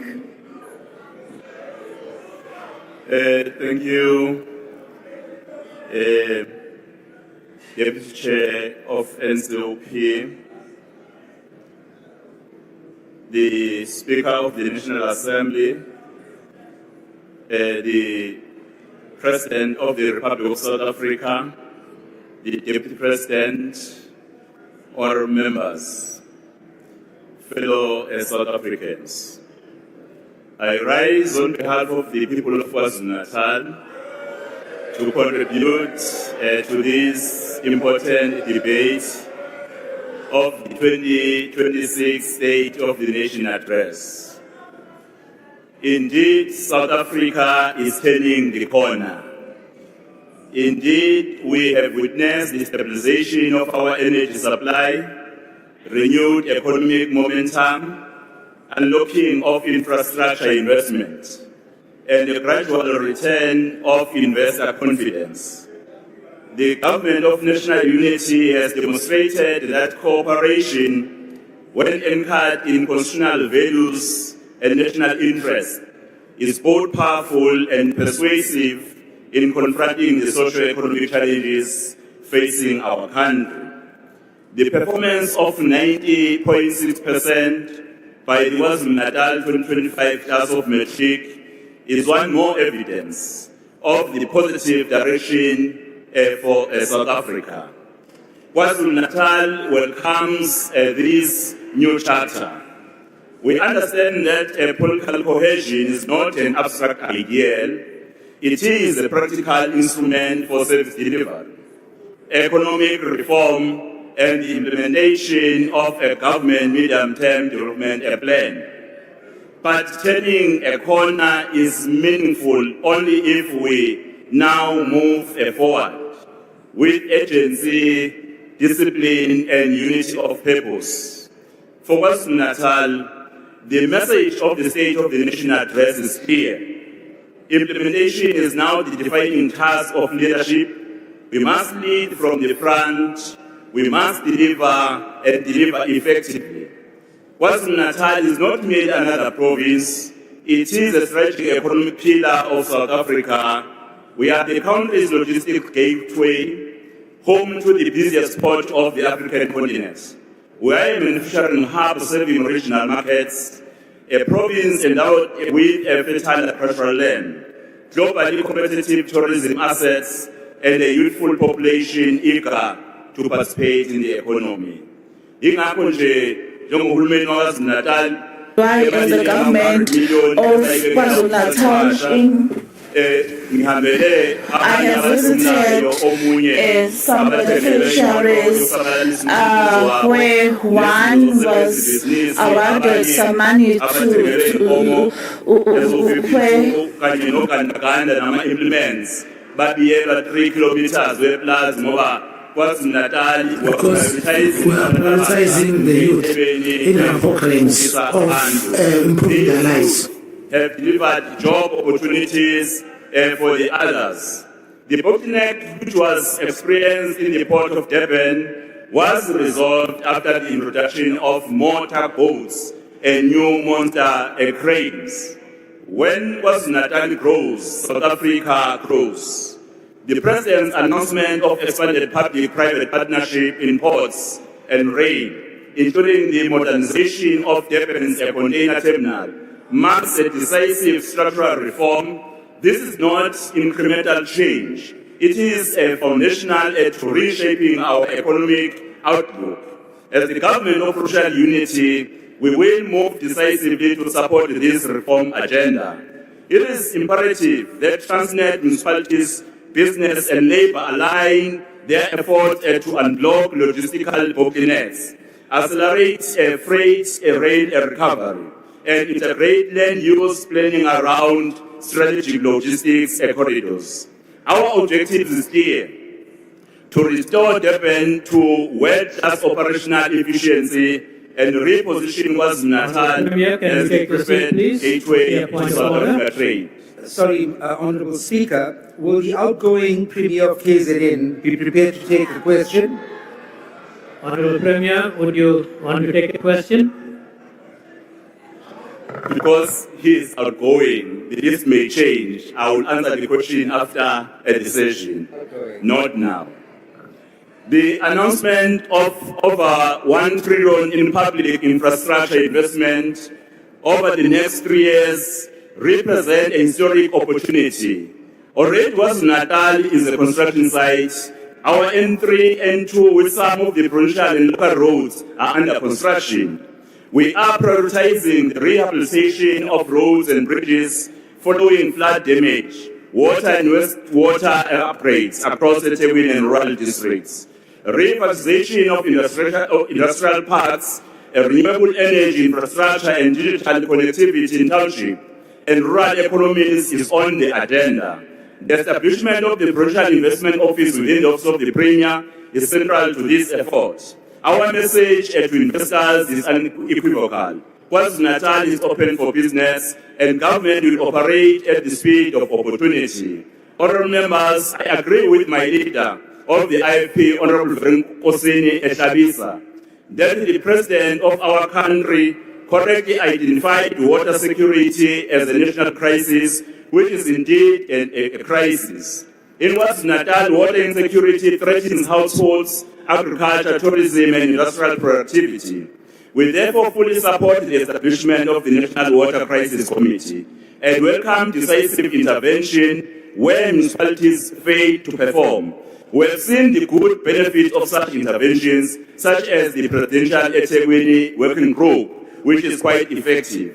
We are working closely with national government to ensure that every rand allocated to water infrastructure results in reliable access to clean water for our communities. Equally so, we confront the challenge of organized crime, including construction, extortion, and port-related syndicates, which have undermined investment and growth. We welcome the President's firm stance on dismantling a crime network. In KwaZulu-Natal, coordination between the South African Police Service, Metro Police, community safety structures, intelligence structures, and the private sector have been intensified. The outcome of such is that crime stats is showing decrease on quarterly basis in KwaZulu-Natal. My mentor, the late Prince Mangosuthu Buthelezi, made a call for the need to protect women and children from GBV plus F. I also welcome the declaration of gender-based violence and femicide as a state of national disaster. Sonke ke thina esingamadoda, All of us as men must rise up because this GBV issue has become out of control. Women are not Our safe. rural economy remains central to inclusive growth. Tourism remains a key growth lever. We are strengthening safety in tourism nodes, expanding destination markets, and promoting township and cultural tourism.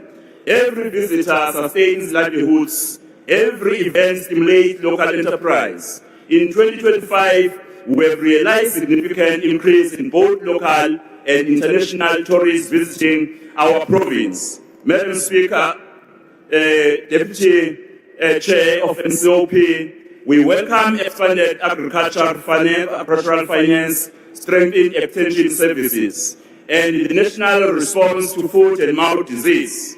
KwaZulu-Natal remains the epicenter of the foot and mouth disease outbreak. This outbreak threatens both commercial and communal farmers. We welcome the decisive intervention committing to a nationwide vaccination drive. This bold, coordinated response signals government's response to safeguard our agricultural sector, protect jobs, and restore confidence in our livestock industry. Honorable Speaker, our greatest asset is our young people.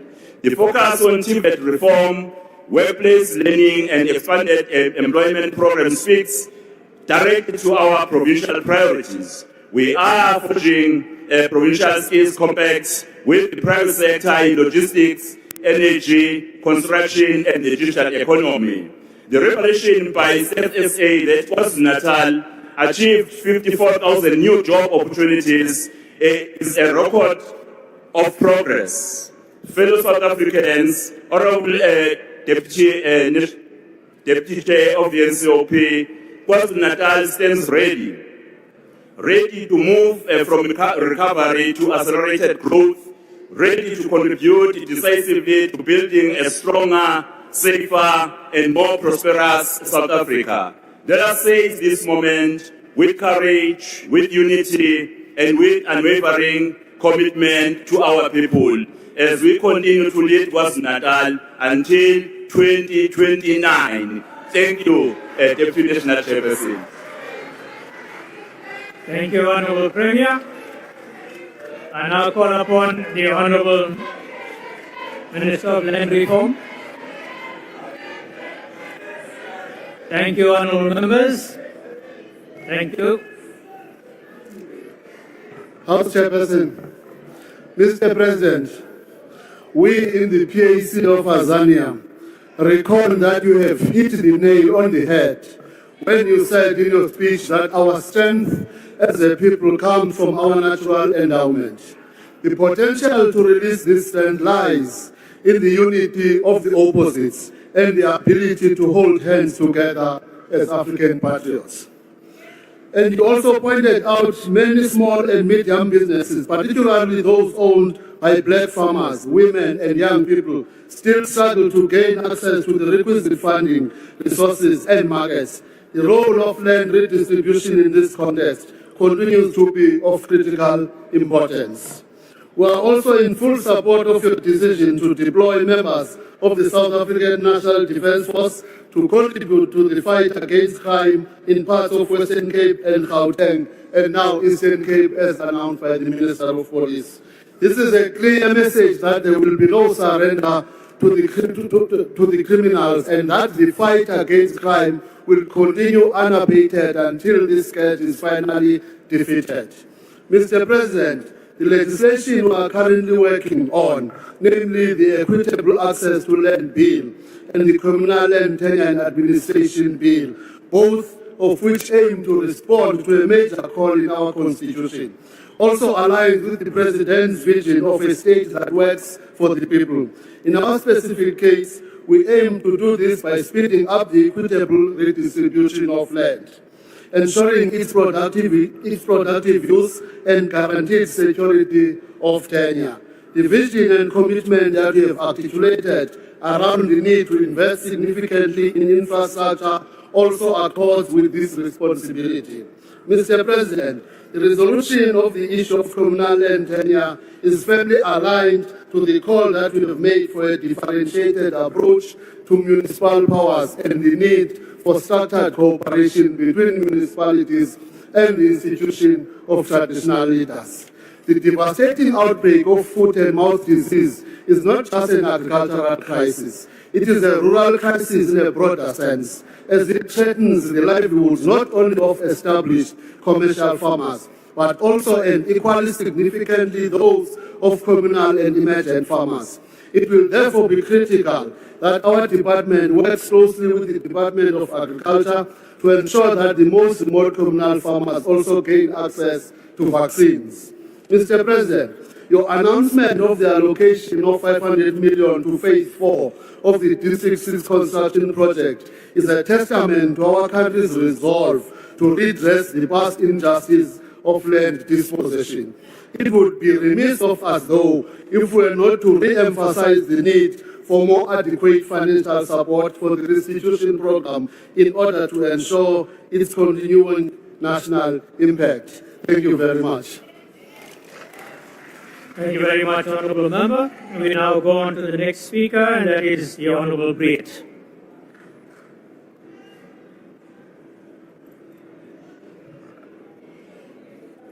Dankie, Adjunk. Mr. President, you spoke at length about municipalities and the critical role that they are supposed to play in the lives of every South African. You announced a 54 billion rand incentive for metro municipalities to reform water, sanitation and electricity services.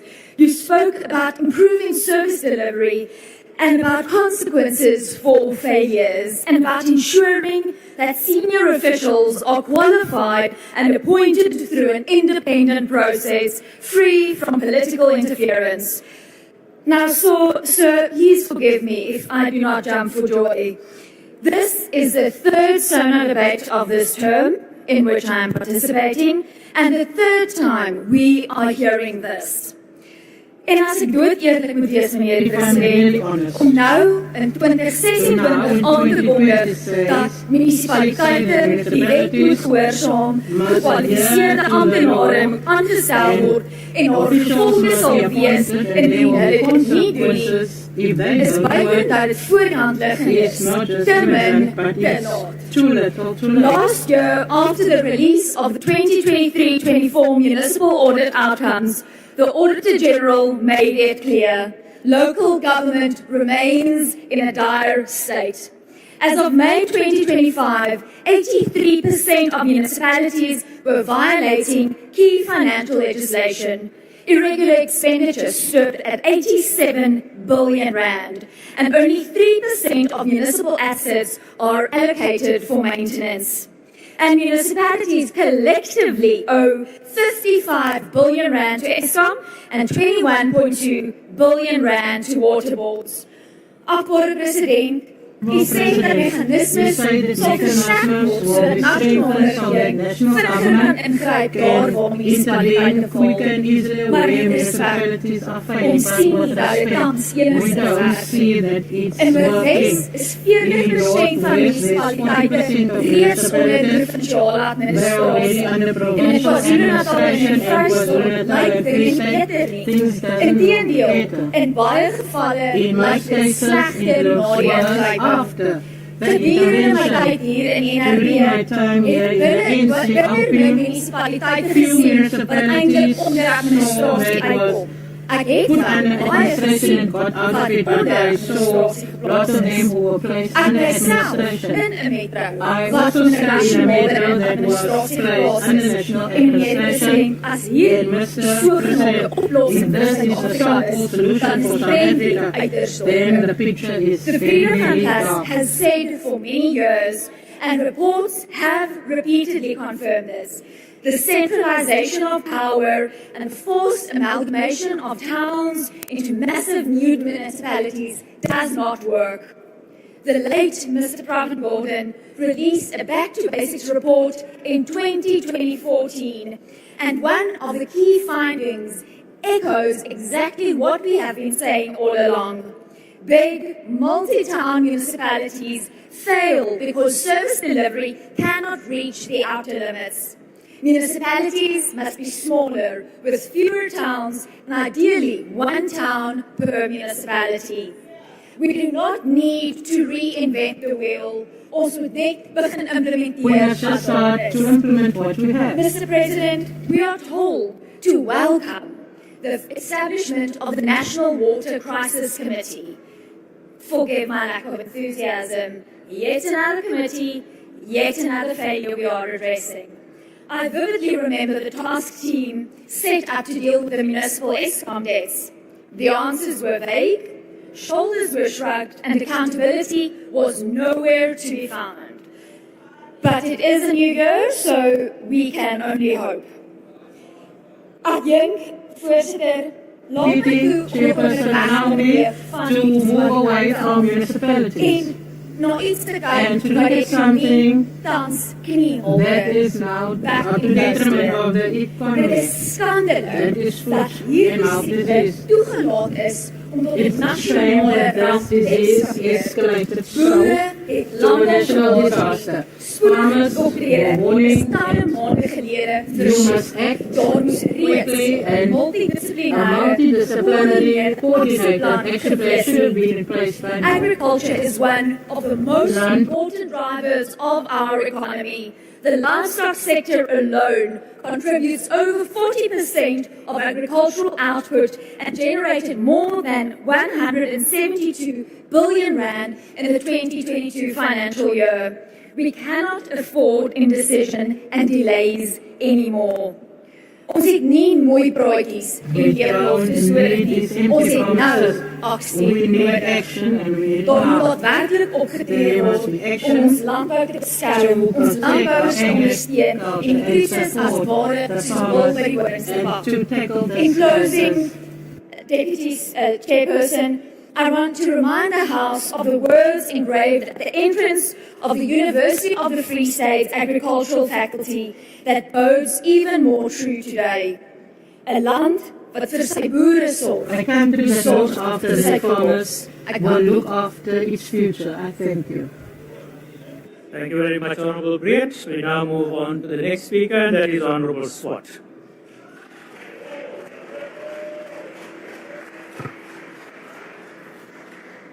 Honourable Speaker, Honourable President, Honourable Members, fellow South Africans, good evening.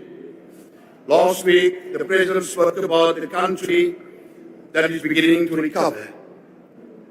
The question, Mr. President, is whether we can translate economic recovery into lived experience on the ground, into jobs that last, safer streets, working municipalities, and a state that delivers value for every rand that taxpayers contribute.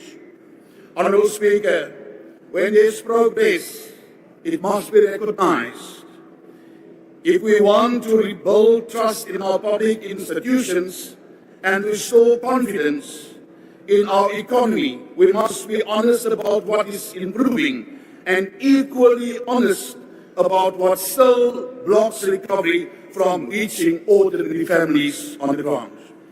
Ons sien of our President, we see, Honourable President, signs that South Africa's financial position is busy stabilizing. We see better trust and a more positive market fiscal Ondanks berigte dat effecte opbrengste die laagste vlakke in eenvoudige termen betekent dat die land weer goedkoper koerse as voorheen kan leen, waar die druk op die fiscus verminder en langtermijn las van skuldingskoste verlaat. Elke rand wat ons aan rente besteed is 'n rand wat ons nie kan aanwend om waterstelsels reg te stel nie, paaie te herstel nie, polisieering te verbeter nie, of 'n infrastruktuur te belê wat werksgeleenthede skep nie op our bestem.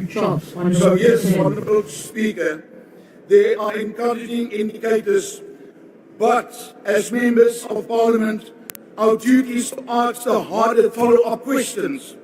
Will this recovery be felt in places like Beaufort West, in places in my hometown like Elim, in other rural villages, in townships, and in struggling towns? Will this be felt by the young person who has sent out 50 CVs and received silence? Will it be felt by the pensioner whose municipal bills keep rising while the taps run dry and streets are unsafe? That is why we want to focus on the economic recovery road in a practical way. The GNU is not just a political arrangement.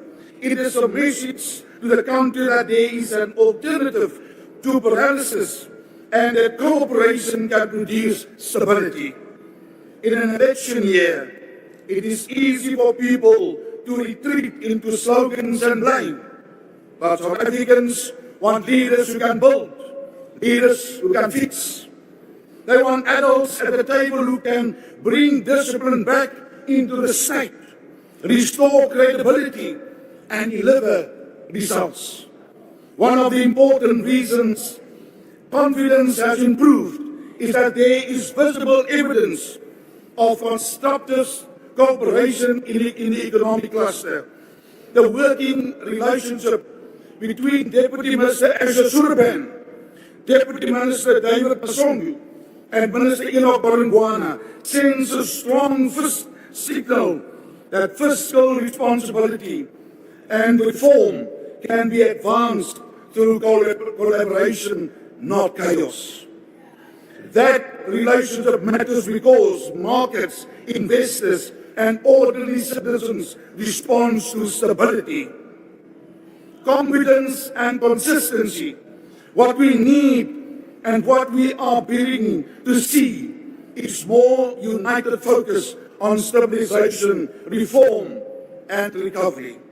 However, Honourable Chairperson, we must not confuse stabilization with prosperity. Stabilizing debt and lowering borrowing costs are necessary conditions for recovery, but they are not sufficient, Mr. President. The economy will only recover when growth is stronger enough to absorb our unemployment, when investment flows into productive sectors, and when people can build a life through work, not through survival. Ons benodig 'n ekonomie wat inspanning, talent en entrepreneurskap loon. Afbaar president, ons benodig 'n staat wat belastingbetalers se geld beskerm as dit so afspreek en protects ons benodig 'n staatsdiens wat befonds en bevoegdheid aanstel nie op grond van loyaliteit nie. En ons benodig 'n plaaslike regeringssamewerking wat functioneer, wat sonder werkende munisipaliteite bly nasionale bestuur en municipalities and national government suffers. The economy lives where people live. It lives in towns, it lives in homes, it lives in communities. If a municipality can't supply water or maintain streets and keep the street lights on and manage finances, then investors will withdraw, small businesses will close, and the youth loses hope. This is why we as a DA want to be very firm on corruption, particularly on municipal level. If we are serious about economic recovery in South Africa, corruption must become expensive, Honourable President, not inconvenient, not something that results in a transfer, a suspension on full pay, or a quiet redeployment. It must become expensive. That is the only language that criminals understand. Arrests, prosecutions, convictions, blacklisting, and asset recovery. We must recover stolen funds. We must remove the gatekeepers who treat municipalities like cash machines. We want to see municipal supply chain systems that are transparent and protected from political interference. And we want to see senior officials who are repeatedly involved in irregular expenditure lose their positions, not get promoted. If the GNU is serious about the financial recovery road, it must become a recovery road for integrity too. And linked to corruption is crime. Because crime is not only a safety issue, Mr. President, crime is an economic issue. Crime destroys investment and tourism. It destroys small businesses. It raises the cost of doing business. It turns whole neighborhoods into fear zones. If we want financial recovery to be felt on the ground, then safety must be treated as an economic priority.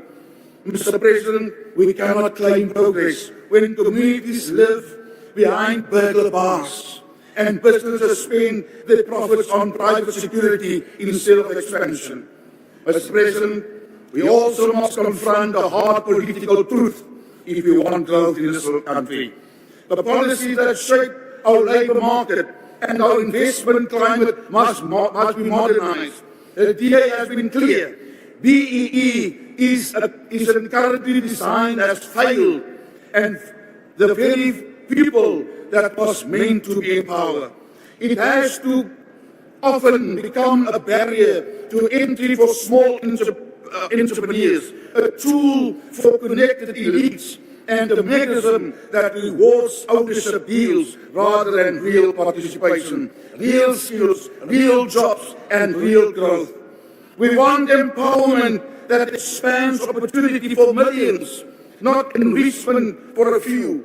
We want the state, Mr. President, to support broad-based participation through better education, skills, and entrepreneurship, and not through policies that shrink the economy and left fight over the remaining crumbs.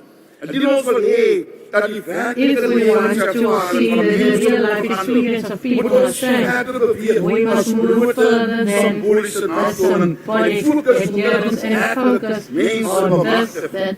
Funksionele empower vaardighede, schools, skills, arbeidsmarktbeleid that's in line with the market, and businesses that must grow, and infrastructure that must grow, and a state that is clean and is efficient. Chairperson, I want to come back to the recovery signals that we're seeing because they give us a window of opportunity.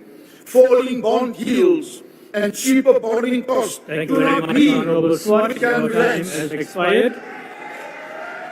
Thank you.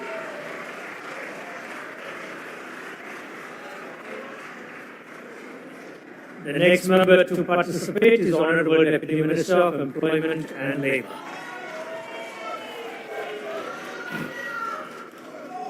Thank you very much, Honourable Deputy Chairperson of the NCOP, the President of the Republic and the Deputy President.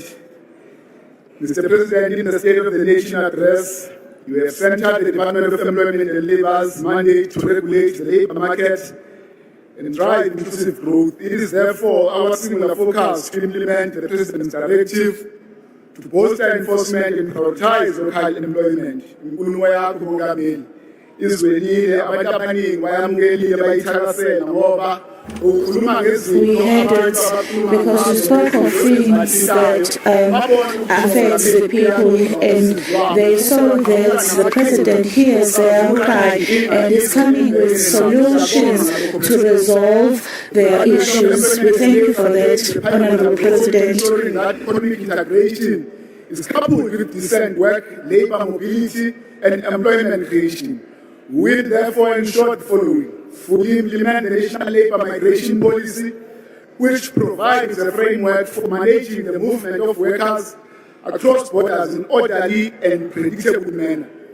This aim is to balance the attraction of critical skills needed for the industrial growth with the protection of job opportunities for South Africans. This is very critical at the current time in South Africa.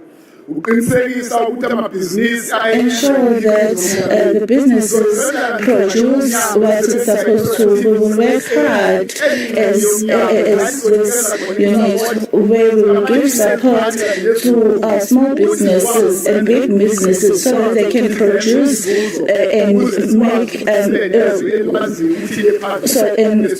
have identified especially that deal with the rare minerals, the automotive sector, and agro-processing to strengthen South Africa's industrial base.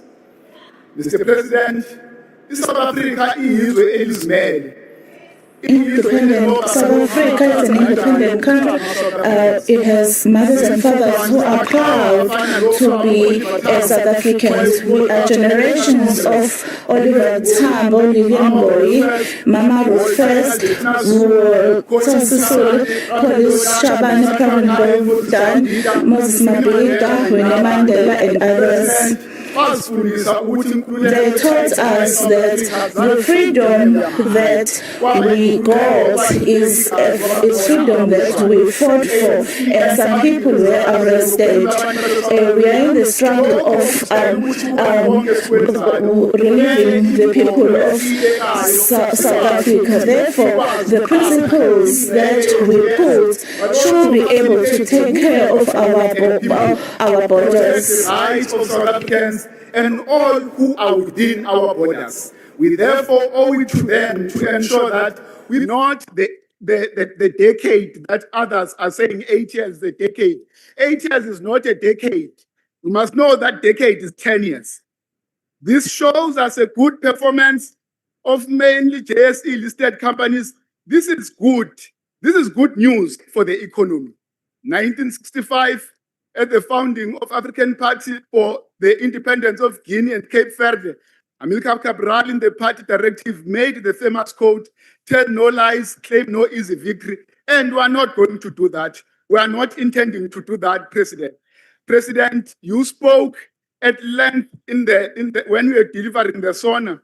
You made a groundbreaking announcement since 1994 of 10,000 inspectors that are going to be employed in the Department of Employment and Labor. It has never been done since 1994, and it's done by you, President. We are going to ensure as the department the strategic use of President's announcement of 10,000 additional labor inspectors. The additional capacity will assist in improving 300,000 workplace visits annually to about 1.6 million inspections, President. This is how far your intervention is going to go. But further to that, over 16.8 million people in the country will have their work environments and employment conditions improved. We'll also improve on the 150 million that is recovered annually in the form of penalties, fines, underpayments, and failure to register workers for social protection. Annually, currently, the department is able to return over 70 million rands directly to exploited workers back to their pockets from recovered illegal deductions and underpayment. This is really funds that average between 5,000 and 10,000. We are therefore working hard to ensure that the 10,000 inspectors are on the ground without delay, as it will increase the department's reach from the current 2,300 inspectors to 10,000 inspectors, which will make 12,300 inspectors. But maybe in passing, we must say it, one day as this House will have to answer to a crime that we are committing. Allowing ourselves to be abused by the cult, allow the cult to sit amongst us and allow them to abuse us day in, day out 2 hours. I think it's wrong and we shouldn't allow that. Others come here, they are claiming that they are going to win elections, but they have very, very disturbing concepts where they want us to vote using drums, nemgomo, and everything. What is that? What kind of leadership is that? Then you start to understand the challenges that we are faced with as the country. But I want to say to Honorable Zungula, the ANC doesn't hate black people. It's the very same ANC that has built houses, that has given black South Africans electricity, that have built roads, that have built houses for them, that has given them water, giving young people who are going to tertiary institutions NSFAS for free They start from the basic education up until tertiary education without paying the cent. Thank you, Honorable That is the Member. Your time time that has is benefiting through this president and Thank the you. African National Congress. Thank you very much, Honorable Sabo. Member. The time has expired. Honorable Reddy. Thank you, Honorable Speaker. The rules are very clear that speakers must not mislead the House. The ANC has not given water, it's taking away water. Thank you very much. That's a debatable point. I now call upon the next honorable member, and that is the Honorable Dlamini.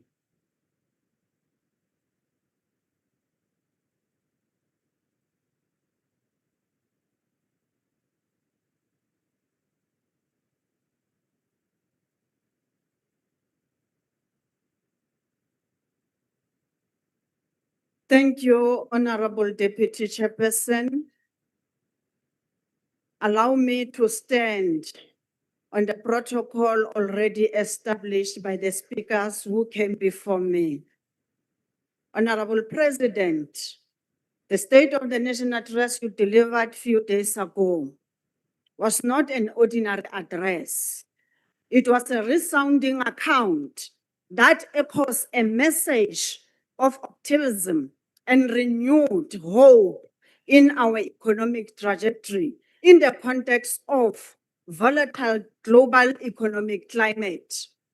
South Africa stands at the dawn of a new era because of the decisive interventions that place the economy on a path of recovery despite multiple external pressures, shocks, and setbacks.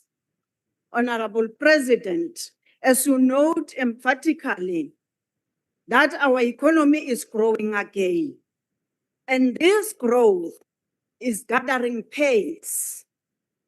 To support this assertion, the SONA highlights the key indicators of sustained growth, stability, and recovery. In terms of the economic outlook, international bodies, not least the International Monetary Fund, increased its focus for South Africa for 1.2% to 1.4% for 2026. And this trend is set to increase in 2027. These are the economic figures and the reality that the country is facing. The World Bank also issued an improved 2026 projection of South Africa gross domestic growth by 0.3% points to 1.4% and to 1.5% next year. President, kuyaqhuzwa, kuyasetshenzwa. These are the hard reality economic facts and figures, not fictions. Yes, this is remarkable, but it is by no means adequate to significantly tackle poverty, unemployment, and inequality. However, we must build on the momentum to take our economy and our country to the greater heights. Under your leadership, President Cyril Ramaphosa, this is possible. Bommele bontate, bahlomphehi ba rona matona, le batlatsa matona ba sebetsang le ntate Ramaphosa, re a le bona, mesebetsi e a bonahala.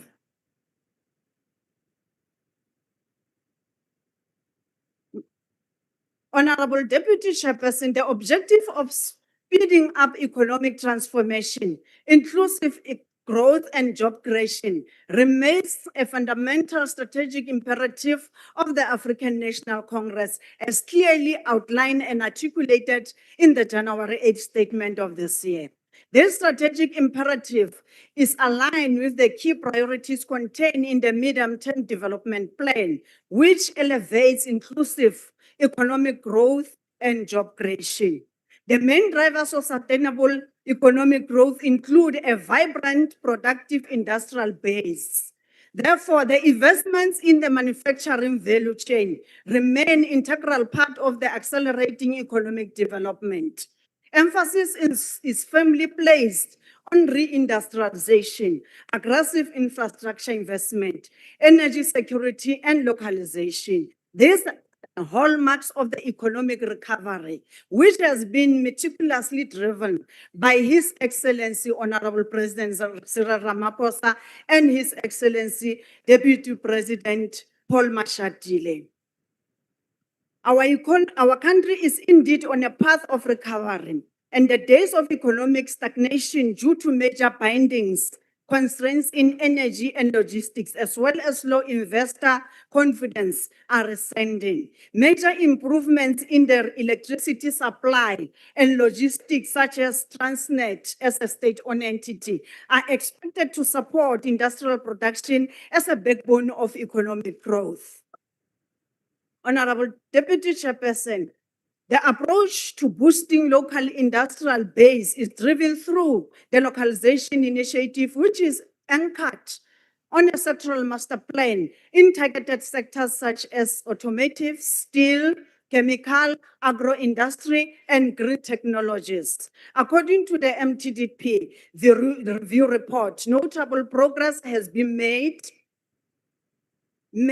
through sector master plan as follows. 1, 44.2 billion investment secured between April and September 2025. 2, a pipeline of 15 battery mineral projects valued at 40 billion rand. 3, a 4.2 billion BMW investment linked to plan in hybrid electrical vehicle production.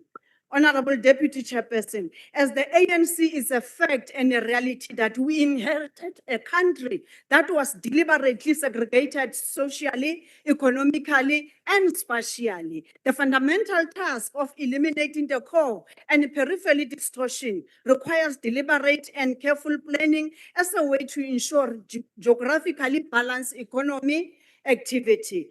To this end, the objective remains leveraging special economic zones as a catalyst of investment, utilizing the new model derived from the spatial industrial development strategy.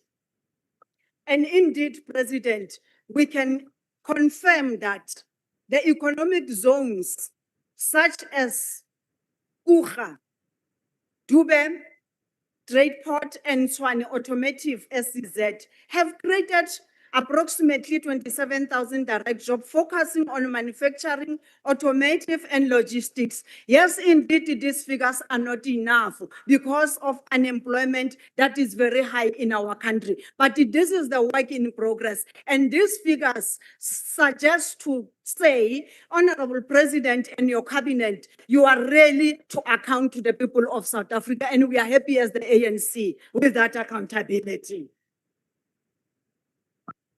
Was this your perfect wedding?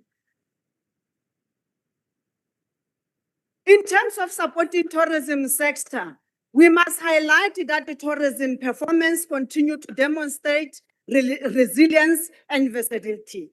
7.6 million international arrivals recorded between January and September 2025. Hotel occupancy reached 52.6%, surpassing the pre-COVID levels. The electronic travel authorization system was also launched. High five to the Department of Tourism led by President Cyril Ramaphosa. The crown, this achievement is your speech, Honorable President. You highlighted a further milestone when you recognize that our tourism sector made history last year, recording the arrival of 10.5 million visitors. These are the figures that also translate the work in progress. Ilenete Mohlomphei Ramaphosa le kabinete ya hao. Terene ena ya Romana e a tsamaya. Ha e ka ba ya tloa e eme from 2018. Le ha jwale e santse e tsamaya. Tshwara jwalo ntate Ramaphosa le kabinete ya hao re a le bona. In conclusion, Honorable President, I wish to reaffirm your statement that yes, we have indeed turned a corner. Now we must look ahead and move with speed. Certainly our economic prospects are less gloomy as it was the case in previous years. And now we are on the path of recovery. Forward ever, backwards never. Ha e le ditsebe ntate Ramaphosa tsona, o na le tsona tse mamelang. Ha e le mahlo ona, o na le ona a bonang. Ha se mahlo a hao fela ke mahlo a kabinete eo o e kgethileng. Mme re a leboha ka matona ao re fileng ona, re tlo tswela pele dikomiting tsa palamente, re ntse re le bitsa, re tlo le holder accountable, so that batho ba Afrika Borwa ba kgone ho bona hore mesebetsi yona e etsahala, diphetoho di a tla maphelong a bona. Re le African National Congress, re motlotlo haholo ka di-partners tsohle tsa GNU le ba kantle ho GNU, hoba ha e ne se ka bona ba ntse ba re hweletsa, ne re ke ra tiisa. Jwale re tlo tiisa ho feta ha ba ntse ba re hweletsa, mme re a leboha ba nne ba re hweletse. Amandla. Where's your husband? Perfect wedding. Thank you very much, Honorable Member. The next Honorable Member to participate is Honorable Dr. Malatsi.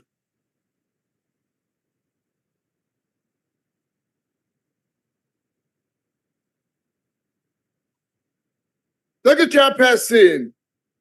Greetings to the President and the Deputy President. Greetings to the former President. Otto, Ma Africa. Otto. The 2026 State of the Nation address delivered by the President continues along the same economic path adopted since 2019.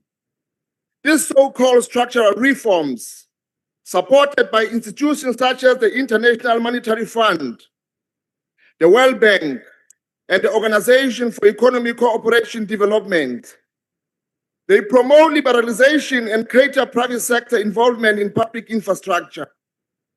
In simple terms, this means opening key public sectors, electricity, railway, ports, and water to private profit-making interests.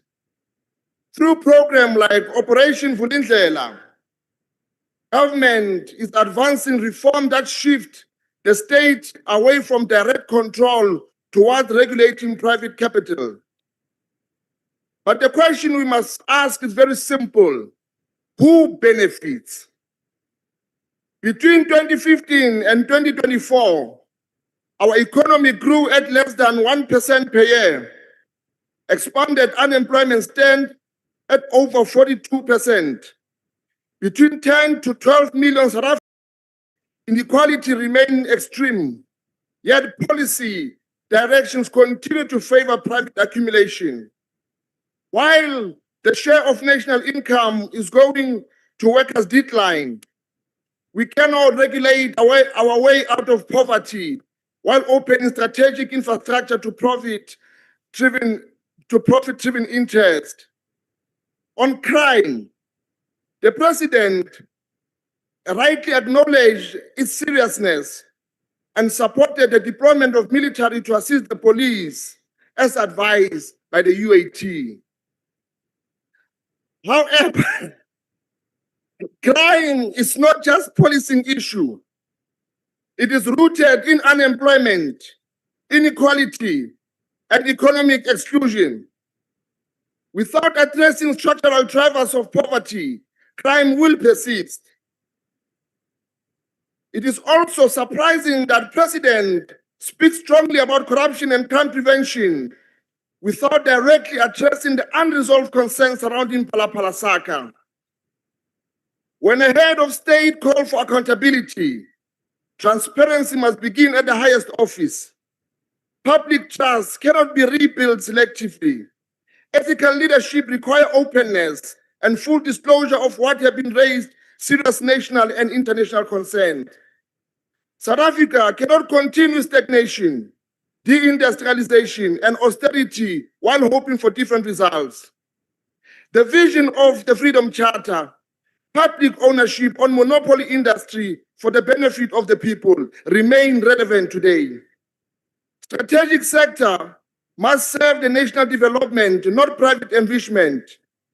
We need strong development state, capable public institution, industrialization, ownership and control of the land, quality education, accessible to healthcare, and real accountability. Tani mambo.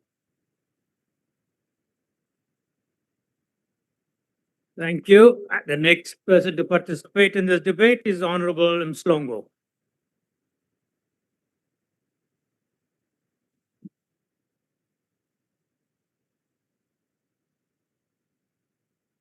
Thank you, Honorable Chair. Chair, I'd like for us to wait for the President because I do have some direct words for him and I don't want him to miss those words. No, Honorable Member, we cannot wait. You have your time. Please speak. Okay, nizongitshelela kubaba wenu ukuthi wazoyikhuluma inganekwane. This is from KwaMashu eSiqangawini. Mangisukuma la angizile ukuzokhuluma about lena unemployment enithi ke naniqasha abantu. Wabaphi laba abantu enibaqashile? Abantu nibakhulula ngokuthi ke nibalide ngefear, nibasabise ukuthi ke nama ukuthi ke nabayenza intando yenu nizothatha konke kubona. Yes. I-ANC ikhulula abantu ngokuthi ibanikeze i-dependency syndrome. I-syndrome ibulala umhlaba wethu. Abantu bakithi nibakhulisa kanjani ningabanika amandla abo. Nisitshela inganekwane.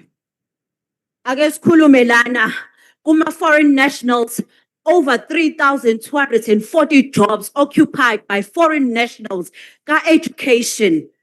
Yet i-GNU ithi ke ni prioritize ama South Africans.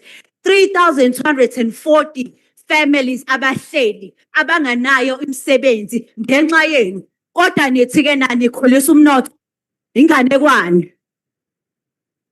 Ake sikhulume ngogogo bethu, ogogo bethu abasikhulisile. Nonke nihleli laba nikhulisile nani.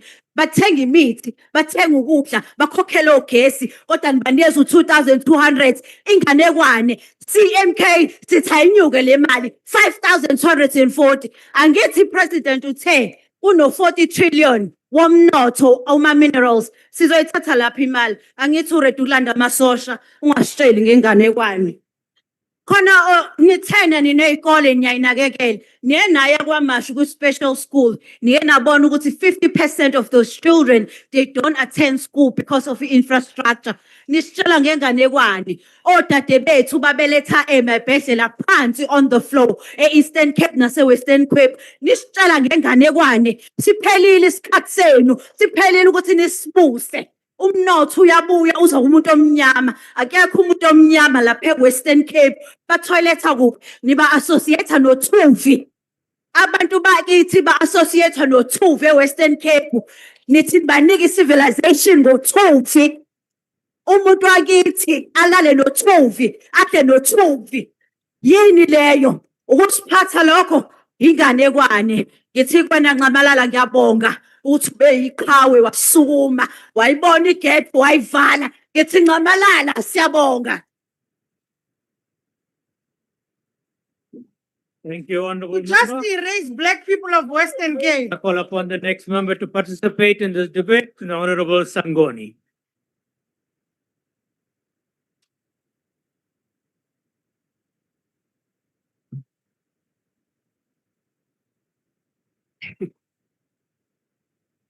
Thank you very much, Honorable Honorable members. House Chair. Your Excellencies President Cyril Ramaphosa, Deputy President Paul Mashatile, honorable members, fellow South Africans. As the President said, South Africa stands at a defining point of economic renewal. There's been 4 consecutive quarters of economic growth, lowest unemployment figure in 5 years, and inflation at its lowest in the last 20 years. Our country is demonstrating that deliberate policy action produces tangible results. Comrade President, it was our founding father of our democracy, Nelson Mandela, who reminded us that after climbing a great hill, one only finds there are many more hills to climb. The State of the Nation address presented by the President last week was such a moment. It was a time to pause and reflect on the road traveled since 2018, when President Ramaphosa took office, to appreciate the achievements that had made, which at some point seemed impossible, and to confront with honesty and resolve the hills that still lie ahead. The successes outlined in the SONA were not accidents of history. Honorable Steenhuisen, we must also tell no lies and claim no easy victories. These successes reported by the president predate the GNU, and they are the result of deliberate action by the latter part of the 5th, 6th, and now 7th administration to reverse decline, restore institutions, and once again relay the foundations for inclusive growth. Today, South Africa stands on firmer ground than it did a few years ago. Yet, as Madiba warned us, we dare not linger. The question before us is how to sustain this economic growth to ensure it reaches every corner of our nation. Millions of our people still live with poverty, unemployment, and inequality. For them, the promise of democracy must be felt not in speeches, but in daily lives. So, Comrade President, therefore, you dare not linger. The long walk has not ended. We must position technology, the digital economy, and digital infrastructure investment as the primary drivers of inclusive and equitable economic growth. The urgency of implementation cannot be overstated. We have seen in word and in deed what focused reform and decisive leadership can achieve. The African National Congress acknowledges and welcomes real progress. High demand auction spectrum that raised 14.4 billion rand. Last year, Telkom generated more than 500 million to the fiscus in dividends. Mobile data prices have declined by over 50% between 2019 and 2023, easing costs for working families. 4G coverage now reaches over 98% of the population, and 5G is expanding. Thousands of public facilities, schools, clinics, government offices are connected through the SA Connect broadband program. These offer, Honorable Redi, real solutions to unemployment, not the MK type of sending poor young children to be killed in the killing fields of Ukraine and calling it job creation. More than 50 data centers have been built and 50 billion in digital infrastructure strengthened. We support the commitment to fully digitize government services. We commend the work done by former Minister of Home Affairs, Honorable Motsoaledi, to roll out digital reforms at Home Affairs, including digital ID, as well as initiatives such as proposed in Operation Vulindlela's digital transformation roadmap and CETA's My Mzansi apps. These are not mere technical upgrades. They are instruments of dignity, efficiency, and economic participation.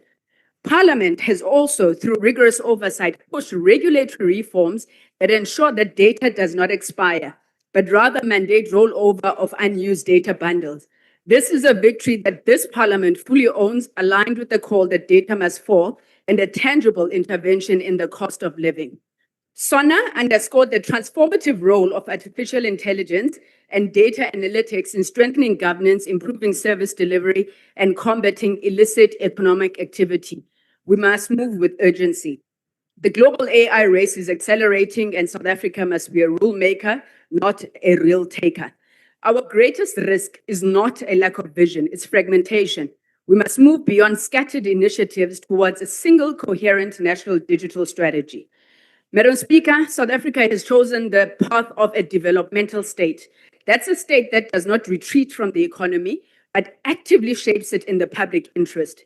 No nation has ever built a successful digital economy by abandoning its strategic capabilities. Countries that lead in connectivity do so through deliberate alignment between the state and industry. So South Africa, like China, must show the same resolve in strengthening our state-owned entities in the technology and communication space. Our state-owned entities such as Telkom, Centec, Broadband, and Fraco are not relics. They are instruments of transformation. With proper governance, adequate and committed investment, they can advance broad-based economic empowerment, affordable connectivity, and support national data sovereignty and local innovation. These companies must be at the center of our country's digital industrial policy. This we must do by building and owning sovereign technology, whether it is satellites or strengthening local cloud and hosting capacity. We must protect people and their data, deal with online harms, including cyberbullying, the invasion of deepfakes, misinformation, and disinformation. We must introduce fair taxation of digital multinationals and regulate social and online media, including podcasts. This is not about ideology, it's about equity. Honorable Mulder, the African National Congress will not retreat on triple BE, NHI, or land expropriation under the law. When we speak about equity, we do not speak about sameness, we speak of justice. Equality assumes that all begin from the same starting line, while equity recognizes the deep structural imbalances created by centuries of colonial oppression and apartheid oppression. So for you to call for equal treatment in a profoundly unequal society is to ignore history and deny lived reality. We do not seek benevolence from any group, nor do we seek permission to govern or succeed. The democratic mandate on this country rests as its people, with its people as a whole. The Freedom Front Plus, by its own posture and policy positions, continues to foreground the protection of historic privilege rather than dismantling structural inequality. One cannot credibly invoke unity while resisting the symbolic and material steps that this government is taking to build national shared unity. The rejection of the renaming of Grafrinet. Thank you very much, Honorable Sangoni. Your time has expired. Thank you very much, House. Thank you. The next member to participate is Honorable Minister of Tourism.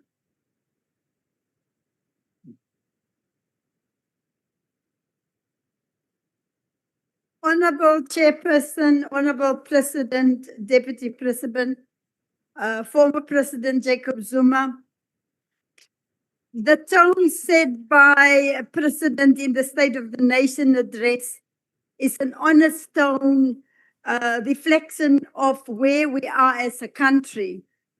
There are real green shoots. Amongst others, our country is being removed from the grey list of the Financial Action Task Force.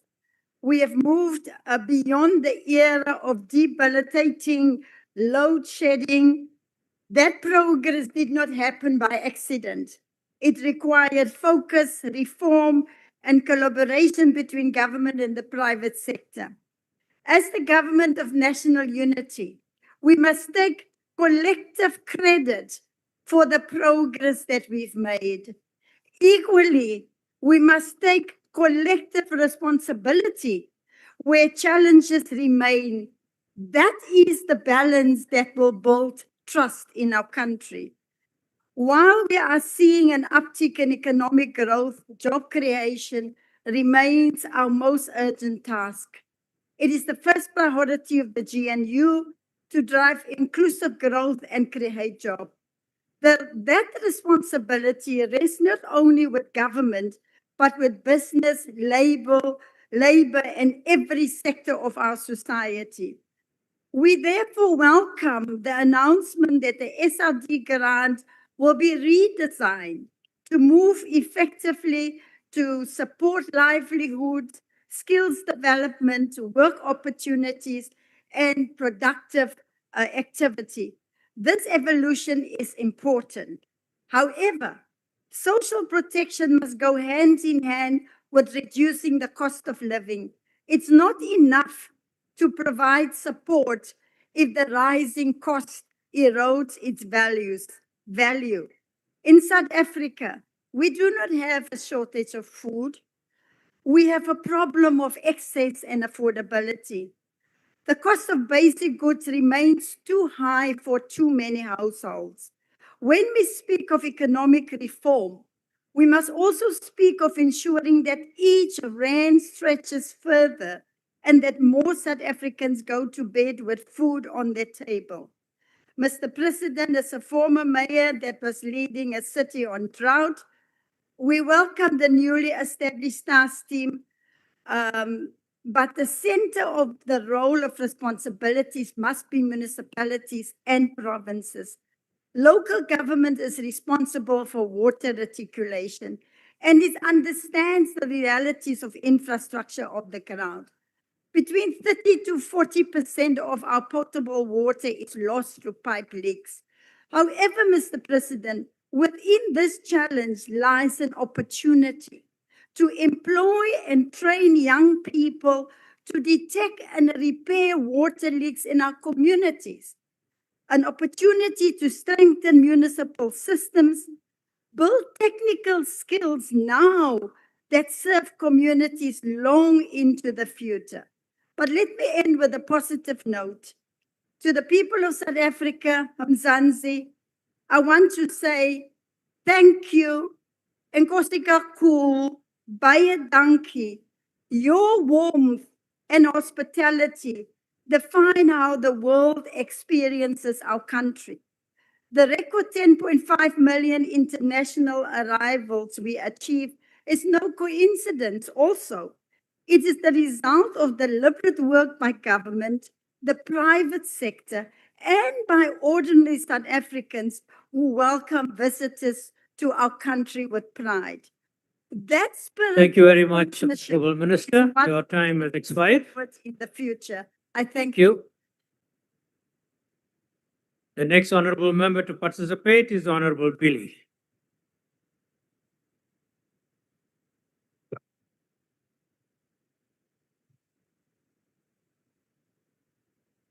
Deputy Chair, Mr. President, Honorable Ministers and Deputy Ministers, Honorable Members and fellow South Africans.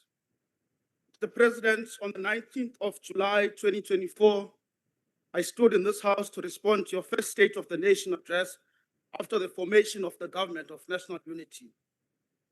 For the first time in our democratic history, Cabinet was not made up of one party alone. It included leaders from across the political spectrum, including my party, the Democratic Alliance. That moment represented something new. It represented maturity, accountability, and above all, it represented hope. In that address, Mr. President, you made commitments on behalf of the Government of National Unity. You said, and I quote, that to tackle crime and corruption, we must have a capable, sophisticated, and independent law enforcement agencies that can fix complex and organized crime. You said your government will deploy modern technology in crime fighting. You said a data-driven approach would identify violent crime hotspots and guide the allocation of policing resources. You said specialized police units would tackle illegal mining, gang violence, cash and transit heist, and the construction mafia, unquote. Mr. President, the reality today is that these commitments have not materialized at ground level. There is no visible modern technological transformation in our police stations. The body-worn cameras that were meant to be rolled out in April 2024 remain a promise on paper. Former Minister Begicele promised them, but he failed to deliver. Minister Mtunu did the same, promised this parliament that body-worn cameras were coming, but again, he failed. Meanwhile, good policemen and women are being killed in the line of duty, including suspects. In KwaZulu-Natal alone, an average of 8 suspects are being killed by the police every week. The situation is volatile, dangerous, and unsustainable. There is no meaningful data-driven policing that communities can see on the ground. Instead, what we are seeing, Mr. President, is depletion. And this is not theory, this is oversight. Just 2 weeks ago, Mr. President, I encountered 4 members of the South African Police Service Tactical Response Team from Pinetown Police Station at an air conditioning workshop. I asked them what they were doing there. They told me that they were collecting codes to fix a broken air conditioner in their police vehicle. Mr. President, these were tactical officers meant to be fighting organized crime. Instead of being deployed in hotspots, they were driving around collecting repair codes to send to Pretoria. That is governance failure, Mr. President. Mr. President, the time is now to expand policing powers to competent local and provincial governments within constitutional bounds. This is the only real long-term solution to the problem, Mr. President. And this view is supported by the South African Police Service in KwaZulu-Natal. At a recent oversight meeting with the said leadership and the Provincial Commissioner, Lieutenant Nkanazi, were informed that the police were severely undercapacitated. He cited among some of the things that there were insufficient police vehicles, that there were shortages of officers. He said there were about 20,000 officers in the province to keep safe about 12 million people in the province. He said that there were stations that were not operating for 24 hours. There were shortages of bulletproof vests. There were outdated ICT systems. And more importantly, there were also insufficient two-way radios. Mr. President, honorable members, these are not sudden problems. These are systemic failures that developed over years because of neglect, poor management, and political protection of incompetence. These failures, Mr. President, were preventable.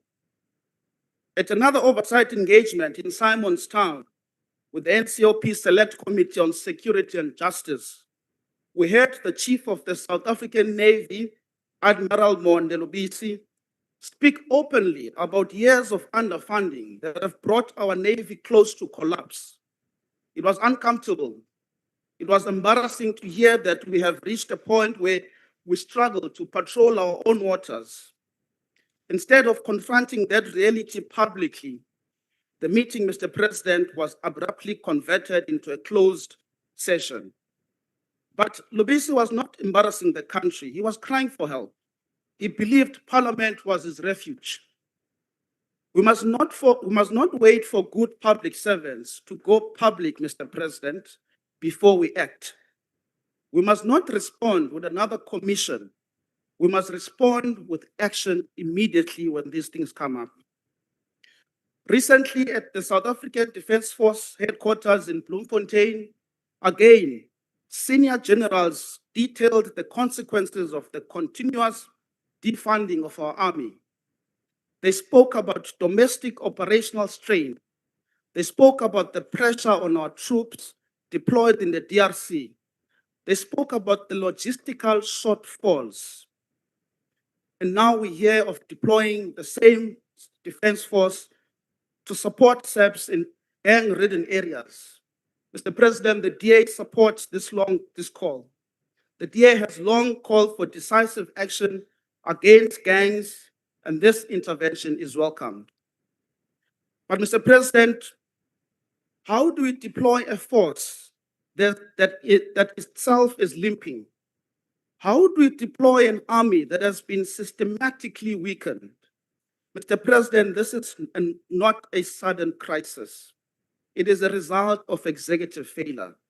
It is a result of years of shielding underperforming ministers. It is a result of a culture where accountability was postponed. We're launching criminal justice reform initiatives in the presidency before reverting SAP's leadership, before recruiting additional officers, before deploying the South African Defence Force. Mr. President, do you acknowledge that many of these failures are man-made? Do you acknowledge that they stem from political appointments and executive inaction? Are you prepared to say to South Africans, we failed? We failed to act sooner. We protected the wrong people. We allowed decline. Mr. President, I'm afraid South Africans do not want more task teams. They want consequences. They want ministers removed when they fail. They want political accountability, not golden handshakes. They want competence rewarded and incompetence dismissed. Let me say this clearly, Mr. President. The DA ministers serving in the GNU are working. They are stabilizing portfolios. They are restoring governance. They are correcting years of neglect. They are proving that accountability and delivery can coexist. The GNU will only succeed if accountability is applied equally, not selectively, not politically. And if you are serious about the criminal justice reform, Mr. President, reform must begin at the executive level. If you are serious about fighting corruption, those implicated must not be recycled. If you are serious about restoring public trust, there must be visible consequences. South Africans are tired of promises. They are tired of commissions that lead nowhere. They are tired of being told that reform is coming. They want to feel safe. They want police that are equipped. They want soldiers who are supported. They want a justice system that convicts criminals. Above all, Mr. President, they want a leadership that takes responsibility and that is decisive. Thank you very This much, new Honourable deadline for Member. Your democracy time has demands expired. courage. Thank you. Thank you. The next Honourable Member is Honourable Mikalakis.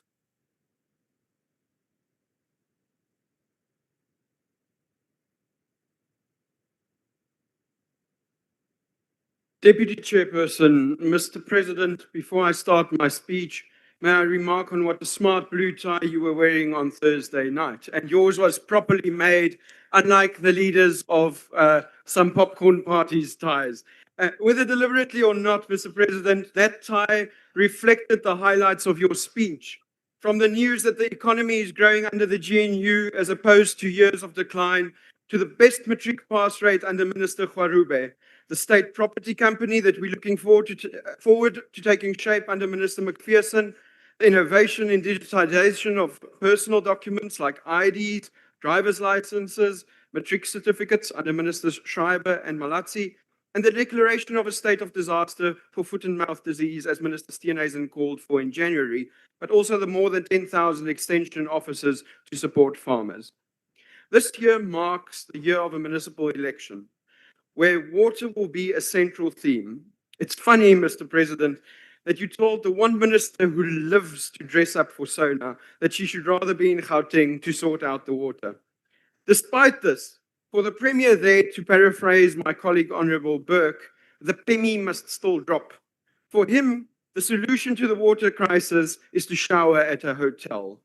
May you be rewarded with a golden shower at the ballot box for such a stupid comment, because it is clearly only at the ballot box where solutions can be found. The Premier should not apologize for not being here. He should apologize for his blatant arrogance towards the people of Gauteng. Then there's the official opposition, a party that summonses a chief whip from the NCOP because the handful of members on the NA benches who have not yet been tried are clearly not trusted.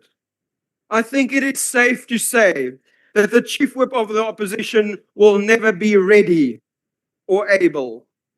Seeing as though the MK and the EFF are so keen on acknowledging the convicts in the gallery, may I send my regards. Maybe we should ask them to stand again so that the police can see them clearly.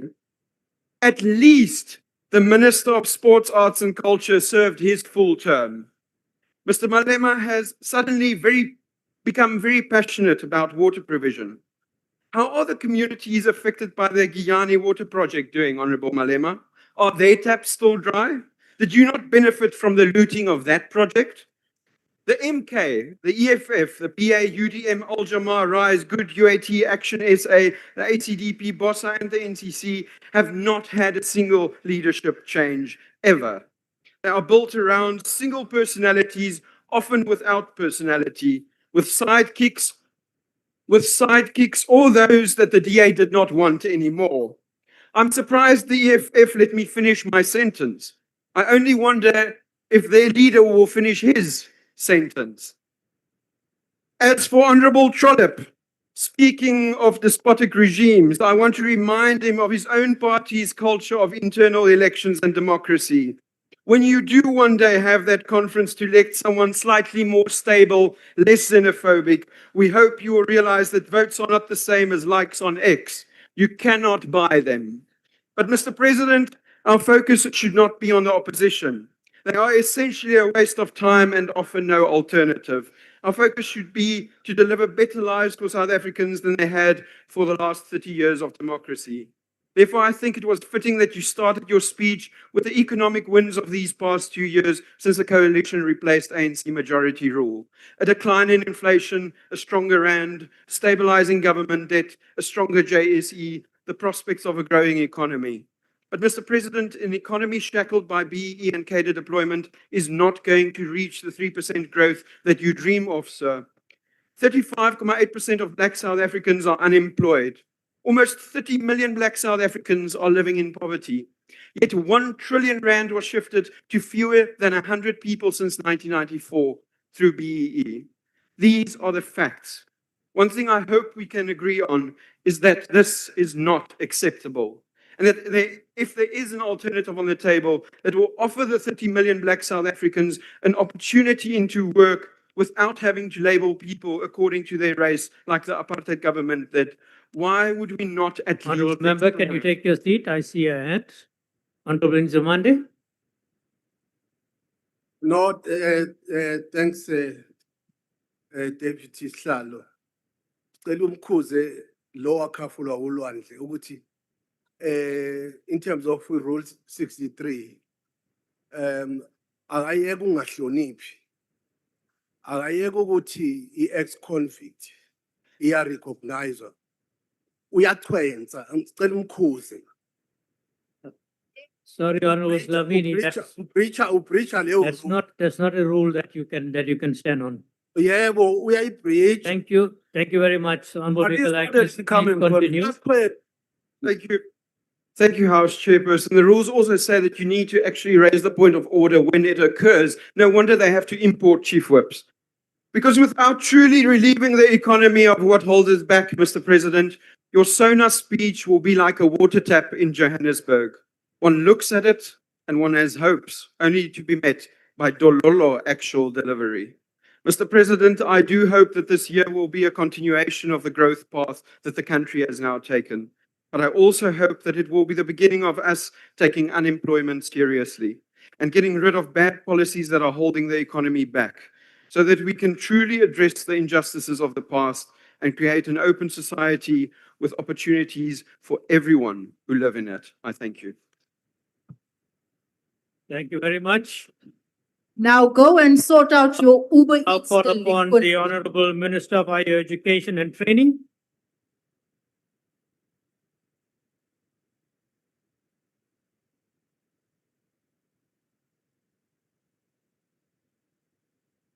Honourable President, it's been a minute, and the last time I was here, there were 19 young people who were stuck in Ukraine, and because of your leadership, they're coming back home. And whilst we're at it, President, I want to congratulate the Honourable Desmond Royen, whom I once played tennis with. And the last time the former President Zuma gave him a task as Minister of Finance, it was merely a weekend special, then followed by a brief one-night stand as MK Party Chief Whip. Thank you, Honourable Member. Although your opposition... Honourable Members, let's not drown the Speaker. It's about as unreliable as your backhand. Honourable Minister, can you take your seat? I see a hand. Honourable Minister, take your seat, please. I see a hand. Yes, Honourable Member. Ngiyabonga Deputy Slalo. Bengicela ukubuza ukuthi uMinister engakwazi nokuthatha umbuzo. Abafundi abarejistile ingane ayidlile uNesfaso ngama issues. Akakhulume nge-higher education. All right, I did hear you. Thank Please. you. Yeah, Honourable Minister, would you take a question? Would you take a question?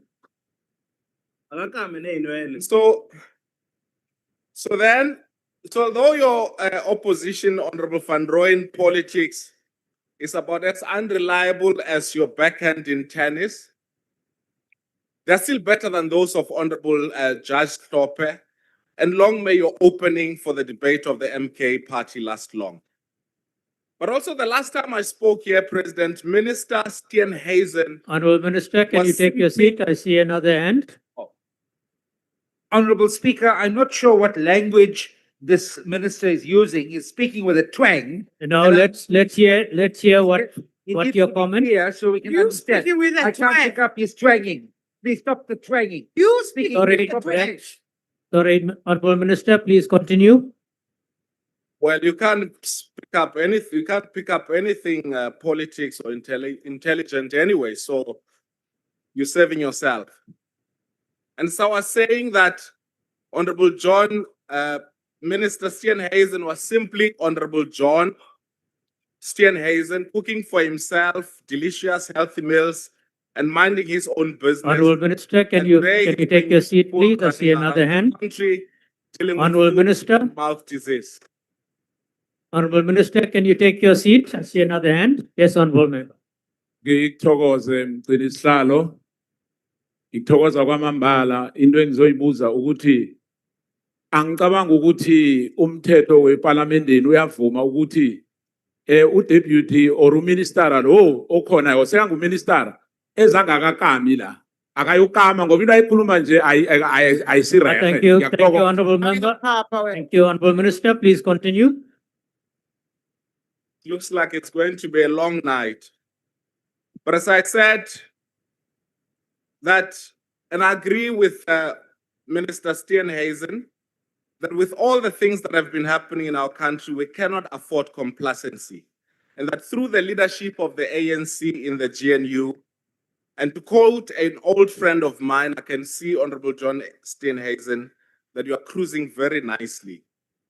You may claim the easy victories, which Honorable Hillbilly here came to reject, but we will allow that as long as you do not season them or pepper them with lies, because for us, the GNU is not about ministers competing, but about submitting to the collective responsibility of government. This is your government too.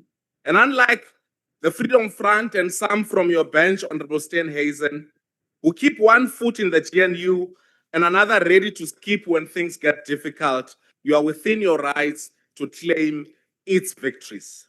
This is the nature of politics in South Africa. It's fluid, it's dramatic, but it's also occasionally, if you listen to the honorable leader of the EFF, who seem uncertain whether he wants to kiss the president or to kill the president. Politics can be very confusing.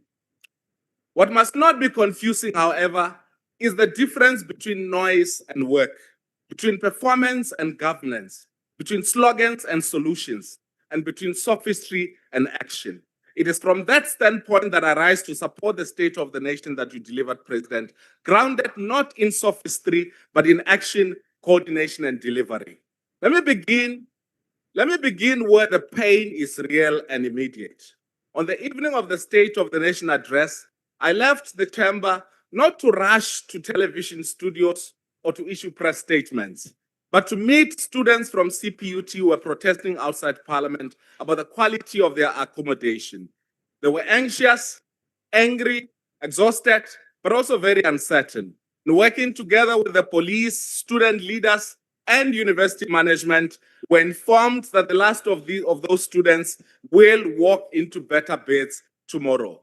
We've also been in contact this morning with vice chancellors of UCT and DUT, who have committed that the protests that are happening on their campuses, which are very peaceful, I must say, will be concluded as soon as possible. Our department, together with students' organizations, vice chancellors and college principals, are working around the clock to ensure that no student is left behind. So when some ask, where is government? The answer is simple. Sometimes government is not on social media, Honorable Lonzi.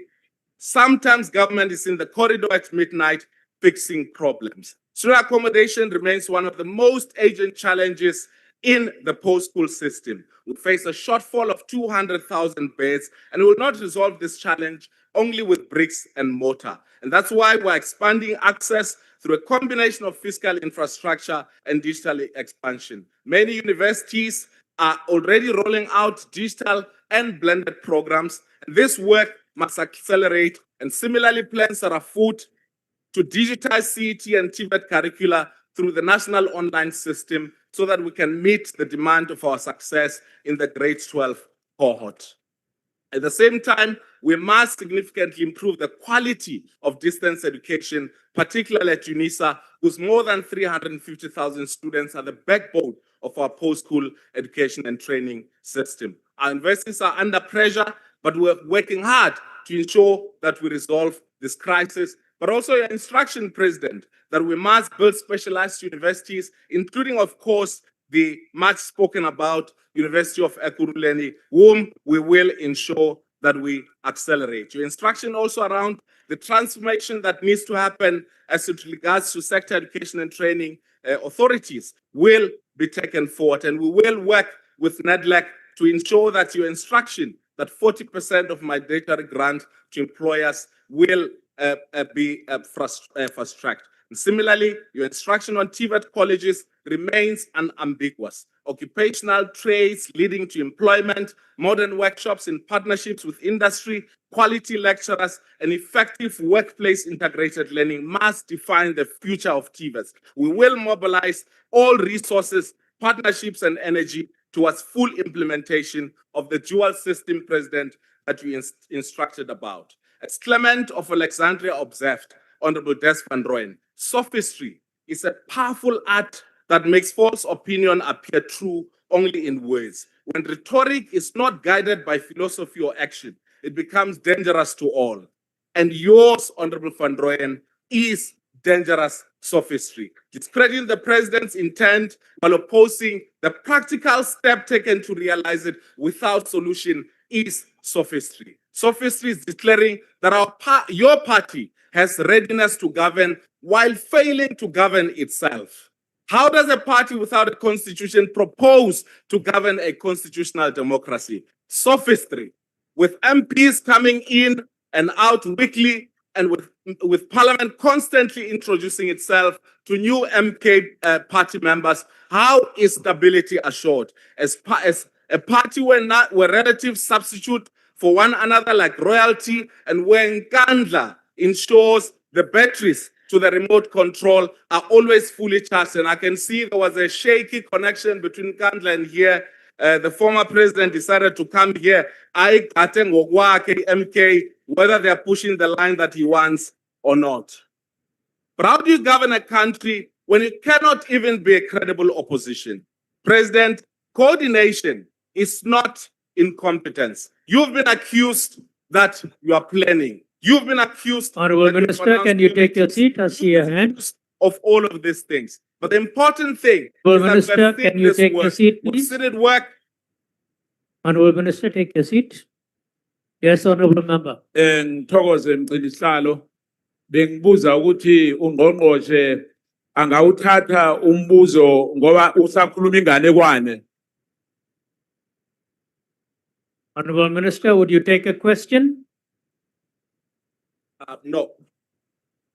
No, you can give the question to Honorable Manyi before he moves over to the EFF or to MTN. Honorable Minister, I see another hand. Could you take your seat? Traveling quite a lot. Honorable Minister, recently. I see another hand. Could you take your seat, please? Thank you, Honorable Speaker. The minister is so busy reading that speech. No, he's making no. Ask what you want to ask, please. No, I'm not asking a question. His point about Nkandla has got nothing to do. No, you can raise that in your debate. He needs That is a to stick to the debatable topic. point, Honorable Reddy. You can raise that when your member gets a chance tomorrow to speak. Thank you, Honorable Minister. Thank you. Sorry, Honorable Minister, there's another hand. Could you take your seat, please? Ngibingelele ngokukhulu ukuhlonipha nje ungqongqoshe mengaphambili. Sicabanga ukuthi sonke eSouth Africa siyazi ukuthi iGNU ifomeke No, but this is free for us. This is free No, for us. no, Point that's of not order. okay. Get out of Thank you very much. amavoti. Thank you. Umkhonto wesizwe Thank you, Honorable Member. You are out of order, Honorable Member. Honorable Minister, please continue. I think they're still hangover and preparing for the loss they're going to suffer in the local government election. They're filling in a protest for the next election. And as I said, President, coordination is not incompetence. Planning is not paralysis.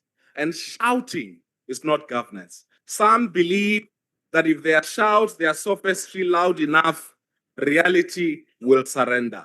But they blame you for believing in boring things, in plans, in budgets, in engineering, in timelines, and also in work being done.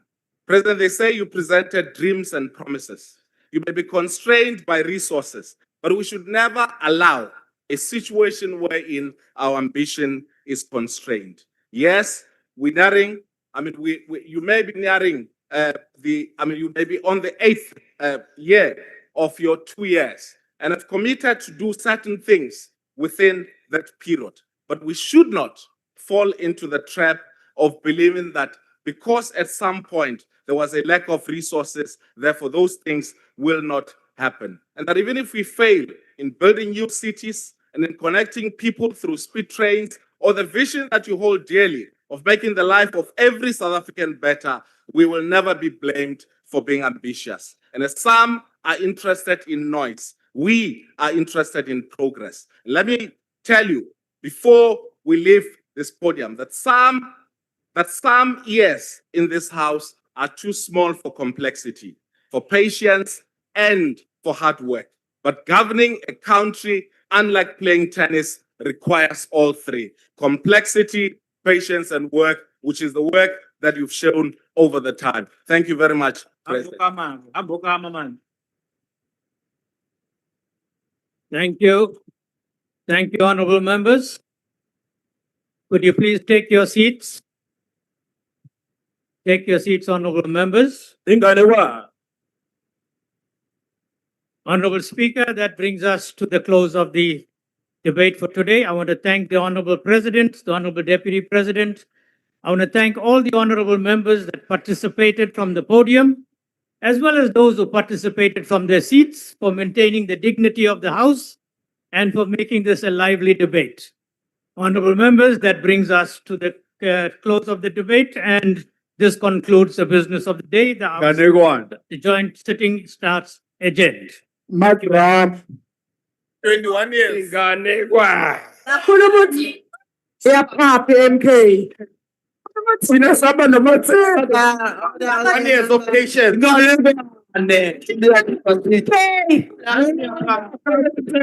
Viva! Viva! What happened? Viva!